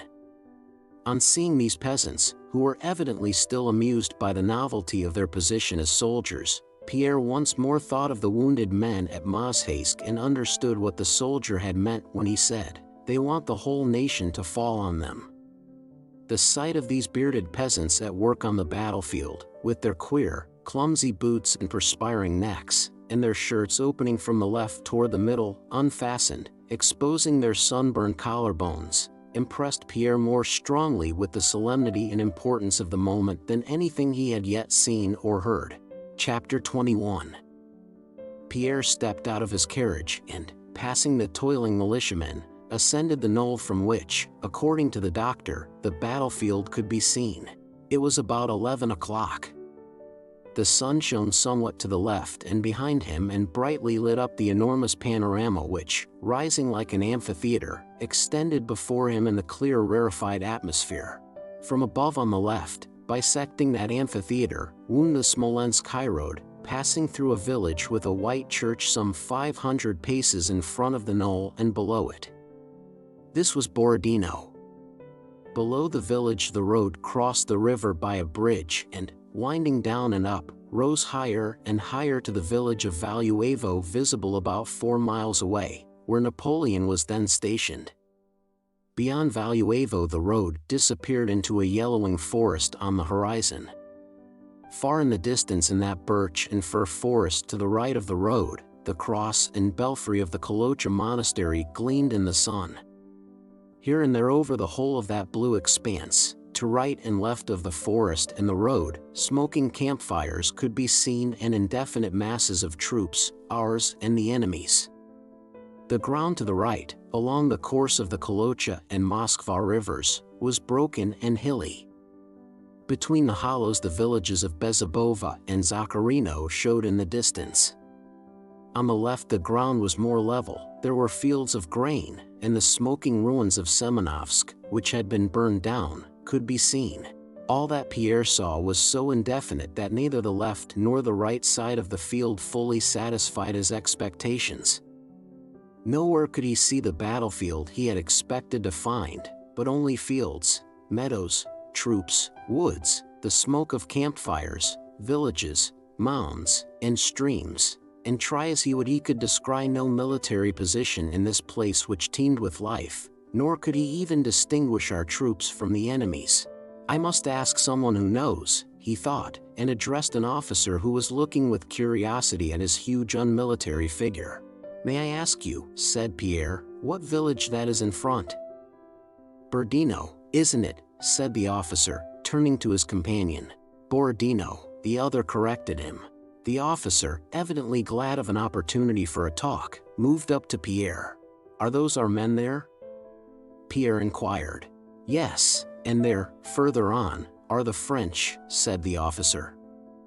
There they are, there, you can see them. Where?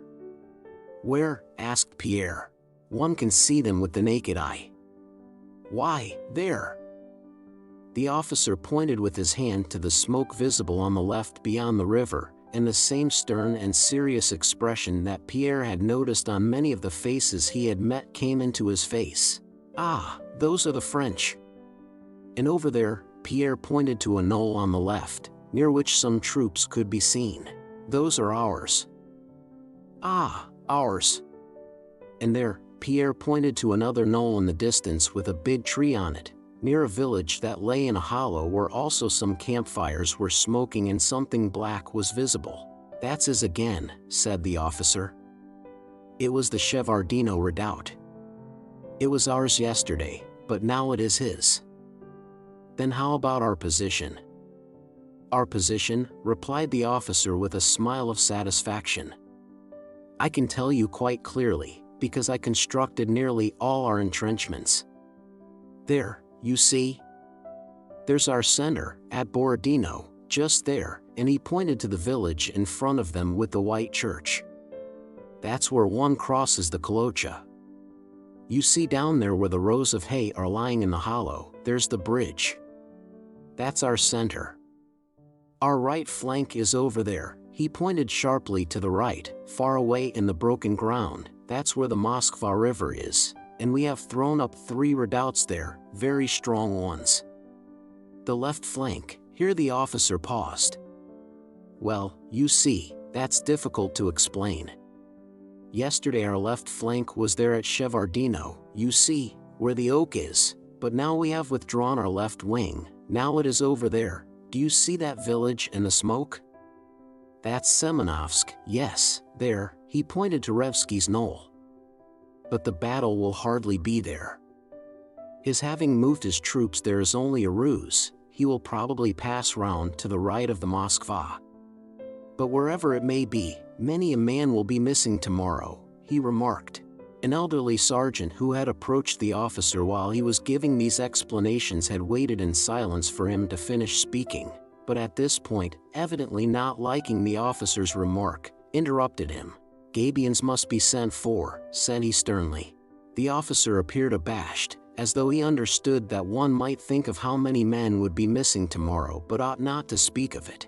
Well, send number 3 company again, the officer replied hurriedly. And you? Are you one of the doctors? No, I've come on my own, answered Pierre, and he went down the hill again, passing the militiamen. Oh, those damned fellows, muttered the officer who followed him, holding his nose as he ran past the men at work. There they are, bringing her, coming. There they are. They'll be here in a minute, voices were suddenly heard saying, and officers, soldiers, and militiamen began running forward along the road. A church procession was coming up the hill from Borodino. First along the dusty road came the infantry in ranks, bareheaded and with arms reversed. From behind them came the sound of church singing. Soldiers and militiamen ran bareheaded past Pierre toward the procession. They are bringing her, our protectress. The Iberian Mother of God, someone cried. The Smolensk Mother of God, another corrected him. The militiamen, both those who had been in the village and those who had been at work on the battery, threw down their spades and ran to meet the church procession. Following the battalion that marched along the dusty road came priests in their vestments, one little old man in a hood with attendants and singers. Behind them soldiers and officers bore a large, dark-faced icon with an embossed metal cover. This was the icon that had been brought from Smolensk and had since accompanied the army. Behind, before, and on both sides, crowds of militiamen with bared heads walked, ran, and bowed to the ground. At the summit of the hill they stopped with the icon. The men who had been holding it up by the linen bands attached to it were relieved by others. The chanters relit their censers, and service began. The hot rays of the sun beat down vertically, and a fresh soft wind played with the hair of the bared heads and with the ribbons decorating the icon. The singing did not sound loud under the open sky. An immense crowd of bareheaded officers, soldiers, and militiamen surrounded the icon. Behind the priest and a chanter stood the notabilities on a spot reserved for them. A bald general with a St. George's cross on his neck stood just behind the priest's back, and without crossing himself, he was evidently a German, patiently awaited the end of the service, which he considered it necessary to hear to the end, probably to arouse the patriotism of the Russian people. Another general stood in a martial pose, crossing himself by shaking his hand in front of his chest while looking about him. Standing among the crowd of peasants, Pierre recognized several acquaintances among these notables, but did not look at them. His whole attention was absorbed in watching the serious expression on the faces of the crowd of soldiers and militiamen who were all gazing eagerly at the icon. As soon as the tired chanters, who were singing the service for the 20th time that day, began lazily and mechanically to sing, "Save from calamity thy servants, O Mother of God," and the priest and deacon chimed in, "For to thee under God we all flee as to an inviolable bulwark and protection," there again kindled in all those faces the same expression of consciousness of the solemnity of the impending moment that Pierre had seen on the faces at the foot of the hill at Mozhaysk, and momentarily on many and many faces he had met that morning, and heads were bowed more frequently and hair tossed back, and sighs and the sound men made as they crossed themselves were heard. The crowd round the icon suddenly parted and pressed against Pierre. Someone, a very important personage judging by the haste with which way was made for him, was approaching the icon. It was Kutuzov, who had been riding round the position and on his way back to Tatarinova had stopped where the service was being held. Pierre recognized him at once by his peculiar figure, which distinguished him from everybody else. With a long overcoat on his exceedingly stout, round-shouldered body, with uncovered white head and puffy face showing the white ball of the eye he had lost, Kutuzov walked with plunging, swaying gait into the crowd and stopped behind the priest. He crossed himself with an accustomed movement, bent till he touched the ground with his hand, and bowed his white head with a deep sigh. Behind Kutuzov was Benigsen and the suite. Despite the presence of the commander-in-chief, who attracted the attention of all the superior officers, the militiamen and soldiers continued their prayers without looking at him. When the service was over, Kutuzov stepped up to the icon, sank heavily to his knees, bowed to the ground, and for a long time tried vainly to rise, but could not do so on account of his weakness and weight. His white head twitched with the effort. At last he rose, kissed the icon as a child does with naively pouting lips, and again bowed till he touched the ground with his hand. The other generals followed his example, then the officers, and after them with excited faces, pressing on one another, crowding, panting, and pushing, scrambled the soldiers and militiamen. Chapter 22. Staggering amid the crush, Pierre looked about him. "Count Peter Kirillovich." "How did you get here?" said a voice. Pierre looked round. Boris Drubetskoy, brushing his knees with his hand, he had probably soiled them when he, too, had knelt before the icon, came up to him smiling. Boris was elegantly dressed, with a slightly martial touch appropriate to a campaign. He wore a long coat and, like Kutuzov, had a whip slung across his shoulder. Meanwhile Kutuzov had reached the village and seated himself in the shade of the nearest house, on a bench which one Cossack had run to fetch and another had hastily covered with a rug. An immense and brilliant suite surrounded him.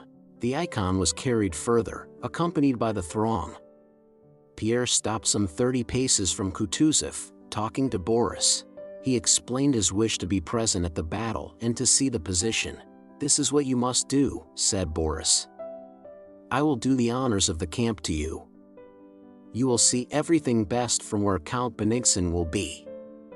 I am in attendance on him, you know. I'll mention it to him. But if you want to ride round the position, come along with us. We are just going to the left flank.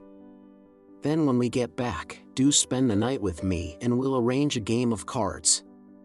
Of course you know Dmitry Sergeyevich. Those are his quarters," and he pointed to the third house in the village of Gorky. "But I should like to see the right flank. They say it's very strong," said Pierre. "I should like to start from the Moskva River and ride round the whole position." "Well, you can do that later, but the chief thing is the left flank." "Yes, yes. But where is Prince Bolkonsky's regiment? Can you point it out to me?" "Prince Andrew's? We shall pass it and I'll take you to him." "What about the left flank?" asked Pierre. "To tell you the truth, between ourselves, God only knows what state our left flank is in," said Boris, confidentially lowering his voice. "It is not at all what Count Bennigsen intended. He meant to fortify that knoll quite differently, but," Boris shrugged his shoulders, "His Serene Highness would not have it, or someone persuaded him. You see." But Boris did not finish, for at that moment Kaisarov, Kutuzov's adjutant, came up to Pierre. "Ah, Kaisarov," said Boris, addressing him with an unembarrassed smile, "I was just trying to explain our position to the Count. It is amazing how His Serene Highness could so foresee the intentions of the French." "You mean the left flank?" asked Kaisarov. "Yes, exactly, the left flank is now extremely strong." Though Kutuzov had dismissed all unnecessary men from the staff, Boris had contrived to remain at headquarters after the changes. He had established himself with Count Bennigsen, who, like all on whom Boris had been in attendance, considered young Prince Drubetskoy an invaluable man. In the higher command there were two sharply defined parties, Kutuzov's party and that of Bennigsen, the chief of staff. Boris belonged to the latter and no one else, while showing servile respect to Kutuzov, could so create an impression that the old fellow was not much good and that Bennigsen managed everything. Now the decisive moment of battle had come when Kutuzov would be destroyed and the power passed to Bennigsen, or even if Kutuzov won the battle it would be felt that everything was done by Bennigsen. In any case, many great rewards would have to be given for tomorrow's action, and new men would come to the front. So Boris was full of nervous vivacity all day. After Kaisarov, others whom Pierre knew came up to him, and he had not time to reply to all the questions about Moscow that were showered upon him, or to listen to all that was told him.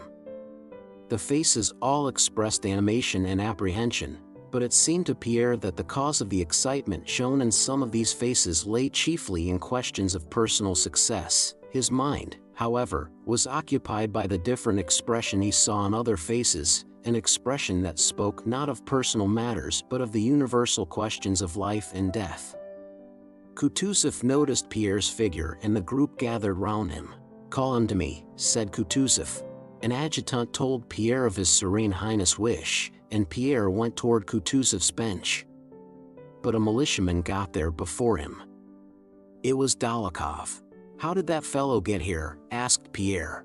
"He's a creature that wriggles in anywhere," was the answer. "He has been degraded, you know. Now he wants to bob up again. He's been proposing some scheme or other and has crawled into the enemy's picket line at night. He's a brave fellow." Pierre took off his hat and bowed respectfully to Kutuzov. "I concluded that if I reported to Your Serene Highness you might send me away or say that you knew what I was reporting, but then I shouldn't lose anything," Dolokhov was saying. "Yes, yes. But if I were right, I should be rendering a service to my fatherland for which I am ready to die." "Yes, yes. And should Your Serene Highness require a man who will not spare his skin, please think of me. Perhaps I may prove useful to Your Serene Highness." Yes. Yes, Kutuzov repeated, his laughing eye narrowing more and more as he looked at Pierre. Just then Boris, with his courtier-like adroitness, stepped up to Pierre's side near Kutuzov and in a most natural manner, without raising his voice, said to Pierre, as though continuing an interrupted conversation, "The militia have put on clean white shirts to be ready to die." "What heroism, Count!" Boris evidently said this to Pierre in order to be overheard by His Serene Highness. He knew Kutuzov's attention would be caught by those words, and so it was. "What are you saying about the militia?" he asked Boris. "Preparing for tomorrow, Your Serene Highness, for death, they have put on clean shirts." "Ah, a wonderful, a matchless people," said Kutuzov, and he closed his eyes and swayed his head. "A matchless people," he repeated with a sigh. "So you want to smell gunpowder?" he said to Pierre. "Yes, it's a pleasant smell. I have the honor to be one of your wife's adorers." "Is she well?" "My quarters are at your service." And as often happens with old people, Kutuzov began looking about absent-mindedly as if forgetting all he wanted to say or do. Then, evidently remembering what he wanted, he beckoned to Andrew Kaisarov, his adjutant's brother. Those verses of Marin's, how do they go, eh?" "Those he wrote about Jerikov, lectures for the corps inditing." Recite them," said he, evidently preparing to laugh. Kaisarov recited. Kutuzov smilingly nodded his head to the rhythm of the verses. When Pierre had left Kutuzov, Dolokhov came up to him and took his hand. "I am very glad to meet you here, Count," he said aloud, regardless of the presence of strangers and in a particularly resolute and solemn tone. "On the eve of a day when God alone knows who of us is fated to survive, I am glad of this opportunity to tell you that I regret the misunderstandings that occurred between us and should wish you not to have any ill feeling for me. I beg you to forgive me." Pierre looked at Dolokhov with a smile, not knowing what to say to him. With tears in his eyes, Dolokhov embraced Pierre and kissed him. Boris said a few words to his general, and Count Benigsen turned to Pierre and proposed that he should ride with him along the line. "It will interest you," said he. "Yes, very much," replied Pierre. Half an hour later Kutuzov left for Tatarinova, and Benigsen and his suite, with Pierre among them, set out on their ride along the line. Chapter 23.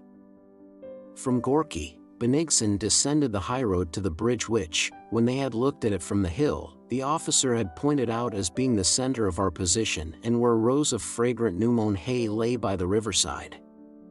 They rode across that bridge into the village of Borodino and thence turned to the left, passing an enormous number of troops and guns, and came to a high knoll where militiamen were digging. This was the redoubt, as yet unnamed, which afterwards became known as the Revsky Redoubt, or the Knoll Battery, but Pierre paid no special attention to it. He did not know that it would become more memorable to him than any other spot on the plain of Borodino. They then crossed the hollow to Semenovsk, where the soldiers were dragging away the last logs from the huts and barns. Then they rode downhill and uphill, across a ryefield trodden and beaten down as if by hail, following a track freshly made by the artillery over the furrows of the plowed land, and reached some flèches asterisk which were still being dug. Asterisk, a kind of entrenchment. At the flèches Benigsen stopped and began looking at the Shevardino redoubt opposite, which had been ours the day before and where several horsemen could be descried. The officers said that either Napoleon or Murat was there, and they all gazed eagerly at this little group of horsemen. Pierre also looked at them, trying to guess which of the scarcely discernible figures was Napoleon. At last those mounted men rode away from the mound and disappeared. Benigsen spoke to a general who approached him, and began explaining the whole position of our troops. Pierre listened to him, straining each faculty to understand the essential points of the impending battle, but was mortified to feel that his mental capacity was inadequate for the task. He could make nothing of it. Benigsen stopped speaking and, noticing that Pierre was listening, suddenly said to him, "I don't think this interests you." "On the contrary, it's very interesting," replied Pierre, not quite truthfully. From the flèches they rode still farther to the left, along a road winding through a thick, low-growing birch wood. In the middle of the wood a brown hare with white feet sprang out and, scared by the tramp of the many horses, grew so confused that it leaped along the road in front of them for some time, arousing general attention and laughter, and only when several voices shouted at it did it dart to one side and disappear in the thicket. After going through the wood for about a mile and a half, they came out on a glade where troops of Tuchkov's corps were stationed to defend the left flank. Here, at the extreme left flank, Bennigsen talked a great deal and with much heat, and, as it seemed to Pierre, gave orders of great military importance. In front of Tuchkov's troops was some high ground not occupied by troops. Bennigsen loudly criticized this mistake, saying that it was madness to leave a height which commanded the country around unoccupied and to place troops below it. Some of the generals expressed the same opinion. One in particular declared with martial heat that they were put there to be slaughtered. Bennigsen on his own authority ordered the troops to occupy the high ground. This disposition on the left flank increased Pierre's doubt of his own capacity to understand military matters. Listening to Bennigsen and the generals criticizing the position of the troops behind the hill, he quite understood them and shared their opinion, but for that very reason he could not understand how the man who put them there behind the hill could have made so gross and palpable a blunder. Pierre did not know that these troops were not, as Bennigsen supposed, put there to defend the position, but were in a concealed position as an ambush, that they should not be seen and might be able to strike an approaching enemy unexpectedly. Bennigsen did not know this and moved the troops forward according to his own ideas without mentioning the matter to the commander-in-chief. Chapter 24.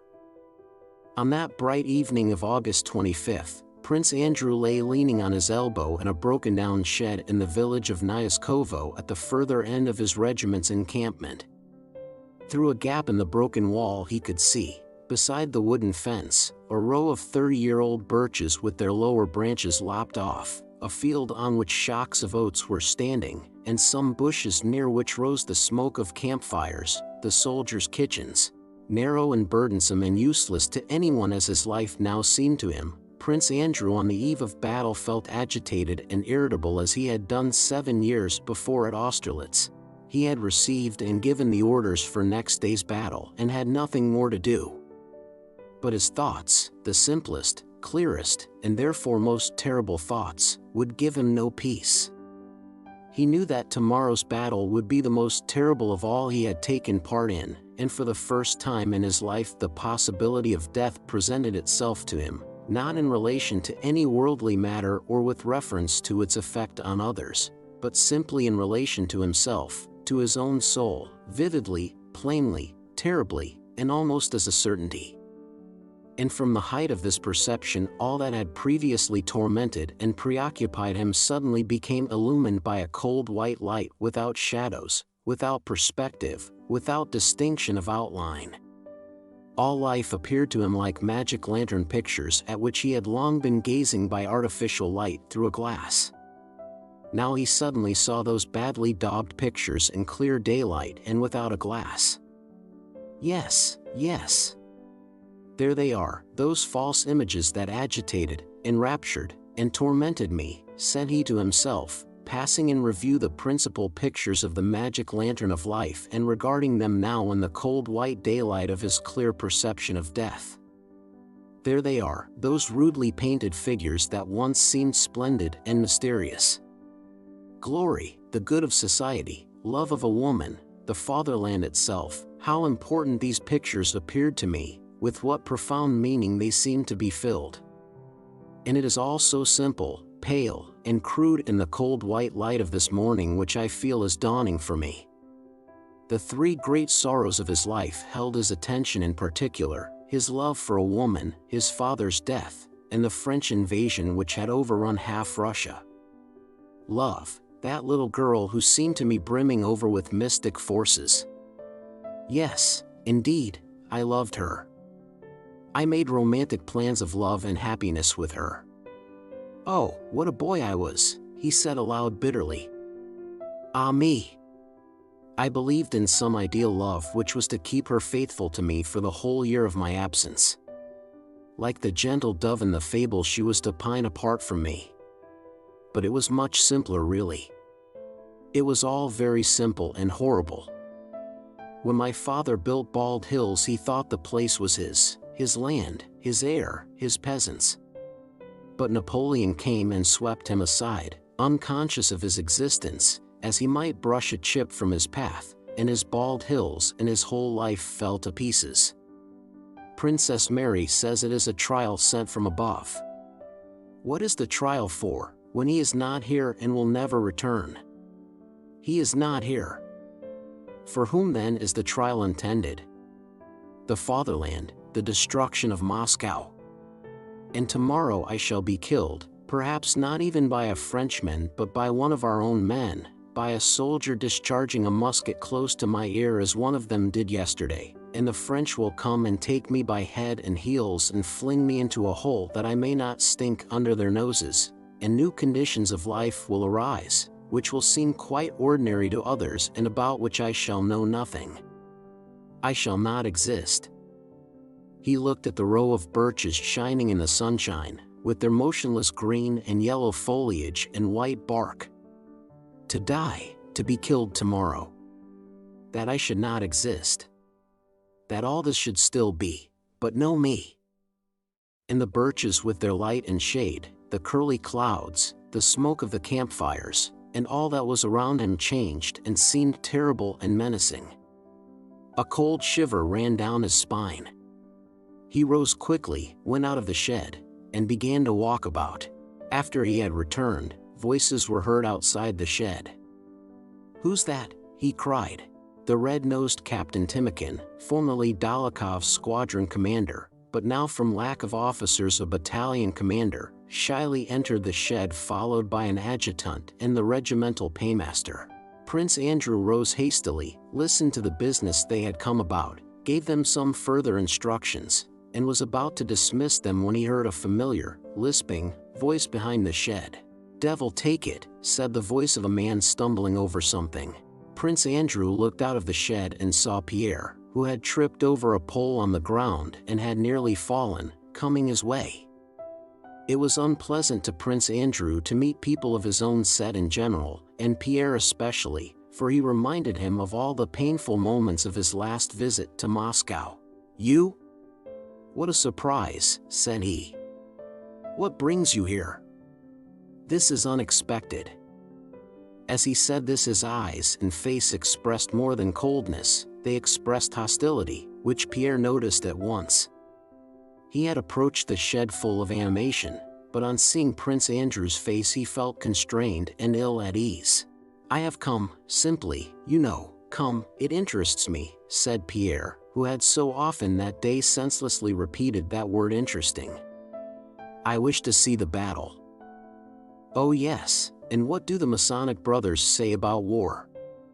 "How would they stop it?" said Prince Andrew sarcastically. "Well, and how's Moscow? And my people? Have they reached Moscow at last?" he asked seriously. "Yes, they have. Julie Drubetskaya told me so. I went to see them, but missed them. They have gone to your estate near Moscow." Chapter 25. The officers were about to take leave, but Prince Andrew, apparently reluctant to be left alone with his friend, asked them to stay and have tea. Seats were brought in and so was the tea. The officers gazed with surprise at Pierre's huge stout figure and listened to his talk of Moscow and the position of our army, round which he had ridden. Prince Andrew remained silent, and his expression was so forbidding that Pierre addressed his remarks chiefly to the good-natured battalion commander. "So you understand the whole position of our troops?" Prince Andrew interrupted him. "Yes, that is, how do you mean?" said Pierre. "Not being a military man, I can't say I have understood it fully, but I understand the general position." "Well, then, you know more than anyone else, be it who it may," said Prince Andrew. "Oh," said Pierre, looking over his spectacles in perplexity at Prince Andrew. "Well, and what do you think of Kutuzov's appointment?" he asked. "I was very glad of his appointment, that's all I know," replied Prince Andrew. "And tell me your opinion of Barclay de Tolly. In Moscow they are saying heaven knows what about him. What do you think of him?" "Ask them," replied Prince Andrew, indicating the officers. Pierre looked at Timokhin with the condescendingly interrogative smile with which everybody involuntarily addressed that officer. "We see light again, since his serenity has been appointed, Your Excellency," said Timokhin timidly, and continually turning to glance at his colonel. "Why so?" asked Pierre. "Well, to mention only firewood and fodder, let me inform you. Why, when we were retreating from Sventsyany we dare not touch a stick or a wisp of hay or anything. You see, we were going away, so he would get it all, wasn't it so, Your Excellency?" And again Timokhin turned to the prince. "But we daren't. In our regiment 2 officers were court-martialed for that kind of thing. But when his serenity took command everything became straightforward. Now we see light." "Then why was it forbidden?" Timokhin looked about in confusion, not knowing what or how to answer such a question. Pierre put the same question to Prince Andrew. "Why, so as not to lay waste the country we were abandoning to the enemy," said Prince Andrew with venomous irony. "It is very sound. One can't permit the land to be pillaged and accustom the troops to marauding. At Smolensk too he judged correctly that the French might outflank us, as they had larger forces." "But he could not understand this," cried Prince Andrew in a shrill voice that seemed to escape him involuntarily. "He could not understand that there, for the first time, we were fighting for Russian soil, and that there was a spirit in the men such as I had never seen before, that we had held the French for 2 days, and that success had increased our strength tenfold. He ordered us to retreat, and all our efforts and losses went for nothing. He had no thought of betraying us. He tried to do the best he could. He thought out everything, and that is why he is unsuitable. He is unsuitable now, just because he plans out everything very thoroughly and accurately as every German has to. How can I explain? Well, say your father has a German valet, and he is a splendid valet and satisfies your father's requirements better than you could, then it's all right to let him serve. But if your father is mortally sick you'll send the valet away and attend to your father with your own unpracticed, awkward hands, and will soothe him better than a skilled man who is a stranger could. So it has been with Barclay. While Russia was well, a foreigner could serve her and be a splendid minister, but as soon as she is in danger she needs one of her own kin. But in your club they have been making him out a traitor. They slander him as a traitor, and the only result will be that afterwards, ashamed of their false accusations, they will make him out a hero or a genius instead of a traitor, and that will be still more unjust. He is an honest and very punctilious German. And they say he's a skillful commander," rejoined Pierre. "I don't understand what is meant by a skillful commander," replied Prince Andrew ironically. "A skillful commander," replied Pierre. "Why, one who foresees all contingencies, and foresees the adversary's intentions." "But that's impossible," said Prince Andrew as if it were a matter settled long ago. Pierre looked at him in surprise. "And yet they say that war is like a game of chess," he remarked.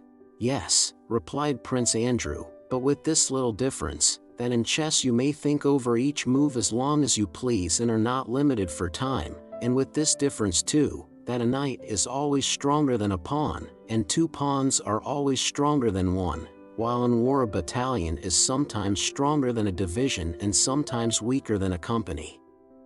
The relative strength of bodies of troops can never be known to anyone. Believe me," he went on, "if things depended on arrangements made by the staff, I should be there making arrangements, but instead of that I have the honor to serve here in the regiment with these gentlemen, and I consider that on us tomorrow's battle will depend and not on those others.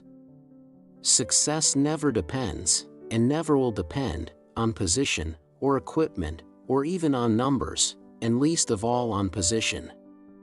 But on what then? On the feeling that is in me and in him, he pointed to Timokhin, and in each soldier. Prince Andrew glanced at Timokhin, who looked at his commander in alarm and bewilderment. In contrast to his former reticent taciturnity, Prince Andrew now seemed excited. He could apparently not refrain from expressing the thoughts that had suddenly occurred to him. A battle is won by those who firmly resolve to win it. Why did we lose the battle at Austerlitz? The French losses were almost equal to ours, but very early we said to ourselves that we were losing the battle, and we did lose it.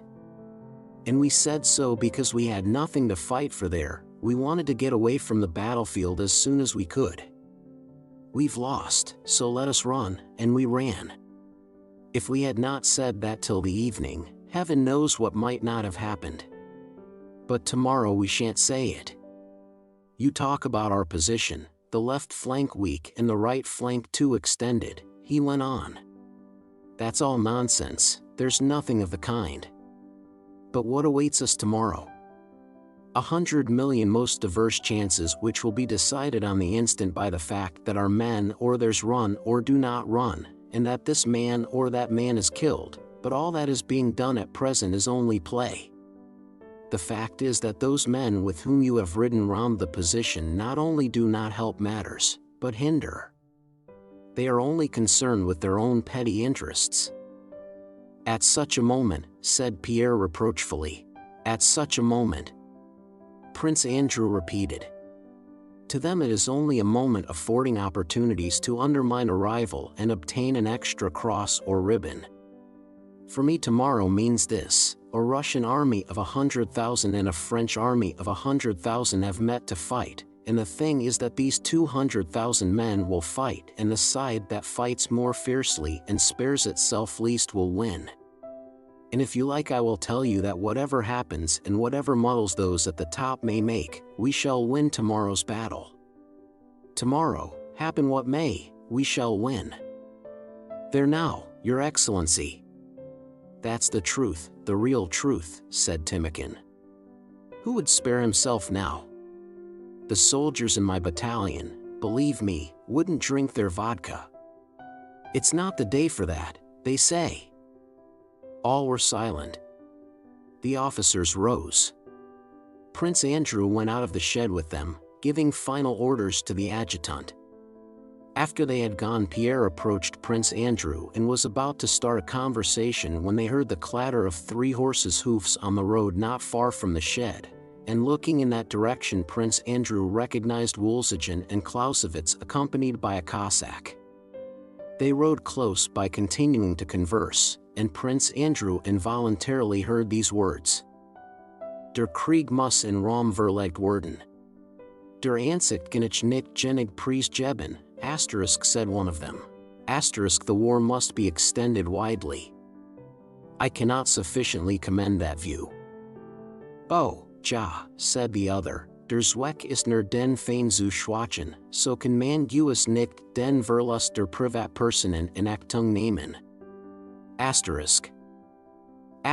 oh, yes, the only aim is to weaken the enemy, so of course one cannot take into account the loss of private individuals. Oh, no, agreed the other. Extend widely, said Prince Andrew with an angry snort, when they had ridden past. In that extend were my father, son, and sister, at Bald Hills. That's all the same to him. That's what I was saying to you. Those German gentlemen won't win the battle tomorrow, but will only make all the mess they can, because they have nothing in their German heads but theories not worth an empty eggshell, and haven't in their hearts the one thing needed tomorrow, that which Timokhin has. They have yielded up all Europe to him, and have now come to teach us. Fine teachers, and again his voice grew shrill. So you think we shall win tomorrow's battle? Asked Pierre. Yes, yes, answered Prince Andrew absently. One thing I would do if I had the power, he began again, I would not take prisoners. Why take prisoners?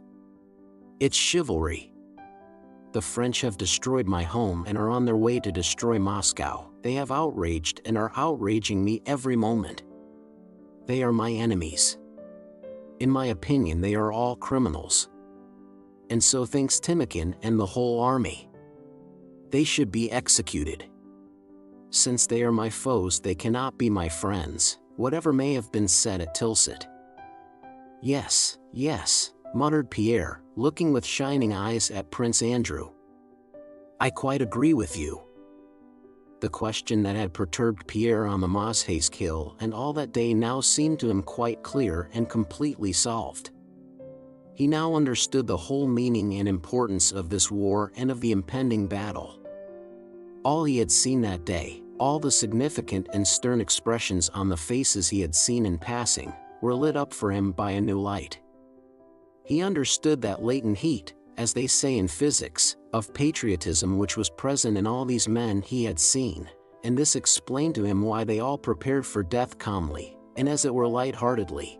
Not take prisoners, Prince Andrew continued, that by itself would quite change the whole war and make it less cruel. As it is we have played at war, that's what's vile. We play at magnanimity and all that stuff. Such magnanimity and sensibility are like the magnanimity and sensibility of a lady who faints when she sees a calf being killed. She is so kind-hearted that she can't look at blood, but enjoys eating the calf served up with sauce. They talk to us of the rules of war, of chivalry, of flags of truce, of mercy to the unfortunate, and so on. It's all rubbish. I saw chivalry and flags of truce in 1805. They humbugged us and we humbugged them. They plunder other people's houses, issue false paper money, and worst of all, they kill my children and my father, and then talk of rules of war and magnanimity to foes. Take no prisoners, but kill and be killed. He who has come to this as I have through the same sufferings." Prince Andrew, who had thought it was all the same to him whether or not Moscow was taken as Smolensk had been, was suddenly checked in his speech by an unexpected cramp in his throat. He paced up and down a few times in silence, but his eyes glittered feverishly and his lips quivered as he began speaking. "If there was none of this magnanimity in war, we should go to war only when it was worth while going to certain death, as now. Then there would not be war because Paul Ivanovitch had offended Michael Ivanovitch.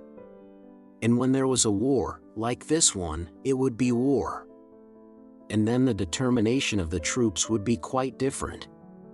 Then all these Westphalians and Hessians whom Napoleon is leading would not follow him into Russia, and we should not go to fight in Austria and Prussia without knowing why. War is not courtesy but the most horrible thing in life, and we ought to understand that and not play at war. We ought to accept this terrible necessity sternly and seriously. It all lies in that, get rid of falsehood and let war be war and not a game. As it is now, war is the favorite pastime of the idle and frivolous. The military calling is the most highly honored. But what is war? What is needed for success in warfare? What are the habits of the military?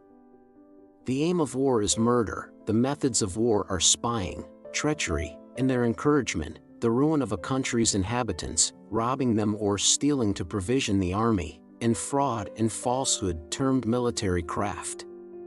The habits of the military class are the absence of freedom, that is, discipline, idleness, ignorance, cruelty, debauchery, and drunkenness. And in spite of all this, it is the highest class, respected by everyone. All the kings, except the Chinese, wear military uniforms, and he who kills most people receives the highest rewards. They meet, as we shall meet tomorrow, to murder one another. They kill and maim tens of thousands, and then have thanksgiving services for having killed so many people. They even exaggerate the number, and they announce a victory, supposing that the more people they have killed the greater their achievement. How does God above look at them and hear them?" exclaimed Prince Andrew in a shrill, piercing voice. "Ah, my friend, it has of late become hard for me to live. I see that I have begun to understand too much. And it doesn't do for man to taste of the tree of knowledge of good and evil. Ah, well, it's not for long," he added. "However, you're sleepy, and it's time for me to sleep." "Go back to Gorky," said Prince Andrew suddenly. "Oh no," Pierre replied, looking at Prince Andrew with frightened, compassionate eyes. "Go, go! Before a battle one must have one's sleep out," repeated Prince Andrew. He came quickly up to Pierre and embraced and kissed him. "Goodbye, be off," he shouted. "Whether we meet again or not," and turning away hurriedly he entered the shed. It was already dark, and Pierre could not make out whether the expression of Prince Andrew's face was angry or tender. For some time he stood in silence, considering whether he should follow him or go away. "No, he does not want it," Pierre concluded. "And I know that this is our last meeting." He sighed deeply and rode back to Gorky. On re-entering the shed, Prince Andrew lay down on a rug, but he could not sleep. He closed his eyes. One picture succeeded another in his imagination. On one of them he dwelt long and joyfully. He vividly recalled an evening in Petersburg. Natasha, with animated and excited face, was telling him how she had gone to look for mushrooms the previous summer and had lost her way in the big forest. She incoherently described the depths of the forest, her feelings, and a talk with a beekeeper she met, and constantly interrupted her story to say, "No, I can't. I'm not telling it right. No, you don't understand," though he encouraged her by saying that he did understand, and he really had understood all she wanted to say. But Natasha was not satisfied with her own words. She felt that they did not convey the passionately poetic feeling she had experienced that day and wished to convey. He was such a delightful old man, and it was so dark in the forest, and he had such kind. "No, I can't describe it," she had said, flushed and excited. Prince Andrew smiled, now the same happy smile as then when he had looked into her eyes. "I understood her," he thought. "I not only understood her, but it was just that inner, spiritual force, that sincerity, that frankness of soul, that very soul of hers which seemed to be fettered by her body. It was that soul I loved in her, loved so strongly and happily," and suddenly he remembered how his love had ended. He did not need anything of that kind. He neither saw nor understood anything of the sort. He only saw in her a pretty and fresh young girl, with whom he did not deign to unite his fate.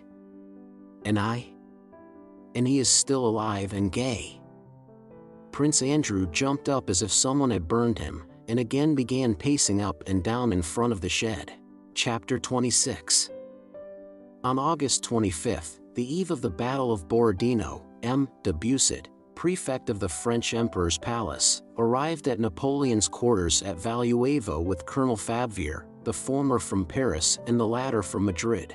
Donning his court uniform, M. de Busset ordered a box he had brought for the emperor to be carried before him and entered the first compartment of Napoleon's tent, where he began opening the box while conversing with Napoleon's aides-de-camp who surrounded him.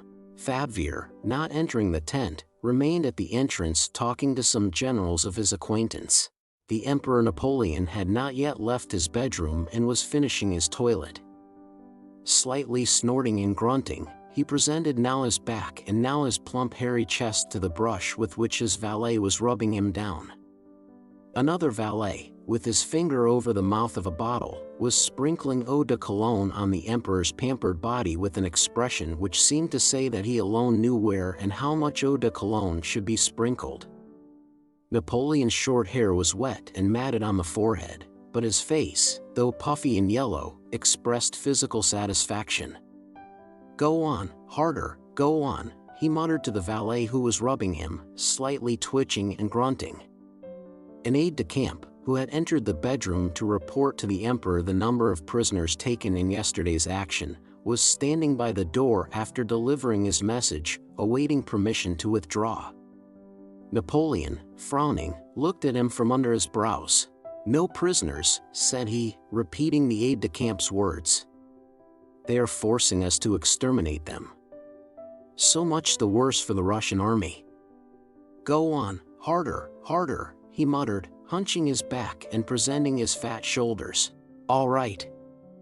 Let Monsieur de Busset enter, and Fabvier too," he said, nodding to the aide-de-camp.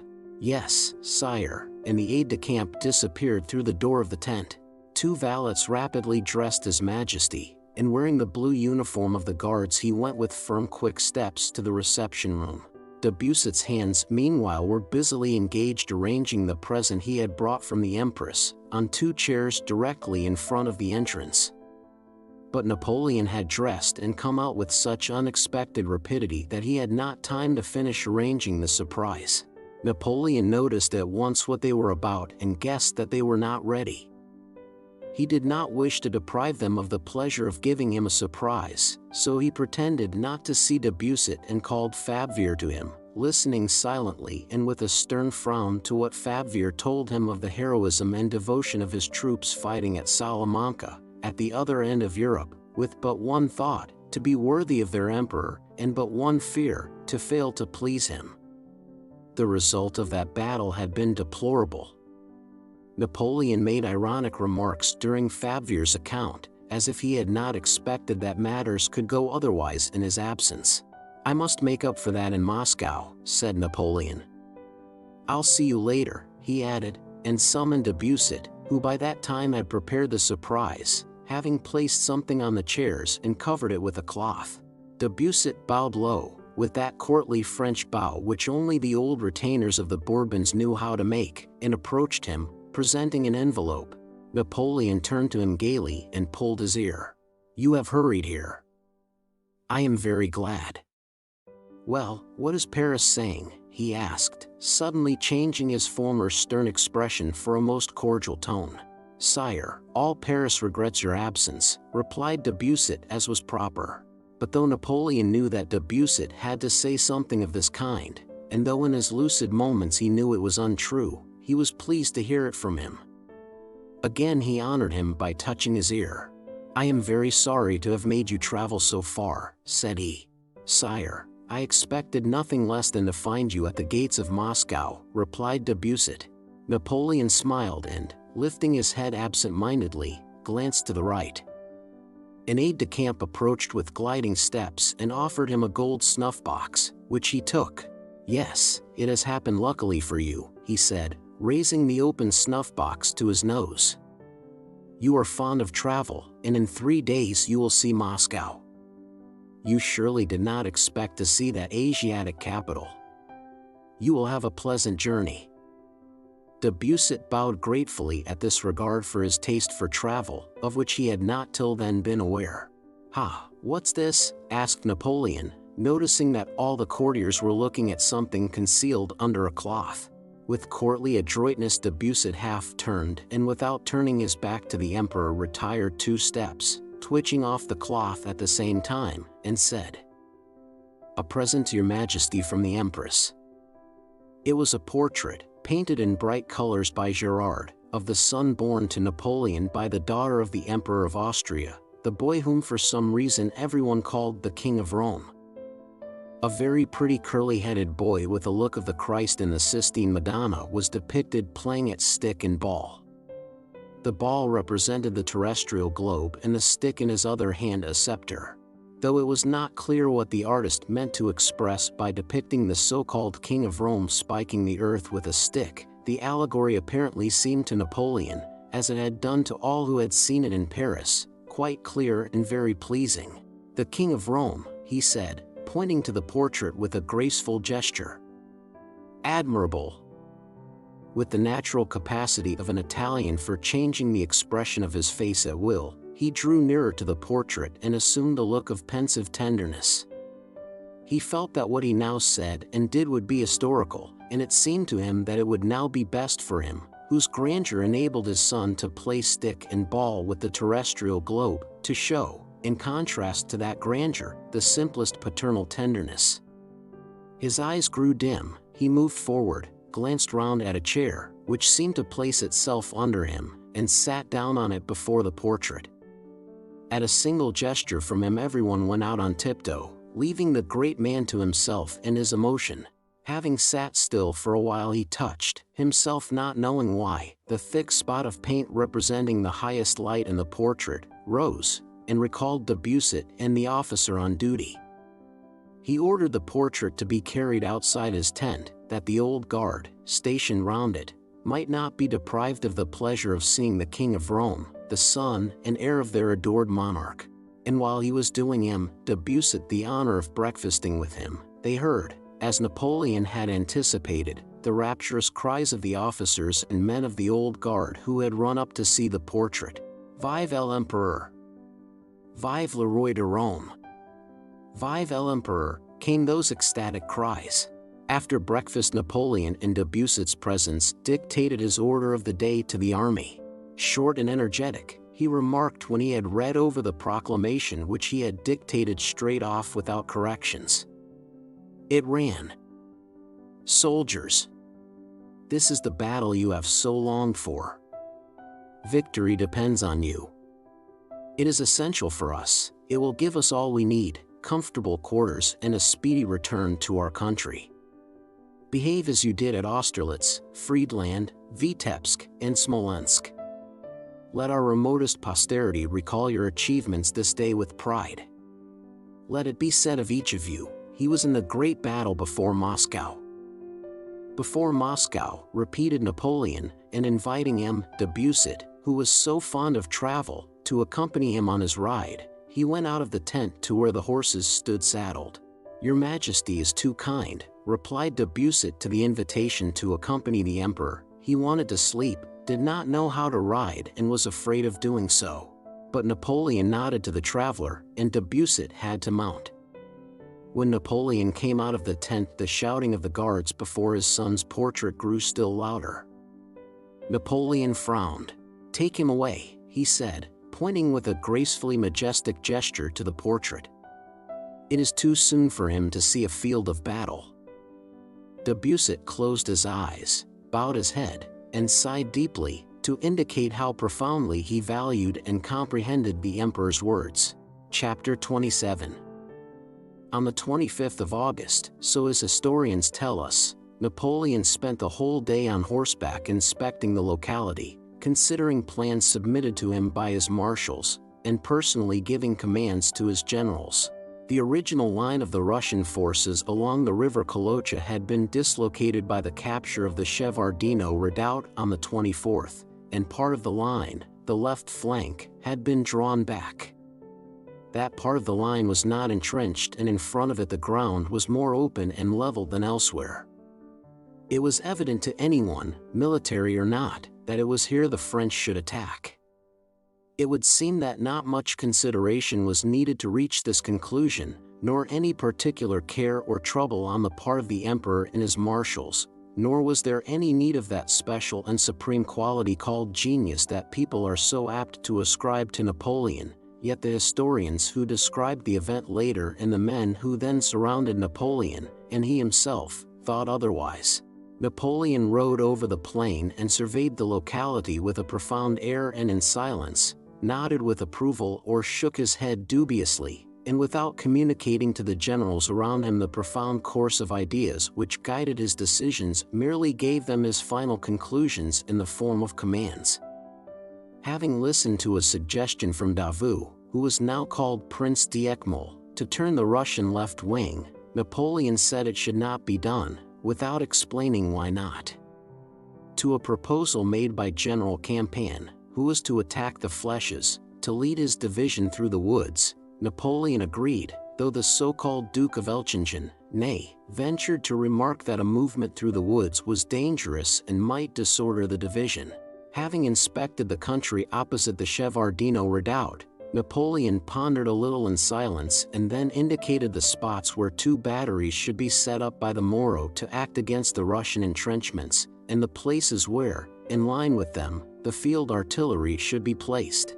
After giving these and other commands, he returned to his tent, and the dispositions for the battle were written down from his dictation. These dispositions, of which the French historians write with enthusiasm and other historians with profound respect, were as follows. At dawn, the 2 new batteries established during the night on the plain occupied by the Prince d'Eckmühl will open fire on the opposing batteries of the enemy. At the same time, the commander of the artillery of the 1st Corps, General Pernetti, with 30 cannon of Campan's division and all the howitzers of Desaix's and Friant's divisions, will move forward, open fire, and overwhelm with shell fire the enemy's battery, against which will operate. 24 guns of the artillery of the Guards, 30 guns of Campagne's division, and 8 guns of Friant's and Desaix's divisions. In all 62 guns. The commander of the artillery of the 3rd Corps, General Fouché, will place the howitzers of the 3rd and 8th Corps, 16 in all, on the flanks of the battery that is to bombard the entrenchment on the left, which will have 40 guns and all directed against it. General Sorbier must be ready at the first order to advance with all the howitzers of the Guards' artillery against either one or other of the entrenchments. During the cannonade, Prince Poniatowski is to advance through the wood on the village and turn the enemy's position. General Campan will move through the wood to seize the first fortification. After the advance has begun in this manner, orders will be given in accordance with the enemy's movements. The cannonade on the left flank will begin as soon as the guns of the right wing are heard. The sharpshooters of Morin's division and of the Vice-King's division will open a heavy fire on seeing the attack commence on the right wing. The Vice-King will occupy the village and cross by its 3 bridges, advancing to the same heights as Morin's and Gibrard's divisions, which under his leadership will be directed against the redoubt and come into line with the rest of the forces. All this must be done in good order, le tout se faire avec ordre et method, as far as possible retaining troops in reserve. The Imperial camp near Mazhaisk. September 6, 1812. These dispositions, which are very obscure and confused if one allows oneself to regard the arrangements without religious awe of his genius, related to Napoleon's orders to deal with 4 points, 4 different orders. Not one of these was, or could be, carried out. In the disposition it is said first that the batteries placed on the spot chosen by Napoleon, with the guns of Pernetti and Fouché, which were to come in line with them, 102 guns in all, were to open fire and shower shells on the Russian flèches and redoubts. This could not be done, as from the spots selected by Napoleon the projectiles did not carry to the Russian works, and those 102 guns shot into the air until the nearest commander, contrary to Napoleon's instructions, moved them forward. The second order was that Poniatowski, moving to the village through the wood, should turn the Russian left flank. This could not be done and was not done, because Poniatowski, advancing on the village through the wood, met Tuchkov there barring his way, and could not and did not turn the Russian position. The third order was, General Campan will move through the wood to seize the first fortification. General Campan's division did not seize the first fortification but was driven back, for on emerging from the wood it had to reform under grape shot, of which Napoleon was unaware. The fourth order was, the Vice-King will occupy the village, Borodino, and cross by its 3 bridges, advancing to the same heights as Morin's and Girard's divisions, for whose movements no directions are given, which under his leadership will be directed against the redoubt and come into line with the rest of the forces.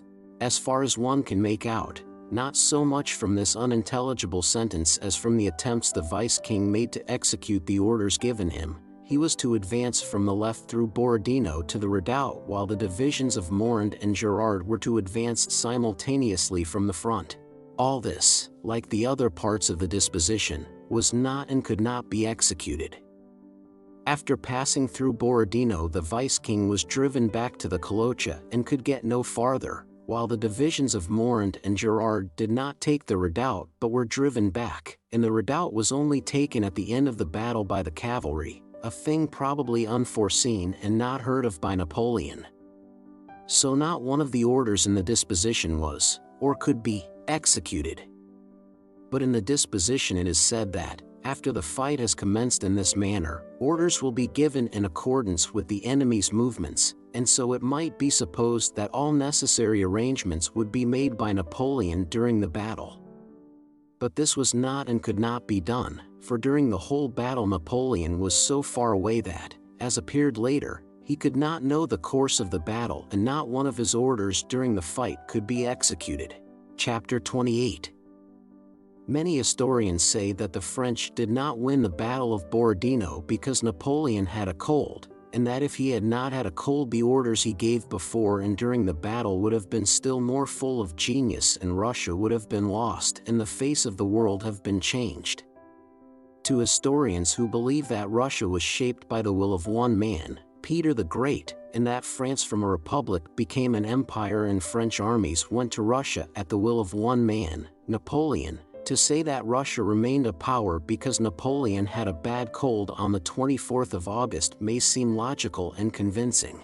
If it had depended on Napoleon's will to fight or not to fight the Battle of Borodino, and if this or that other arrangement depended on his will, then evidently a cold affecting the manifestation of his will might have saved Russia, and consequently the valet who omitted to bring Napoleon his waterproof boots on the 24th would have been the savior of Russia.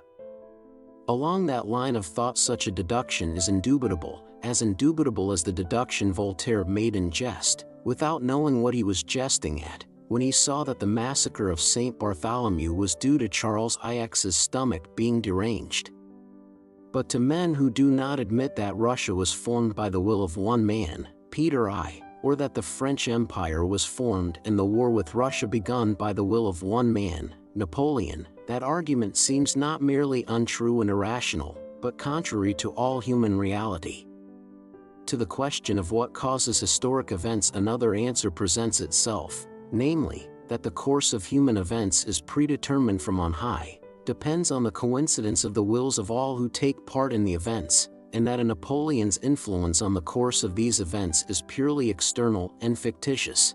Strange as at first glance it may seem to suppose that the massacre of St. Bartholomew was not due to Charles IX's will, though he gave the order for it and thought it was done as a result of that order, and strange as it may seem to suppose that the slaughter of 80,000 men at Borodino was not due to Napoleon's will, though he ordered the commencement and conduct of the battle and thought it was done because he ordered it. Strange as these suppositions appear, yet human dignity, which tells me that each of us is, if not more at least not less a man than the great Napoleon, demands the acceptance of that solution of the question, and historic investigation abundantly confirms it.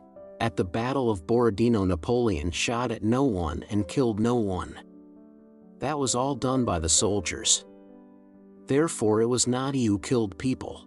The French soldiers went to kill and be killed at the Battle of Borodino not because of Napoleon's orders but by their own volition. The whole army, French, Italian, German, Polish, and Dutch, hungry, ragged, and weary of the campaign, felt at the sight of an army blocking their road to Moscow that the wine was drawn and must be drunk. Had Napoleon then forbidden them to fight the Russians, they would have killed him and have proceeded to fight the Russians because it was inevitable. When they heard Napoleon's proclamation offering them, as compensation for mutilation and death, the words of posterity about their having been in the battle before Moscow, they cried Vive l'Empereur, just as they had cried Vive l'Empereur at the sight of the portrait of the boy piercing the terrestrial globe with a toy stick, and just as they would have cried Vive l'Empereur at any nonsense that might be told them. There was nothing left for them to do but cry Vive l'Empereur and go to fight, in order to get food and rest as conquerors in Moscow. So it was not because of Napoleon's commands that they killed their fellow men. And it was not Napoleon who directed the course of the battle, for none of his orders were executed, and during the battle he did not know what was going on before him. So the way in which these people killed one another was not decided by Napoleon's will but occurred independently of him, in accord with the will of hundreds of thousands of people who took part in the common action. It only seemed to Napoleon that it all took place by his will.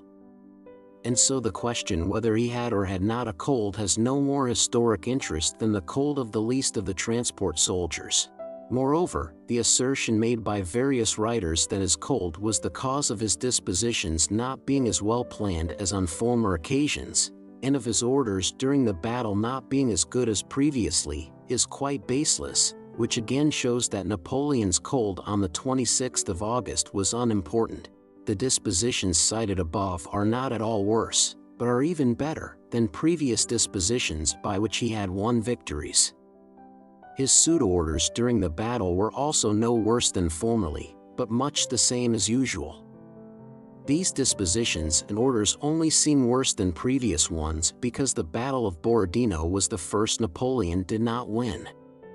The profoundest and most excellent dispositions and orders seem very bad, and every learned militarist criticizes them with looks of importance, when they relate to a battle that has been lost, and the very worst dispositions and orders seem very good, and serious people fill whole volumes to demonstrate their merits, when they relate to a battle that has been won. The dispositions drawn up by Weyrother for the Battle of Austerlitz were a model of perfection for that kind of composition, but still they were criticized for their very perfection, for their excessive minuteness. Napoleon at the Battle of Borodino fulfilled his office as representative of authority as well as, and even better than, at other battles. He did nothing harmful to the progress of the battle, he inclined to the most reasonable opinions, he made no confusion, did not contradict himself, did not get frightened or run away from the field of battle, but with his great tact and military experience carried out his role of appearing to command, calmly and with dignity. Chapter 29. On returning from a second inspection of the lines, Napoleon remarked, "The chessmen are set up, the game will begin tomorrow." Having ordered punch and summoned Debussy, he began to talk to him about Paris and about some changes he meant to make in the emperor's household, surprising the prefect by his memory of minute details relating to the court. He showed an interest in trifles, joked about Debussy's love of travel, and chatted carelessly, as a famous, self-confident surgeon who knows his job does when turning up his sleeves and putting on his apron while a patient is being strapped to the operating table. "The matter is in my hands and is clear and definite in my head.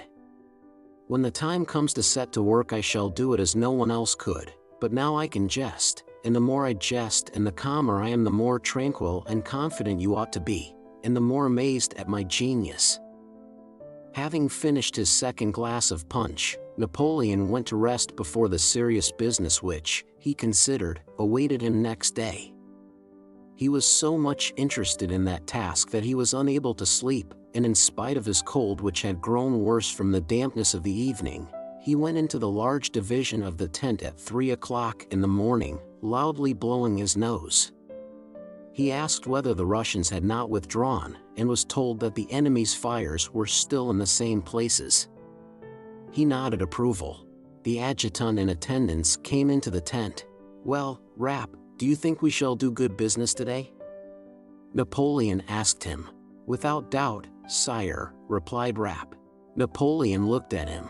"Do you remember, sire, what you did me the honor to say at Smolensk?" continued Rapp. "The wine is drawn and must be drunk." Napoleon frowned and sat silent for a long time, leaning his head on his hand. "This poor army," he suddenly remarked. "It has diminished greatly since Smolensk. Fortune is frankly a courtesan, Rapp. I have always said so and I am beginning to experience it." "But the guards, Rapp, the guards are intact?" he remarked interrogatively. "Yes, sire," replied Rapp. Napoleon took a lozenge, put it in his mouth, and glanced at his watch. He was not sleepy and it was still not nearly morning. It was impossible to give further orders for the sake of killing time, for the orders had all been given and were now being executed. "Have the biscuits and rice been served out to the regiments of the guards?" asked Napoleon sternly. "Yes, sire." "The rice too?" Rapp replied that he had given the emperor's order about the rice, but Napoleon shook his head in dissatisfaction as if not believing that his order had been executed. An attendant came in with punch. Napoleon ordered another glass to be brought for Rapp, and silently sipped his own. "I have neither taste nor smell," he remarked, sniffing at his glass. "This cold is tiresome. They talk about medicine. What is the good of medicine when it can't cure a cold? Corvisart gave me these lozenges, but they don't help at all. What can doctors cure? One can't cure anything. Our body is a machine for living. It is organized for that, it is its nature. Let life go on in it unhindered and let it defend itself. It will do more than if you paralyze it by encumbering it with remedies.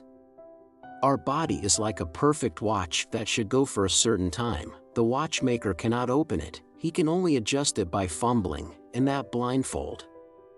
Yes, our body is just a machine for living, that is all. And having entered on the path of definition, of which he was fond, Napoleon suddenly and unexpectedly gave a new one. "Do you know, Rap, what military art is?" asked he. "It is the art of being stronger than the enemy at a given moment. That's all." Rap made no reply. "Tomorrow we shall have to deal with Kutuzov," said Napoleon.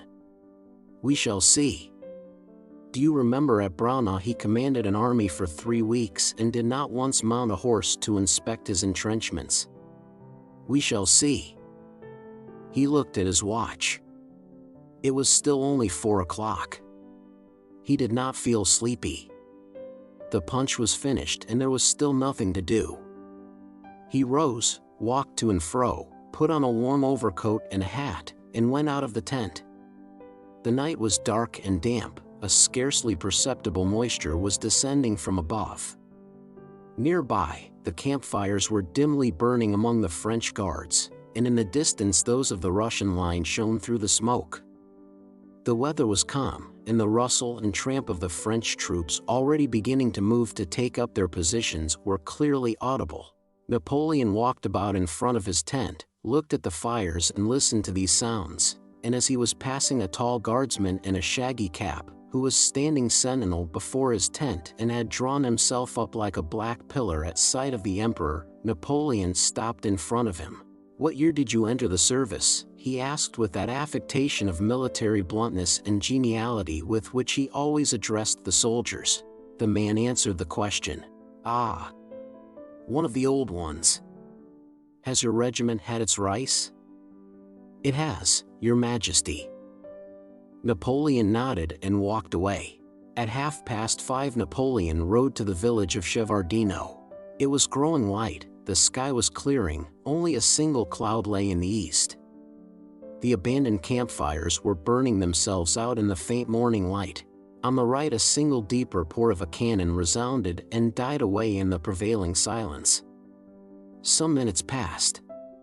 A second and a third report shook the air, then a fourth and a fifth boomed solemnly nearby on the right. The first shots had not yet ceased to reverberate before others rang out, and yet more were heard mingling with and overtaking one another. Napoleon with his suite rode up to the Shevardino redoubt where he dismounted. The game had begun. Chapter 30. On returning to Gorky after having seen Prince Andrew, Pierre ordered his groom to get the horses ready and to call him early in the morning, and then immediately fell asleep behind a partition in a corner Boris had given up to him. Before he was thoroughly awake next morning everybody had already left the hut. The panes were rattling in the little windows and his groom was shaking him. "Your Excellency! Your Excellency! Your Excellency!" he kept repeating pertinaciously while he shook Pierre by the shoulder without looking at him, having apparently lost hope of getting him to wake up. "What? Has it begun? Is it time?" Pierre asked, waking up. "Hear the firing," said the groom, a discharged soldier. "All the gentlemen have gone out, and His Serene Highness himself rode past long ago." Pierre dressed hastily and ran out to the porch. Outside all was bright, fresh, dewy, and cheerful. The sun, just bursting forth from behind a cloud that had concealed it, was shining, with rays still half broken by the clouds, over the roofs of the street opposite, on the dew-besprinkled dust of the road, on the walls of the houses, on the windows, the fence, and on Pierre's horses standing before the hut. The roar of guns sounded more distinct outside. An adjutant accompanied by a Cossack passed by at a sharp trot. "It's time, Count, it's time," cried the adjutant. Telling the groom to follow him with the horses, Pierre went down the street to the knoll from which he had looked at the field of battle the day before. A crowd of military men was assembled there, members of the staff could be heard conversing in French, and Kutuzov's gray head in a white cap with a red band was visible, his gray nape sunk between his shoulders. He was looking through a field glass down the highroad before him.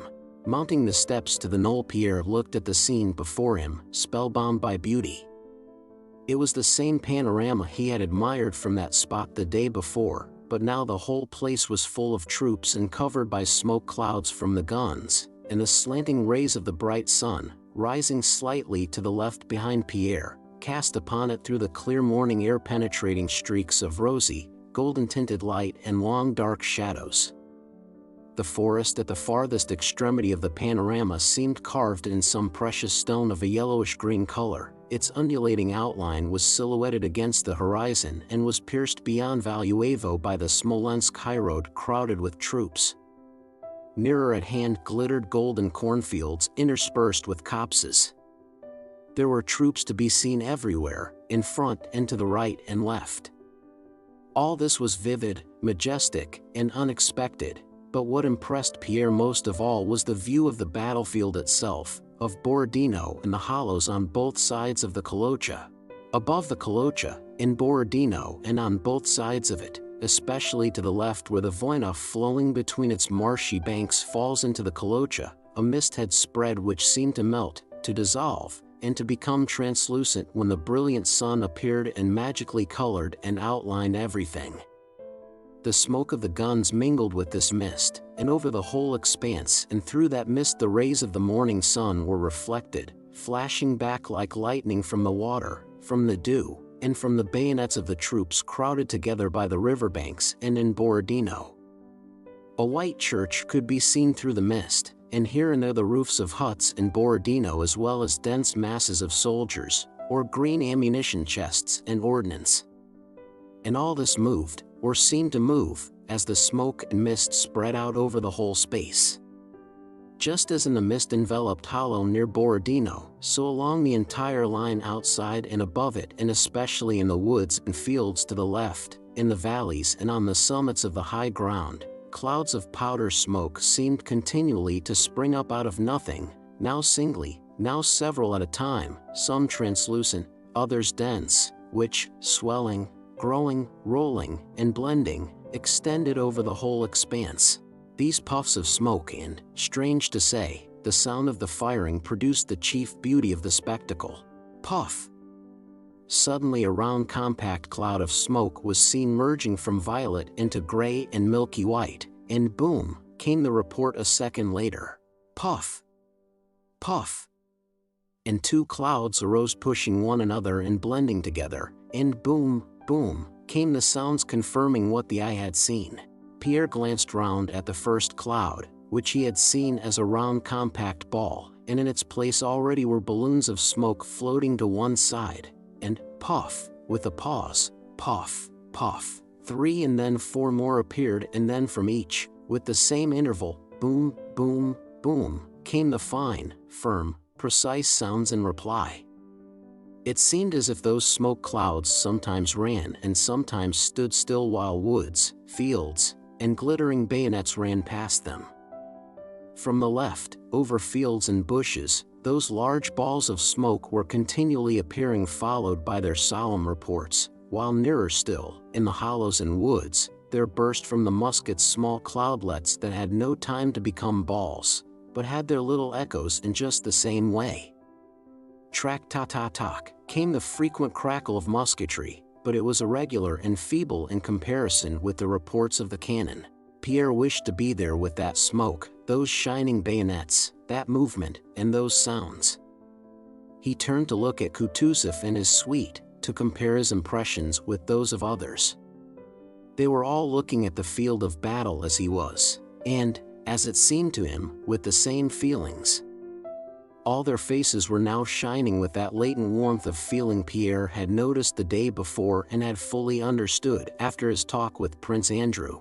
"Go, my dear fellow, go, and Christ be with you," Kutuzov was saying to a general who stood beside him, not taking his eye from the battlefield. Having received this order, the general passed by Pierre on his way down the knoll. "To the crossing," said the general coldly and sternly in reply to one of the staff who asked where he was going. "I'll go there too, I too," thought Pierre, and followed the general. The general mounted a horse a Cossack had brought him. Pierre went to his groom who was holding his horses and, asking which was the quietest, clambered onto it, seized it by the mane, and turning out his toes pressed his heels against its sides and, feeling that his spectacles were slipping off but unable to let go of the mane and reins, he galloped after the general, causing the staff officers to smile as they watched him from the knoll. Chapter 31. Having descended the hill, the general after whom Pierre was galloping turned sharply to the left, and Pierre, losing sight of him, galloped in among some ranks of infantry marching ahead of him. He tried to pass either in front of them or to the right or left, but there were soldiers everywhere, all with the same preoccupied expression and busy with some unseen but evidently important task. They all gazed with the same dissatisfied and inquiring expression at this stout man in a white hat, who for some unknown reason threatened to trample them under his horse's hoofs. "Why ride into the middle of the battalion?" one of them shouted at him. Another prodded his horse with the butt end of a musket, and Pierre, bending over his saddlebow and hardly able to control his shying horse, galloped ahead of the soldiers where there was a free space. There was a bridge ahead of him, where other soldiers stood firing. Pierre rode up to them. Without being aware of it, he had come to the bridge across the Kolocha between Gorky and Borodino, which the French, having occupied Borodino, were attacking in the first phase of the battle. Pierre saw that there was a bridge in front of him and that soldiers were doing something on both sides of it and in the meadow, among the rows of new mown hay which he had taken no notice of amid the smoke of the campfires the day before, but despite the incessant firing going on there, he had no idea that this was the field of battle. He did not notice the sound of the bullets whistling from every side, or the projectiles that flew over him, did not see the enemy on the other side of the river, and for a long time did not notice the killed and wounded, though many fell near him. He looked about him with a smile which did not leave his face. "Why is that fellow in front of the line?" shouted somebody at him again. "To the left." "Keep to the right," the men shouted to him. Pierre went to the right, and unexpectedly encountered one of Revsky's adjutants whom he knew. The adjutant looked angrily at him, evidently also intending to shout at him, but on recognizing him he nodded. "How have you got here?" he said, and galloped on. Pierre, feeling out of place there, having nothing to do, and afraid of getting in someone's way again, galloped after the adjutant. "What's happening here?" "May I come with you?" he asked. One moment," replied the adjutant, and riding up to a stout colonel who was standing in the meadow, he gave him some message and then addressed Pierre. "Why have you come here, Count?" he asked with a smile. "Still inquisitive?" Yes, assented Pierre. But the adjutant turned his horse about and rode on. "Here it's tolerable," said he, "but with Bagration on the left flank they're getting it frightfully hot." "Really?" said Pierre. "Where is that?" "Come along with me to our knoll. We can get a view from there, and in our battery it is still bearable," said the adjutant. "Will you come?" "Yes, I'll come with you," replied Pierre, looking round for his groom.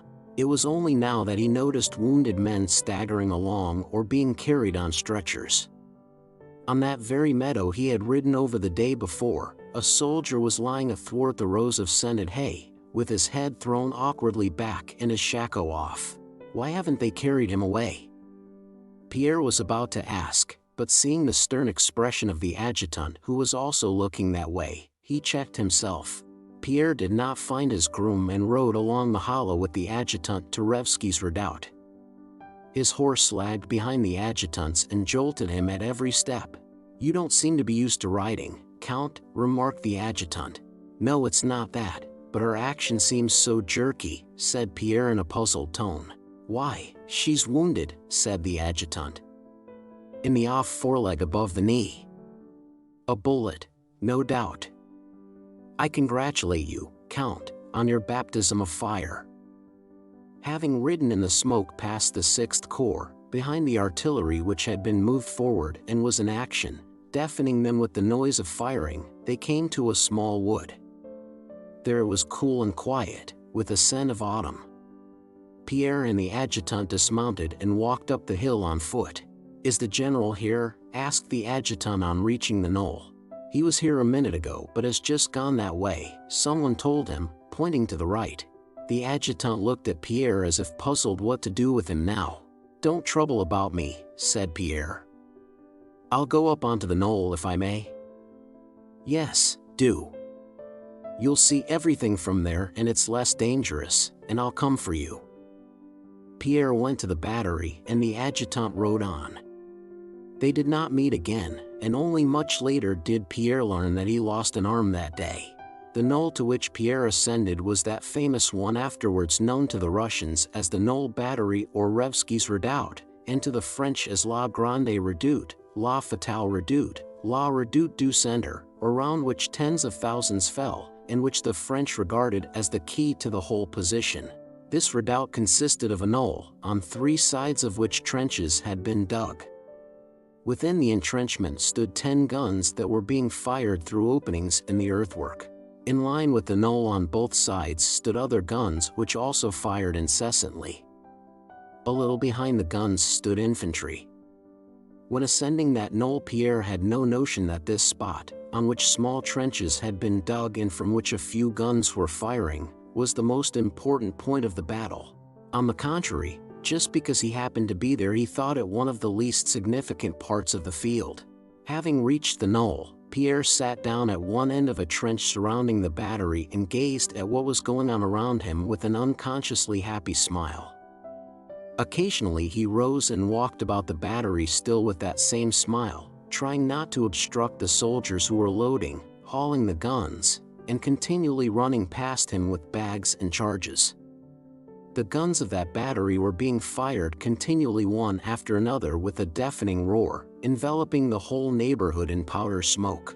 In contrast with the dread felt by the infantrymen placed in support, here in the battery where a small number of men busy at their work were separated from the rest by a trench, everyone experienced a common and as it were family feeling of animation. The intrusion of Pierre's non-military figure in a white hat made an unpleasant impression at first. The soldiers looked askance at him with surprise and even alarm as they went past him. The senior artillery officer, a tall, long-legged, pockmarked man, moved over to Pierre as if to see the action of the farthest gun and looked at him with curiosity. A young round-faced officer, quite a boy still and evidently only just out of the cadet college, who was zealously commanding the 2 guns entrusted to him, addressed Pierre sternly. "Sir," he said, "permit me to ask you to stand aside. You must not be here." The soldiers shook their heads disapprovingly as they looked at Pierre. But when they had convinced themselves that this man in the white hat was doing no harm, but either sat quietly on the slope of the trench with a shy smile or, politely making way for the soldiers, paced up and down the battery under fire as calmly as if he were on a boulevard, their feeling of hostile distrust gradually began to change into a kindly and bantering sympathy, such as soldiers feel for their dogs, cocks, goats, and in general for the animals that live with the regiment. The men soon accepted Pierre into their family, adopted him, gave him a nickname, "Our Gentleman," and made kindly fun of him among themselves. A shell tore up the earth 2 paces from Pierre and he looked around with a smile as he brushed from his clothes some earth it had thrown up. "And how's it you're not afraid, sir, really now?" a red-faced, broad-shouldered soldier asked Pierre, with a grin that disclosed a set of sound, white teeth. "Are you afraid, then?" said Pierre. "What else do you expect?" answered the soldier. "She has no mercy, you know. When she comes spluttering down, out go your innards." "One can't help being afraid," he said laughing. Several of the men, with bright kindly faces, stopped beside Pierre. They seemed not to have expected him to talk like anybody else, and the discovery that he did so delighted them. "It's the business of us soldiers. But in a gentleman it's wonderful. There's a gentleman for you." "To your places," cried the young officer to the men gathered round Pierre. The young officer was evidently exercising his duties for the first or second time and therefore treated both his superiors and the men with great precision and formality. The booming cannonade and the fusillade of musketry were growing more intense over the whole field, especially to the left where Bagration's flèches were, but where Pierre was the smoke of the firing made it almost impossible to distinguish anything. Moreover, his whole attention was engrossed by watching the family circle, separated from all else, formed by the men in the battery. His first unconscious feeling of joyful animation produced by the sights and sounds of the battlefield was now replaced by another, especially since he had seen that soldier lying alone in the hayfield. Now, seated on the slope of the trench, he observed the faces of those around him. By 10 o'clock some 20 men had already been carried away from the battery, 2 guns were smashed and cannon balls fell more and more frequently on the battery and spent bullets buzzed and whistled around. But the men in the battery seemed not to notice this, and merry voices and jokes were heard on all sides. "A live one," shouted a man as a whistling shell approached. "Not this way." "To the infantry," added another with loud laughter, seeing the shell fly past and fall into the ranks of the supports. "Are you bowing to a friend?" remarked another, chaffing a peasant who ducked low as a cannon ball flew over. Several soldiers gathered by the wall of the trench, looking out to see what was happening in front. "They've withdrawn the front line, it has retired," said they, pointing over the earthwork. "Mind your own business," an old sergeant shouted at them. "If they've retired it's because there's work for them to do farther back." And the sergeant, taking one of the men by the shoulders, gave him a shove with his knee. This was followed by a burst of laughter. "To the 5th gun, wheel it up," came shouts from one side. Now then, all together, like barges, rose the merry voices of those who were moving the gun. "Oh, she nearly knocked our gentleman's hat off," cried the red-faced humorist, showing his teeth chaffing Pierre.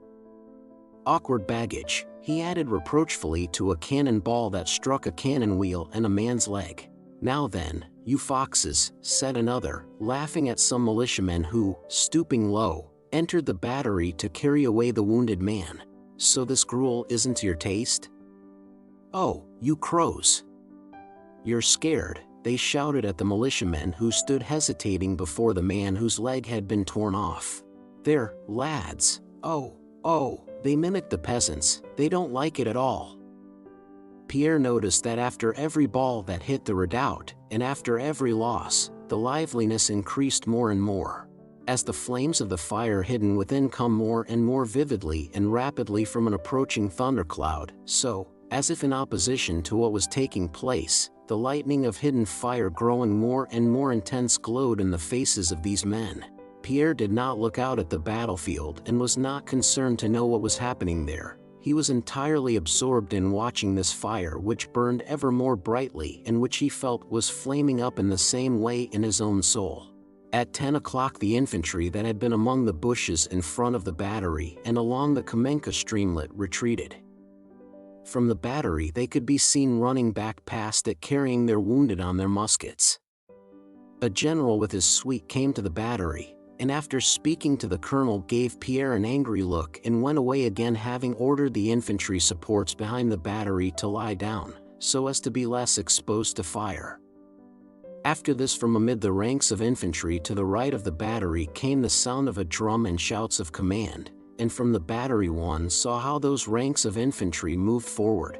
Pierre looked over the wall of the trench and was particularly struck by a pale young officer who, letting his sword hang down, was walking backwards and kept glancing uneasily around.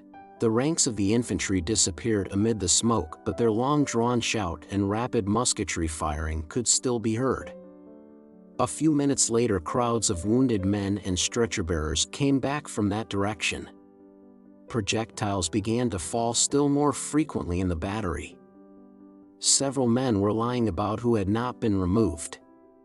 Around the cannon the men moved still more briskly and busily. No one any longer took notice of Pierre. Once or twice he was shouted at for being in the way.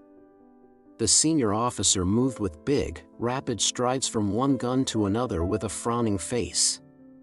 The young officer, with his face still more flushed, commanded the men more scrupulously than ever. The soldiers handed up the charges, turned, loaded, and did their business with strained smartness. They gave little jumps as they walked, as though they were on springs. The storm cloud had come upon them, and in every face the fire which Pierre had watched kindle burned up brightly. Pierre standing beside the commanding officer. The young officer, his hand to his shako, ran up to his superior. "I have the honor to report, sir, that only 8 rounds are left." "Are we to continue firing?" he asked. "Grape shot," the senior shouted, without answering the question, looking over the wall of the trench. Suddenly something happened. The young officer gave a gasp and bending double sat down on the ground like a bird shot on the wing. Everything became strange, confused, and misty in Pierre's eyes. One cannonball after another whistled by and struck the earthwork, a soldier, or a gun. Pierre, who had not noticed these sounds before, now heard nothing else. On the right of the battery, soldiers shouting hurrah were running not forwards but backwards, it seemed to Pierre. A cannonball struck the very end of the earthwork by which he was standing, crumbling down the earth. A black ball flashed before his eyes and at the same instant plumped into something. Some militiamen who were entering the battery ran back. "All with grape shot," shouted the officer. The sergeant ran up to the officer and in a frightened whisper informed him, as a butler at dinner informs his master that there is no more of some wine asked for, that there were no more charges. "The scoundrels! What are they doing?" shouted the officer, turning to Pierre.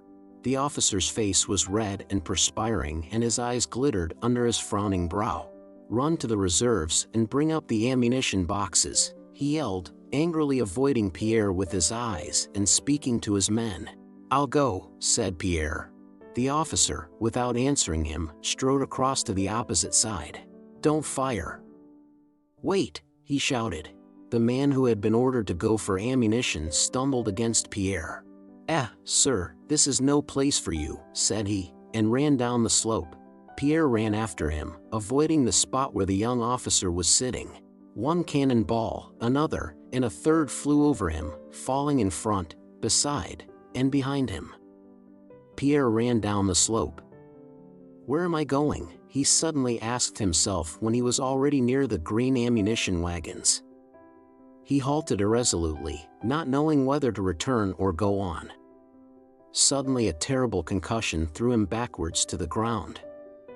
At the same instant he was dazzled by a great flash of flame, and immediately a deafening roar, crackling, and whistling made his ears tingle.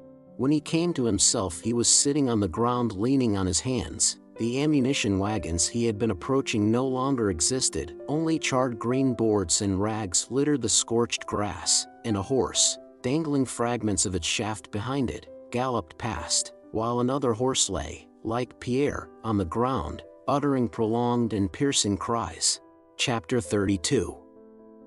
Beside himself with terror, Pierre jumped up and ran back to the battery, as to the only refuge from the horrors that surrounded him. On entering the earthwork he noticed that there were men doing something there, but that no shots were being fired from the battery. He had no time to realize who these men were. He saw the senior officer lying on the earth wall with his back turned as if he were examining something down below, and that one of the soldiers he had noticed before was struggling forward shouting "Brothers," and trying to free himself from some men who were holding him by the arm. He also saw something else that was strange, but he had not time to realize that the colonel had been killed, that the soldier shouting "Brothers" was a prisoner, and that another man had been bayoneted in the back before his eyes, for hardly had he run into the redoubt before a thin, sallow-faced, perspiring man in a blue uniform rushed on him sword in hand, shouting something.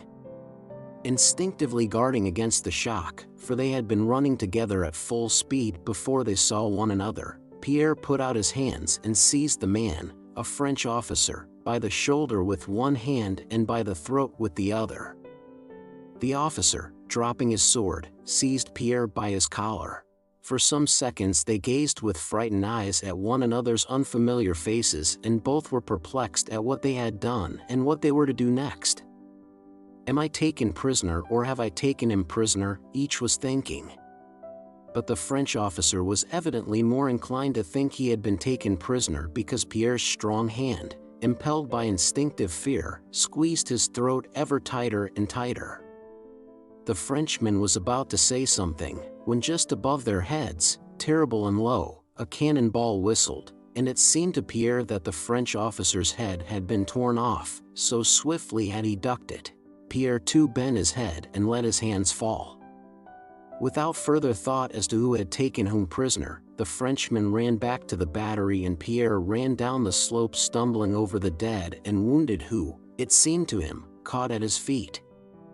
But before he reached the foot of the knoll he was met by a dense crowd of Russian soldiers who, stumbling, tripping up, and shouting, ran merrily and wildly toward the battery.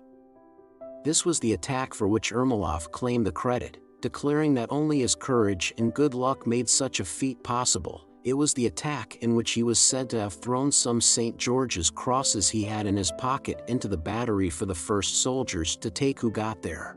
The French who had occupied the battery fled, and our troops shouting hurrah, pursued them so far beyond the battery that it was difficult to call them back. The prisoners were brought down from the battery and among them was a wounded French general, whom the officers surrounded. Crowds of wounded, some known to Pierre and some unknown, Russians and French, with faces distorted by suffering, walked, crawled, and were carried on stretchers from the battery. Pierre again went up onto the knoll where he had spent over an hour, and of that family circle which had received him as a member he did not find a single one. There were many dead whom he did not know, but some he recognized. The young officer still sat in the same way, bent double, in a pool of blood at the edge of the earth wall. The red-faced man was still twitching, but they did not carry him away. Pierre ran down the slope once more. Now they will stop it, now they will be horrified at what they have done, he thought, aimlessly going toward a crowd of stretcher-bearers moving from the battlefield. But behind the veil of smoke the sun was still high, and in front and especially to the left, near Semenovsk, something seemed to be seething in the smoke, and the roar of cannon and musketry did not diminish, but even increased to desperation like a man who, straining himself, shrieks with all his remaining strength. Chapter 33. The chief action of the Battle of Borodino was fought within the 7,000 feet between Borodino and Bagration's flèches. Beyond that space there was, on the one side, a demonstration made by the Russians with Uvarov's cavalry at midday, and on the other side, beyond Utitsa, Poniatovsky's collision with Tuchkov, but these two were detached and feeble actions in comparison with what took place in the center of the battlefield. On the field between Borodino and the flèches, beside the wood, the chief action of the day took place on an open space visible from both sides and was fought in the simplest and most artless way. The battle began on both sides with a cannonade from several hundred guns. Then when the whole field was covered with smoke, two divisions, Campans and Desailles, advanced from the French right, while Murat's troops advanced on Borodino from their left.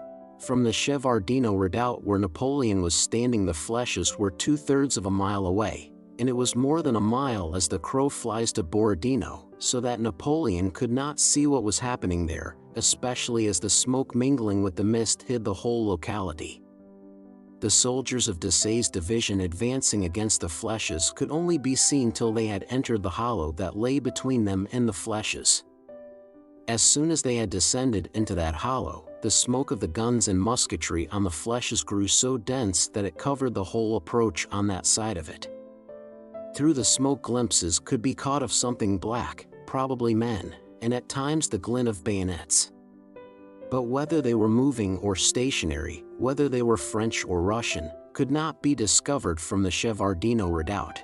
The sun had risen brightly and its slanting rays struck straight into Napoleon's face as, shading his eyes with his hand, he looked at the flèches.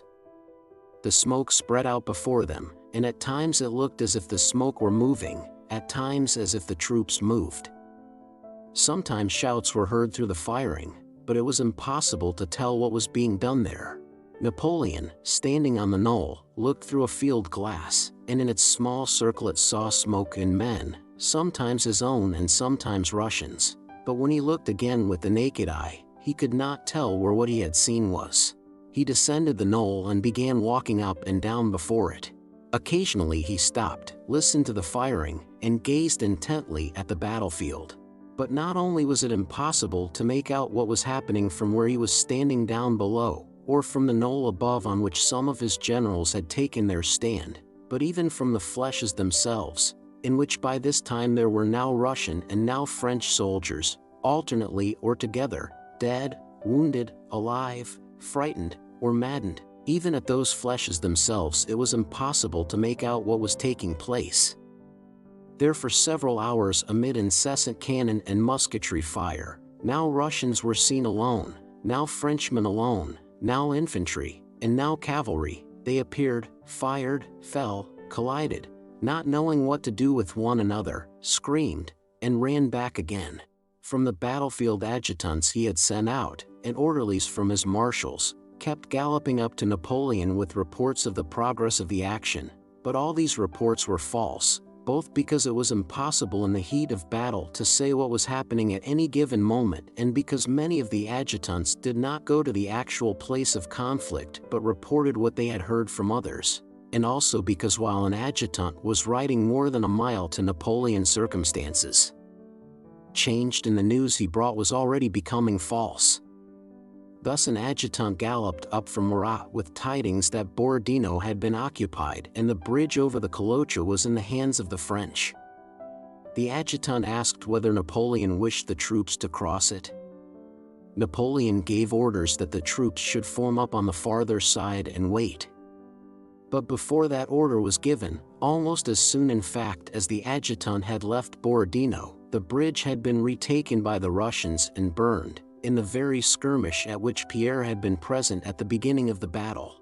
An adjutant galloped up from the flèches with a pale and frightened face and reported to Napoleon that their attack had been repulsed, Campan wounded, and Davout killed, yet at the very time the adjutant had been told that the French had been repulsed, the flèches had in fact been recaptured by other French troops, and Davout was alive and only slightly bruised. On the basis of these necessarily untrustworthy reports Napoleon gave his orders, which had either been executed before he gave them or could not be and were not executed. The marshals and generals, who were nearer to the field of battle but, like Napoleon, did not take part in the actual fighting and only occasionally went within musket range, made their own arrangements without asking Napoleon and issued orders where and in what direction to fire and where cavalry should gallop and infantry should run. But even their orders, like Napoleon's, were seldom carried out, and then but partially. For the most part things happened contrary to their orders. Soldiers ordered to advance ran back on meeting grapeshot, soldiers ordered to remain where they were, suddenly, seeing Russians unexpectedly before them, sometimes rushed back and sometimes forward, and the cavalry dashed without orders in pursuit of the flying Russians. In this way 2 cavalry regiments galloped through the Semenovsk hollow and as soon as they reached the top of the incline turned round and galloped full speed back again. The infantry moved in the same way, sometimes running to quite other places than those they were ordered to go to. All orders as to where and when to move the guns, when to send infantry to shoot or horsemen to ride down the Russian infantry, all such orders were given by the officers on the spot nearest to the units concerned, without asking either Ney, Davout, or Murat, much less Napoleon. They did not fear getting into trouble for not fulfilling orders or for acting on their own initiative, for in battle what is at stake is what is dearest to man, his own life, and it sometimes seems that safety lies in running back, sometimes in running forward, and these men who were right in the heat of the battle acted according to the mood of the moment.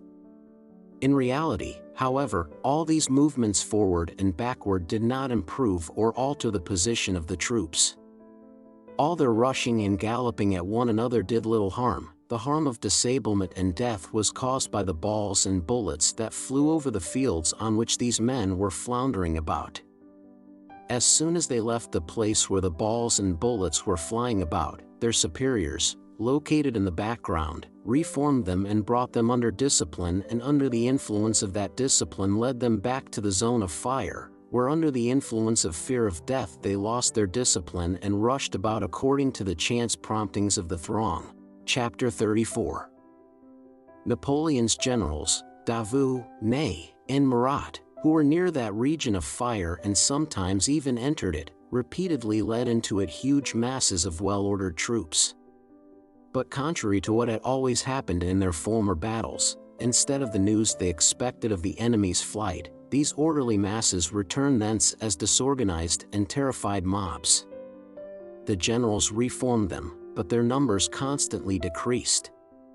In the middle of the day, Murat sent his adjutant to Napoleon to demand reinforcements. Napoleon sat at the foot of the knoll, drinking punch, when Murat's adjutant galloped up with an assurance that the Russians would be routed if His Majesty would let him have another division. "Reinforcements," said Napoleon in a tone of stern surprise, looking at the adjutant, a handsome lad with long black curls arranged like Murat's own, as though he did not understand his words. "Reinforcements," thought Napoleon to himself. "How can they need reinforcements when they already have half the army directed against a weak, unentrenched Russian wing?" "Tell the King of Naples," said he sternly, "that it is not noon yet, and I don't yet see my chessboard clearly. Go!" The handsome boy adjutant with the long hair sighed deeply without removing his hand from his hat and galloped back to where men were being slaughtered. Napoleon rose and, having summoned Caulaincourt and Berthier, began talking to them about matters unconnected with the battle. In the midst of this conversation, which was beginning to interest Napoleon, Berthier's eyes turned to look at a general with a suite, who was galloping toward the knoll on a lathering horse. It was Belliard. Having dismounted, he went up to the emperor with rapid strides and in a loud voice began boldly demonstrating the necessity of sending reinforcements. He swore on his honor that the Russians were lost if the emperor would give another division. Napoleon shrugged his shoulders and continued to pace up and down without replying. Belliard began talking loudly and eagerly to the generals of the suite around him. "You are very fiery, Belliard," said Napoleon, when he again came up to the general. "In the heat of a battle it is easy to make a mistake. Go and have another look and then come back to me." Before Belliard was out of sight, a messenger from another part of the battlefield galloped up. "Now then, what do you want?" asked Napoleon in the tone of a man irritated at being continually disturbed. "Sire, the prince," began the adjutant. "Asks for reinforcements," said Napoleon with an angry gesture. The adjutant bent his head affirmatively and began to report, but the emperor turned from him, took a couple of steps, stopped, came back, and called Berthier. "We must give reserves," he said, moving his arms slightly apart. "Who do you think should be sent there?" he asked of Berthier, whom he subsequently termed that Gosling I have made an eagle. "Send Claparid's division, sire," replied Berthier, who knew all the division's regiments and battalions by heart. Napoleon nodded assent. The adjutant galloped to Claparid's division, and a few minutes later the young guards stationed behind the knoll moved forward. Napoleon gazed silently in that direction. "No," he suddenly said to Berthier. "I can't send Claparid. Send Friant's division." Though there was no advantage in sending Friant's division instead of Claparid's, and even an obvious inconvenience and delay in stopping Claparid and sending Friant now, the order was carried out exactly. Napoleon did not notice that in regard to his army he was playing the part of a doctor who hinders by his medicines, a role he so justly understood and condemned. Friant's division disappeared as the others had done into the smoke of the battlefield. From all sides adjutants continued to arrive at a gallop, and as if by agreement all said the same thing. They all asked for reinforcements and all said that the Russians were holding their positions and maintaining a hellish fire under which the French army was melting away. Napoleon sat on a camp stool, wrapped in thought. M. de Busset, the man so fond of travel, having fasted since morning, came up to the emperor and ventured respectfully to suggest lunch to His Majesty. "I hope I may now congratulate your Majesty on a victory," said he. Napoleon silently shook his head in negation. Assuming the negation to refer only to the victory and not to the lunch, M. de Busset ventured with respectful jocularity to remark that there is no reason for not having lunch when one can get it. "Go away," exclaimed Napoleon suddenly and morosely, and turned aside.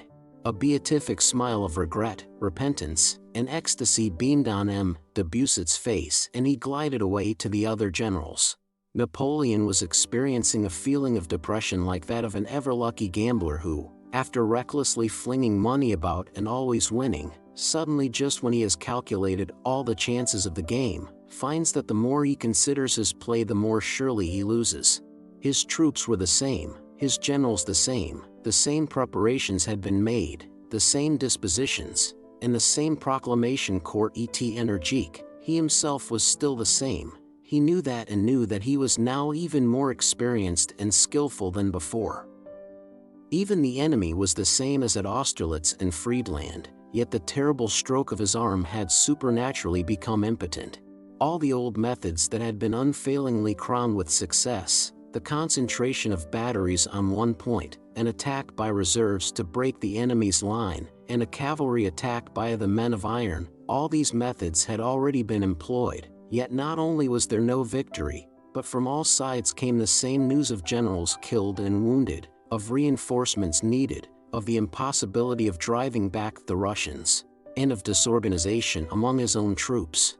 Formerly, after he had given 2 or 3 orders and uttered a few phrases, marshals and adjutants had come galloping up with congratulations and happy faces, announcing the trophies taken, the corps of prisoners, bundles of enemy eagles and standards, cannon and stores, and Murat had only begged leave to loose the cavalry to gather in the baggage wagons.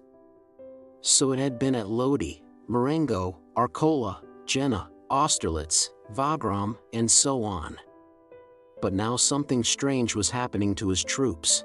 Despite news of the capture of the flèches, Napoleon saw that this was not the same, not at all the same, as what had happened in his former battles. He saw that what he was feeling was felt by all the men about him experienced in the art of war. All their faces looked dejected, and they all shunned one another's eyes. Only a de Busset could fail to grasp the meaning of what was happening. But Napoleon, with his long experience of war, well knew the meaning of a battle not gained by the attacking side in 8 hours, after all efforts had been expended. He knew that it was a lost battle, and that the least accident might now, with the fight balanced on such a strained center, destroy him and his army.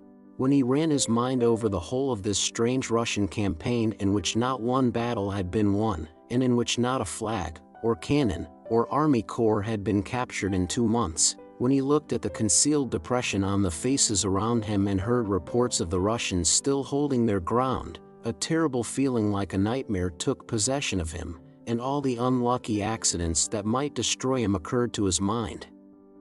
The Russians might fall on his left wing, might break through his center, he himself might be killed by a stray cannonball. All this was possible. In former battles he had only considered the possibilities of success, but now innumerable unlucky chances presented themselves, and he expected them all. Yes, it was like a dream in which a man fancies that a ruffian is coming to attack him, and raises his arm to strike that ruffian a terrible blow which he knows should annihilate him, but then feels that his arm drops powerless and limp like a rag, and the horror of unavoidable destruction seizes him in his helplessness. The news that the Russians were attacking the left flank of the French army aroused that horror in Napoleon. He sat silently on a campstool below the knoll, with head bowed and elbows on his knees. Berthier approached and suggested that they should ride along the line to ascertain the position of affairs. "What? What do you say?" asked Napoleon. "Yes, tell them to bring me my horse." He mounted and rode toward Semenovsk. Amid the powder smoke, slowly dispersing over the whole space through which Napoleon rode, horses and men were lying in pools of blood, singly or in heaps. Neither Napoleon nor any of his generals had ever before seen such horrors or so many slain in such a small area. The roar of guns, that had not ceased for 10 hours, wearied the ear and gave a peculiar significance to the spectacle, as music does to tableaux vivants. Napoleon rode up the high ground at Semenovsk, and through the smoke saw ranks of men in uniforms of a color unfamiliar to him. They were Russians. The Russians stood in serried ranks behind Semenovsk village and its knoll, and their guns boomed incessantly along their line and sent forth clouds of smoke. It was no longer a battle, it was a continuous slaughter which could be of no avail either to the French or the Russians. Napoleon stopped his horse and again fell into the reverie from which Berthier had aroused him. He could not stop what was going on before him and around him and was supposed to be directed by him and to depend on him, and from its lack of success this affair, for the first time, seemed to him unnecessary and horrible. One of the generals rode up to Napoleon and ventured to offer to lead the old guard into action. Ney and Berthier, standing near Napoleon, exchanged looks and smiled contemptuously at this general's senseless offer. Napoleon bowed his head and remained silent a long time. "At 800 leagues from France, I will not have my guard destroyed," he said, and turning his horse rode back to Shevardino. Chapter 35. On the rug-covered bench where Pierre had seen him in the morning sat Kutuzov, his gray head hanging, his heavy body relaxed. He gave no orders, but only assented to or dissented from what others suggested. "Yes, yes, do that," he replied to various proposals. "Yes, yes, go, dear boy, and have a look," he would say to one or another of those about him, or, "No, don't, we'd better wait." He listened to the reports that were brought him and gave directions when his subordinates demanded that of him, but when listening to the reports it seemed as if he were not interested in the import of the words spoken, but rather in something else, in the expression of face and tone of voice of those who were reporting. By long years of military experience he knew, and with the wisdom of age understood, that it is impossible for one man to direct hundreds of thousands of others struggling with death, and he knew that the result of a battle is decided not by the orders of a commander-in-chief, nor the place where the troops are stationed, nor by the number of cannon or of slaughtered men, but by that intangible force called the spirit of the army, and he watched this force and guided it in as far as that was in his power.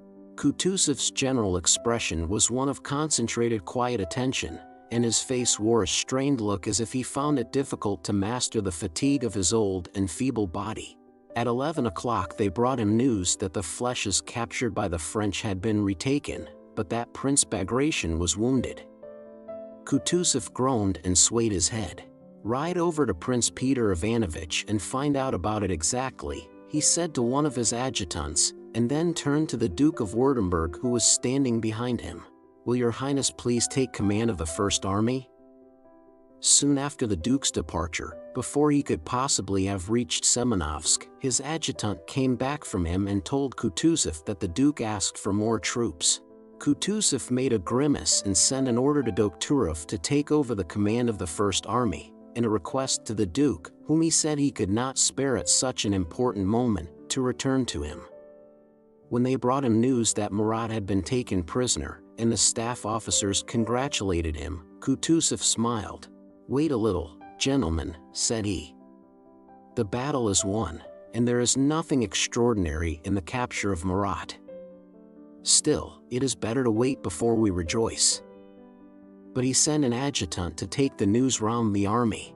When Skirbanin came galloping from the left flank with news that the French had captured the flèches in the village of Semenovsk, Kutuzov, guessing by the sounds of the battle and by Skirbanin's looks that the news was bad, rose as if to stretch his legs and, taking Skirbanin's arm, led him aside. "Go, my dear fellow," he said to Ermolov, "and see whether something can't be done." Kutuzov was in Gorky, near the center of the Russian position. The attack directed by Napoleon against our left flank had been several times repulsed. In the center the French had not got beyond Borodino, and on their left flank Uvarov's cavalry had put the French to flight. Toward 3 o'clock the French attacks ceased. On the faces of all who came from the field of battle, and of those who stood around him, Kutuzov noticed an expression of extreme tension. He was satisfied with the day's success, a success exceeding his expectations, but the old man's strength was failing him.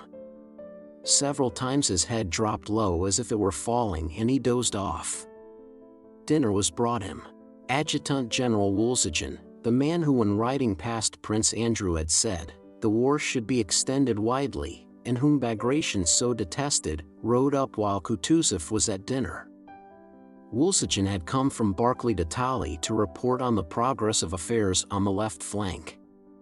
The sagacious Barclay de Tolly, seeing crowds of wounded men running back in the disordered rear of the army, weighed all the circumstances, concluded that the battle was lost, and sent his favorite officer to the commander-in-chief with that news.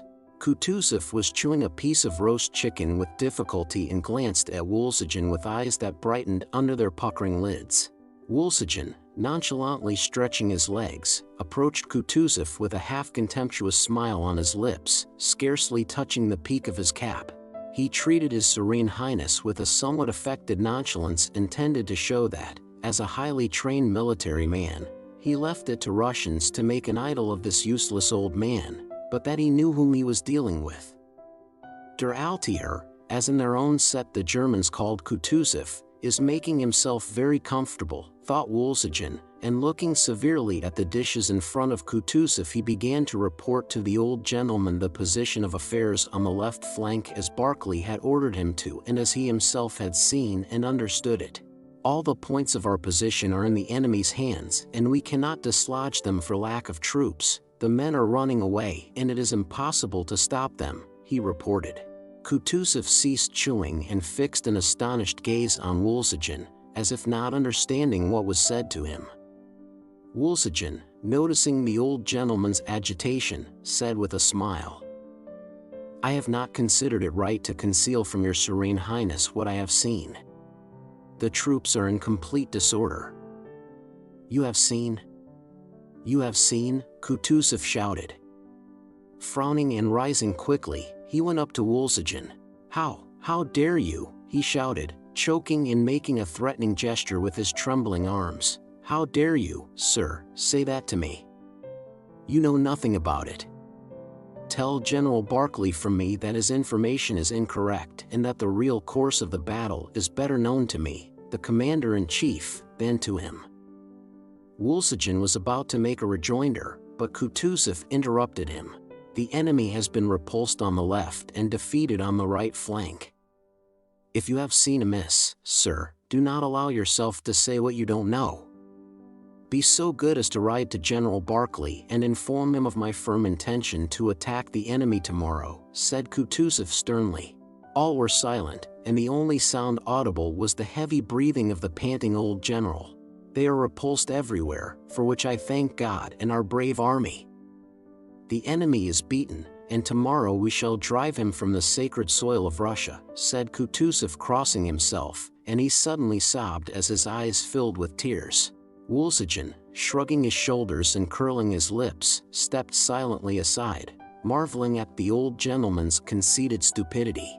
"Ah, here he is, my hero," said Kutuzov to a portly, handsome, dark-haired general who was just ascending the knoll. This was Revsky, who had spent the whole day at the most important part of the field of Borodino. Revsky reported that the troops were firmly holding their ground and that the French no longer ventured to attack. After hearing him, Kutuzov said in French, "Then you do not think, like some others, that we must retreat?" "On the contrary, Your Highness, in indecisive actions it is always the most stubborn who remain victors," replied Revsky, "and in my opinion, Kaisarov." Kutuzov called to his adjutant. "Sit down and write out the order of the day for tomorrow. And you," he continued, addressing another, "ride along the line and announce that tomorrow we attack." While Kutuzov was talking to Revsky and dictating the order of the day, Wolszygin returned from Barclay and said that General Barclay wished to have written confirmation of the order the field marshal had given. Kutuzov, without looking at Wolszygin, gave directions for the order to be written out which the former commander-in-chief, to avoid personal responsibility, very judiciously wished to receive. And by means of that mysterious indefinable bond which maintains throughout an army one and the same temper, known as the spirit of the army, and which constitutes the sinew of war, Kutuzov's words, his order for a battle next day, immediately became known from one end of the army to the other. It was far from being the same words or the same order that reached the farthest links of that chain. The tales passing from mouth to mouth at different ends of the army did not even resemble what Kutuzov had said, but the sense of his words spread everywhere because what he said was not the outcome of cunning calculations, but of a feeling that lay in the commander-in-chief's soul as in that of every Russian. And on learning that tomorrow they were to attack the enemy, and hearing from the highest quarters a confirmation of what they wanted to believe, the exhausted, wavering men felt comforted and inspirited. Chapter 36. Prince Andrew's regiment was among the reserves which till after 1 o'clock were stationed inactive behind Semenovsk under heavy artillery fire. Toward 2 o'clock the regiment, having already lost more than 200 men, was moved forward into a trampled oatfield in the gap between Semenovsk and the Knoll battery, where thousands of men perished that day and on which an intense, concentrated fire from several hundred enemy guns was directed between 1 and 2 o'clock. Without moving from that spot or firing a single shot, the regiment here lost another third of its men. From in front, and especially from the right, in the unlifting smoke the guns boomed, and out of the mysterious domain of smoke that overlay the whole space in front, quick hissing cannon balls and slow whistling shells flew unceasingly. At times, as if to allow them a respite, a quarter of an hour passed during which the cannon balls and shells all flew overhead, but sometimes several men were torn from the regiment in a minute, and the slain were continually being dragged away and the wounded carried off. With each fresh blow less and less chance of life remained for those not yet killed. The regiment stood in columns of battalion, 300 paces apart, but nevertheless the men were always in one and the same mood. All alike were taciturn and morose. Talk was rarely heard in the ranks, and it ceased altogether every time the thud of a successful shot and the cry of stretchers was heard. Most of the time, by their officer's order, the men sat on the ground. One, having taken off his shako, carefully loosened the gathers of its lining and drew them tight again. Another, rubbing some dry clay between his palms, polished his bayonet. Another fingered the strap and pulled the buckle of his bandolier, while another smoothed and refolded his leg bands and put his boots on again. Some built little houses of the tufts in the plowed ground, or plaited baskets from the straw in the cornfield. All seemed fully absorbed in these pursuits. When men were killed or wounded, when rows of stretchers went past, when some troops retreated, and when great masses of the enemy came into view through the smoke, no one paid any attention to these things. But where our artillery or cavalry advanced or some of our infantry were seen to move forward, words of approval were heard on all sides. But the liveliest attention was attracted by occurrences quite apart from, and unconnected with, the battle. It was as if the minds of these morally exhausted men found relief in everyday, commonplace occurrences. A battery of artillery was passing in front of the regiment. The horse of an ammunition cart put its leg over a trace. "Hey, look at the trace horse. Get her leg out. She'll fall." "Ah, they don't see it," came identical shouts from the ranks all along the regiment. Another time, general attention was attracted by a small brown dog, coming heaven knows whence, which trotted in a preoccupied manner in front of the ranks with tail stiffly erect till suddenly a shell fell close by, when it yelped, tucked its tail between its legs, and darted aside. Yells and shrieks of laughter rose from the whole regiment. But such distractions lasted only a moment, and for 8 hours the men had been inactive, without food, in constant fear of death, and their pale and gloomy faces grew ever paler and gloomier. Prince Andrew, pale and gloomy like everyone in the regiment, paced up and down from the border of one patch to another, at the edge of the meadow beside an oatfield, with head bowed and arms behind his back. There was nothing for him to do and no orders to be given. Everything went on of itself. The killed were dragged from the front, the wounded carried away, and the ranks closed up. If any soldiers ran to the rear, they returned immediately and hastily. At first Prince Andrew, considering it his duty to rouse the courage of the men and to set them an example, walked about among the ranks, but he soon became convinced that this was unnecessary and that there was nothing he could teach them. All the powers of his soul, as of every soldier there, were unconsciously bent on avoiding the contemplation of the horrors of their situation.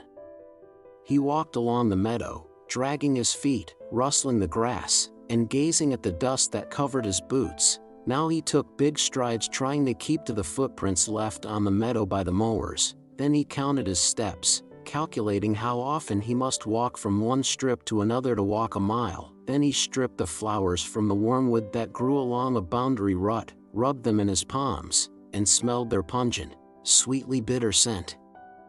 Nothing remained of the previous day's thoughts. He thought of nothing. He listened with weary ears to the ever-occurring sounds, distinguishing the whistle of flying projectiles from the booming of the reports, glanced at the tiresomely familiar faces of the men of the 1st Battalion, and waited.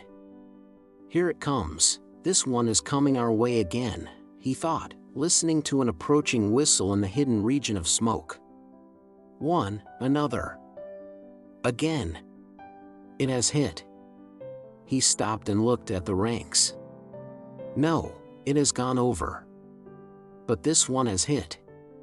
And again he started trying to reach the boundary strip in 16 paces. A whiz and a thud. 5 paces from him, a cannonball tore up the dry earth and disappeared. A chill ran down his back. Again he glanced at the ranks.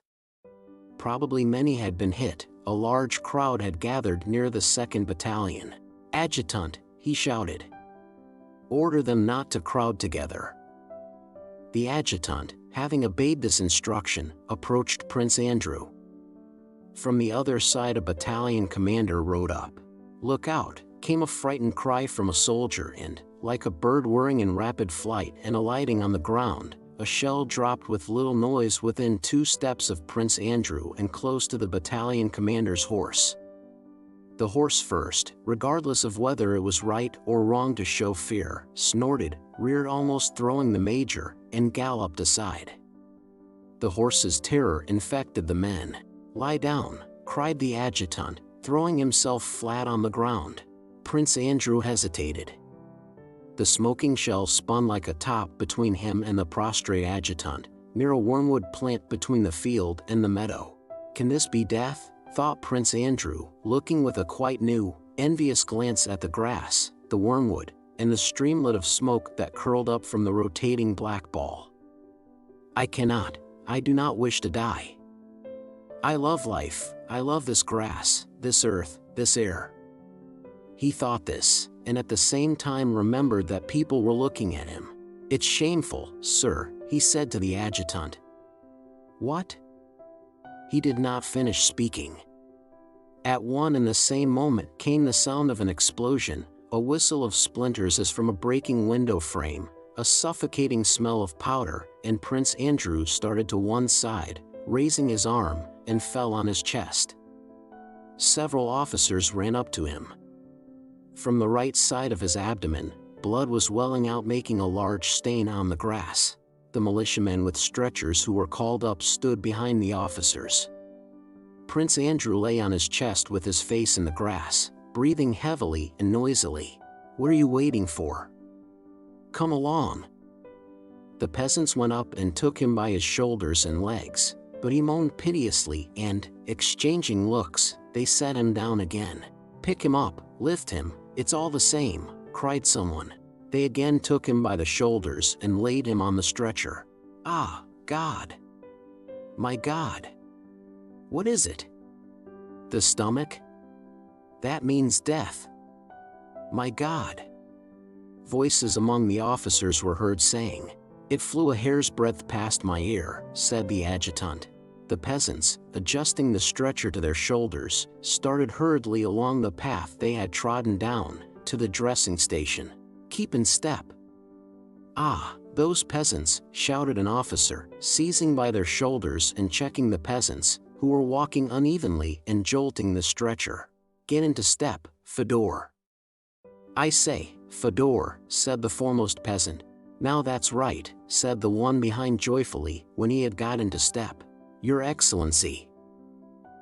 Prince," said the trembling voice of Timokhin, who had run up and was looking down on the stretcher. Prince Andrew opened his eyes and looked up at the speaker from the stretcher into which his head had sunk deep, and again his eyelids drooped. The militiamen carried Prince Andrew to the dressing station by the wood, where wagons were stationed. The dressing station consisted of 3 tents with flaps turned back, pitched at the edge of a birch wood. In the wood, wagons and horses were standing. The horses were eating oats from their movable troughs, and sparrows flew down and pecked the grains that fell. Some crows, scenting blood, flew among the birch trees, cawing impatiently. Around the tents, over more than 5 acres, blood-stained men in various garbs stood, sat, or lay. Around the wounded stood crowds of soldier stretcher-bearers with dismal and attentive faces, whom the officers keeping order tried in vain to drive from the spot. Disregarding the officers' orders, the soldiers stood leaning against their stretchers and gazing intently, as if trying to comprehend the difficult problem of what was taking place before them. From the tents came now loud angry cries and now plaintive groans. Occasionally dressers ran out to fetch water, or to point out those who were to be brought in next. The wounded men awaiting their turn outside the tents groaned, sighed, wept, screamed, swore, or asked for vodka. Some were delirious. Prince Andrew's bearers, stepping over the wounded who had not yet been bandaged, took him, as a regimental commander, close up to one of the tents and there stopped, awaiting instructions. Prince Andrew opened his eyes and for a long time could not make out what was going on around him. He remembered the meadow, the wormwood, the field, the whirling black ball, and his sudden rush of passionate love of life. 2 steps from him, leaning against a branch and talking loudly and attracting general attention, stood a tall, handsome, black-haired non-commissioned officer with a bandaged head. He had been wounded in the head and leg by bullets. Around him, eagerly listening to his talk, a crowd of wounded and stretcher-bearers was gathered.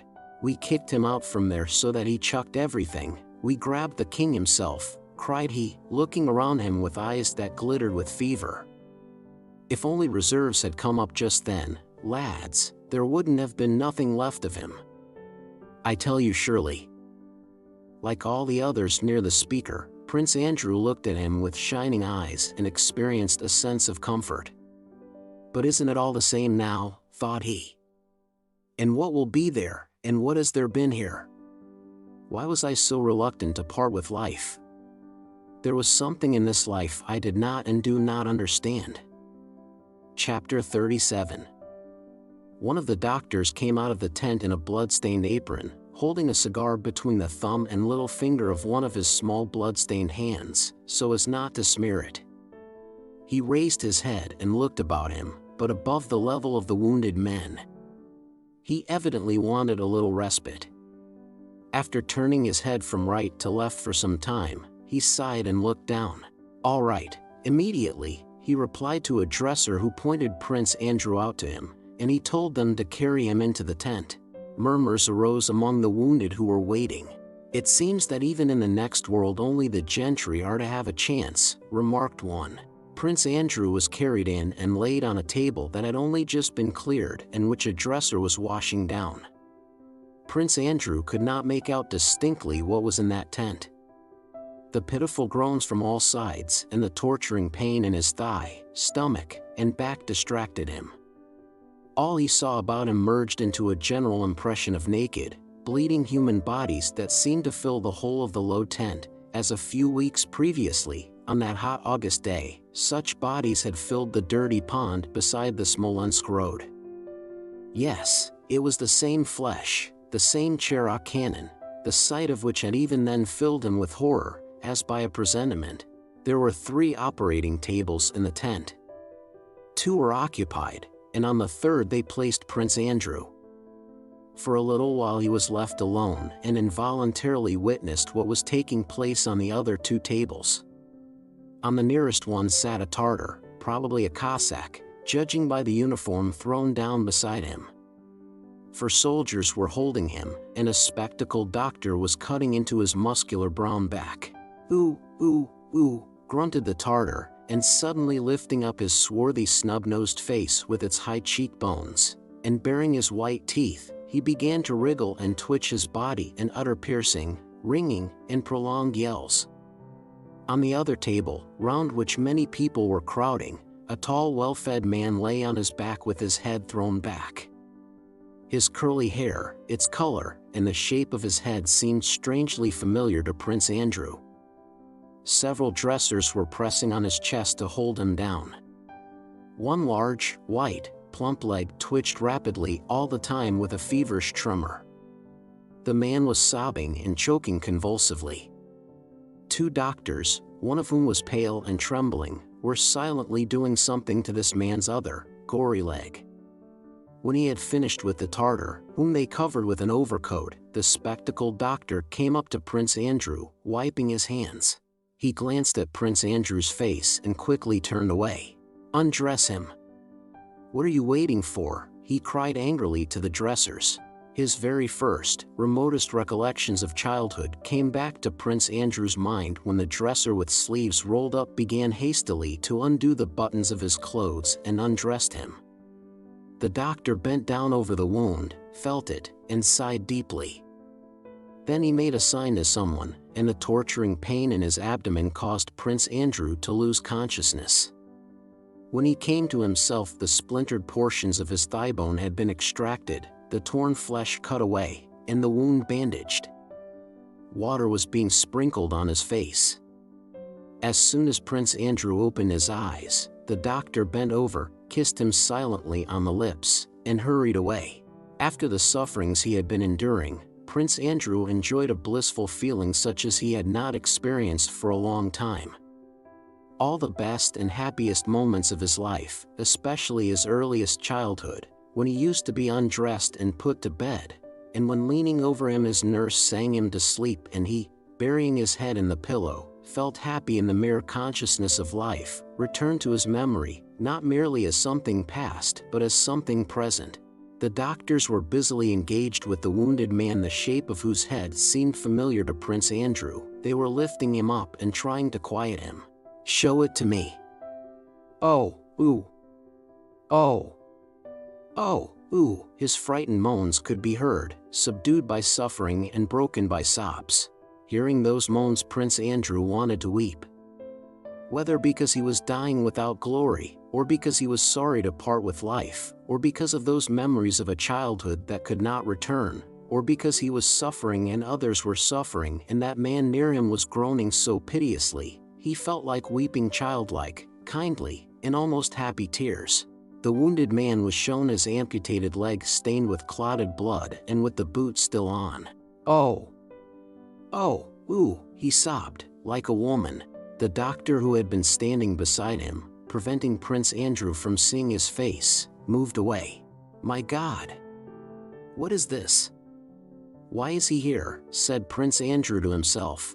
In the miserable, sobbing, enfeebled man whose leg had just been amputated, he recognized Anatole Kurágin. Men were supporting him in their arms and offering him a glass of water, but his trembling, swollen lips could not grasp its rim. Anatole was sobbing painfully. "Yes, it is he. Yes, that man is somehow closely and painfully connected with me," thought Prince Andrew, not yet clearly grasping what he saw before him. "What is the connection of that man with my childhood and life?" he asked himself without finding an answer. And suddenly a new unexpected memory from that realm of pure and loving childhood presented itself to him. He remembered Natasha as he had seen her for the first time at the ball in 1810, with her slender neck and arms and with a frightened happy face ready for rapture, and love and tenderness for her, stronger and more vivid than ever, awoke in his soul. He now remembered the connection that existed between himself and this man who was dimly gazing at him through tears that filled his swollen eyes. He remembered everything, and ecstatic pity and love for that man overflowed his happy heart. Prince Andrew could no longer restrain himself and wept tender loving tears for his fellow men, for himself, and for his own and their errors. compassion, love of our brothers, for those who love us and for those who hate us, love of our enemies, yes, that love which God preached on earth and which Princess Mary taught me and I did not understand, that is what made me sorry to part with life, that is what remained for me had I lived. But now it is too late. I know it. Chapter 38. The terrible spectacle of the battlefield covered with dead and wounded, together with the heaviness of his head and the news that some 20 generals he knew personally had been killed or wounded, and the consciousness of the impotence of his once mighty arm, produced an unexpected impression on Napoleon, who usually liked to look at the killed and wounded, thereby, he considered, testing his strength of mind.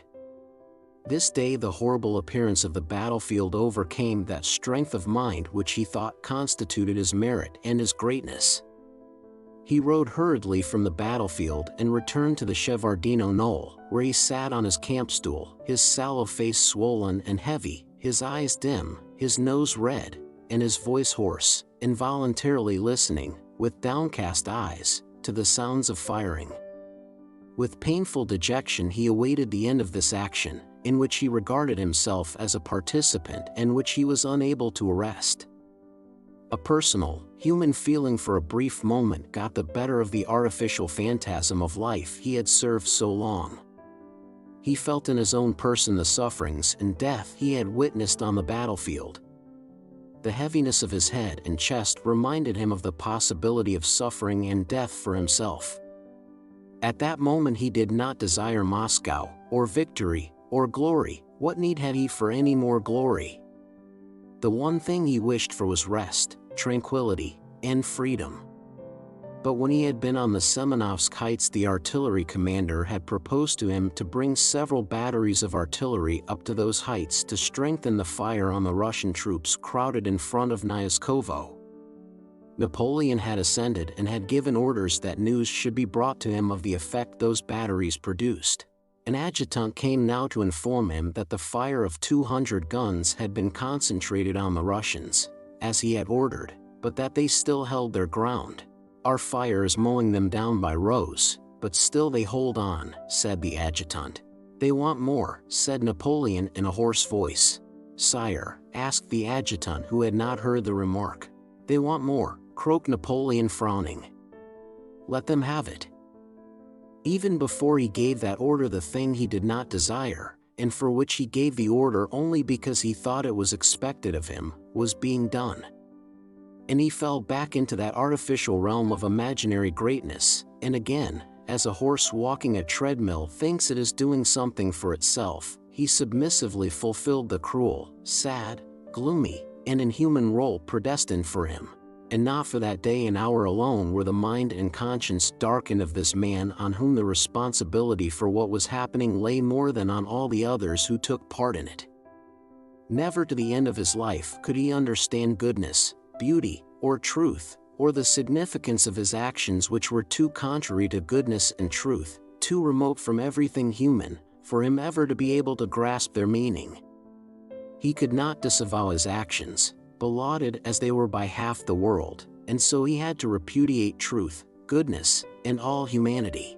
Not only on that day, as he rode over the battlefield strewn with men killed and maimed, by his will as he believed, did he reckon as he looked at them how many Russians there were for each Frenchman, and, deceiving himself, find reason for rejoicing in the calculation that there were 5 Russians for every Frenchman. Not on that day alone did he write in a letter to Paris that the battlefield was superb, because 50,000 corpses lay there, but even on the island of St. Helena in the peaceful solitude where he said he intended to devote his leisure to an account of the great deeds he had done, he wrote, "The Russian war should have been the most popular war of modern times. It was a war of good sense, for real interests, for the tranquility and security of all. It was purely pacific and conservative. It was a war for a great cause, the end of uncertainties and the beginning of security. A new horizon and new labors were opening out, full of well-being and prosperity for all. The European system was already founded, all that remained was to organize it. Satisfied on these great points and with tranquility everywhere, I too should have had my Congress and my Holy Alliance. Those ideas were stolen from me. In that reunion of great sovereigns, we should have discussed our interests like one family, and have rendered account to the peoples as clerk to master. Europe would in this way soon have been, in fact, but one people, and anyone who traveled anywhere would have found himself always in the common fatherland. I should have demanded the freedom of all navigable rivers for everybody, that the seas should be common to all, and that the great standing armies should be reduced henceforth to mere guards for the sovereigns. On returning to France, to the bosom of the great, strong, magnificent, peaceful, and glorious fatherland, I should have proclaimed her frontiers immutable, all future wars purely defensive, all aggrandizement anti-national. I should have associated my son in the empire, my dictatorship would have been finished, and his constitutional reign would have begun. Paris would have been the capital of the world, and the French the envy of the nations. My leisure then, and my old age, would have been devoted, in company with the Empress and during the royal apprenticeship of my son, to leisurely visiting, with our own horses and like a true country couple, every corner of the empire, receiving complaints, redressing wrongs, and scattering public buildings and benefactions on all sides and everywhere. Napoleon, predestined by Providence for the gloomy role of executioner of the peoples, assured himself that the aim of his actions had been the people's welfare and that he could control the fate of millions and by the employment of power confer benefactions. Of 400,000 who crossed the Vistula, he wrote further of the Russian war, half were Austrians, Prussians, Saxons, Poles, Bavarians, Württembergers, Mecklenburgers, Spaniards, Italians, and Neapolitans. The imperial army, strictly speaking, was 1/3 composed of Dutch, Belgians, men from the borders of the Rhine, Piedmontese, Swiss, Genoese, Tuscans, Romans, inhabitants of the 32nd Military Division, of Bremen, of Hamburg, and so on. It included scarcely 140,000 who spoke French. The Russian expedition actually cost France less than 50,000 men. The Russian army in its retreat from Vilna to Moscow lost in the various battles 4 times more men than the French army. The burning of Moscow cost the lives of 100,000 Russians who died of cold and won in the woods. Finally, in its march from Moscow to the Oder, the Russian army also suffered from the severity of the season, so that by the time it reached Vilna it numbered only 50,000, and at Kalish, less than 18,000. He imagined that the war with Russia came about by his will, and the horrors that occurred did not stagger his soul. He boldly took the whole responsibility for what happened, and his darkened mind found justification in the belief that among the hundreds of thousands who perished there were fewer Frenchmen than Hessians and Bavarians. Chapter 39. Several tens of thousands of the slain lay in diverse postures and various uniforms on the fields and meadows belonging to the Davidoff family and to the crown serfs. Those fields and meadows were for hundreds of years the peasants of Borodino, Gorky, Shevardino, and Semenovsk had reaped their harvests and pastured their cattle. At the dressing stations the grass and earth were soaked with blood for a space of some 3 acres around. Crowds of men of various arms, wounded and unwounded, with frightened faces, dragged themselves back to Mozhaysk from the one army and back to Valuevo from the other. Other crowds, exhausted and hungry, went forward led by their officers. Others held their ground and continued to fire. Over the whole field, previously so gaily beautiful with the glitter of bayonets and cloudlets of smoke in the morning sun, there now spread a mist of damp and smoke and a strange acid smell of saltpeter and blood. Clouds gathered and drops of rain began to fall on the dead and wounded, on the frightened, exhausted, and hesitating men, as if to say, "Enough, men! Enough! Cease, bethink yourselves. What are you doing?" To the men of both sides alike, worn out by want of food and rest, it began equally to appear doubtful whether they should continue to slaughter one another. All the faces expressed hesitation, and the question arose in every soul, "For what, for whom, must I kill and be killed? You may go and kill whom you please, but I don't want to do so anymore." By evening this thought had ripened in every soul. At any moment these men might have been seized with horror at what they were doing and might have thrown up everything and run away anywhere. But though toward the end of the battle the men felt all the horror of what they were doing, though they would have been glad to leave off, some incomprehensible, mysterious power continued to control them, and they still brought up the charges, loaded, aimed, and applied the match, though only one artilleryman survived out of every 3, and though they stumbled and panted with fatigue, perspiring and stained with blood and powder. The cannonballs flew just as swiftly and cruelly from both sides, crushing human bodies, and that terrible work which was not done by the will of a man but at the will of him who governs men and worlds continued. Anyone looking at the disorganized rear of the Russian army would have said that, if only the French made one more slight effort, it would disappear, and anyone looking at the rear of the French army would have said that the Russians need only make one more slight effort and the French would be destroyed. But neither the French nor the Russians made that effort, and the flame of battle burned slowly out. The Russians did not make that effort because they were not attacking the French. At the beginning of the battle they stood blocking the way to Moscow, and they still did so at the end of the battle as at the beginning. But even had the aim of the Russians been to drive the French from their positions, they could not have made this last effort, for all the Russian troops had been broken up. There was no part of the Russian army that had not suffered in the battle, and though still holding their positions they had lost 1/2 of their army. The French, with the memory of all their former victories during 15 years, with the assurance of Napoleon's invincibility, with the consciousness that they had captured part of the battlefield and had lost only 1/4 of their men and still had their guards intact, 20,000 strong, might easily have made that effort. The French who had attacked the Russian army in order to drive it from its position ought to have made that effort, for as long as the Russians continued to block the road to Moscow as before, the aim of the French had not been attained and all their efforts and losses were in vain. But the French did not make that effort. Some historians say that Napoleon need only have used his old guards, who were intact, and the battle would have been won. To speak of what would have happened had Napoleon sent his guards is like talking of what would happen if autumn became spring. It could not be. Napoleon did not give his guards, not because he did not want to, but because it could not be done. All the generals, officers, and soldiers of the French army knew it could not be done, because the flagging spirit of the troops would not permit it.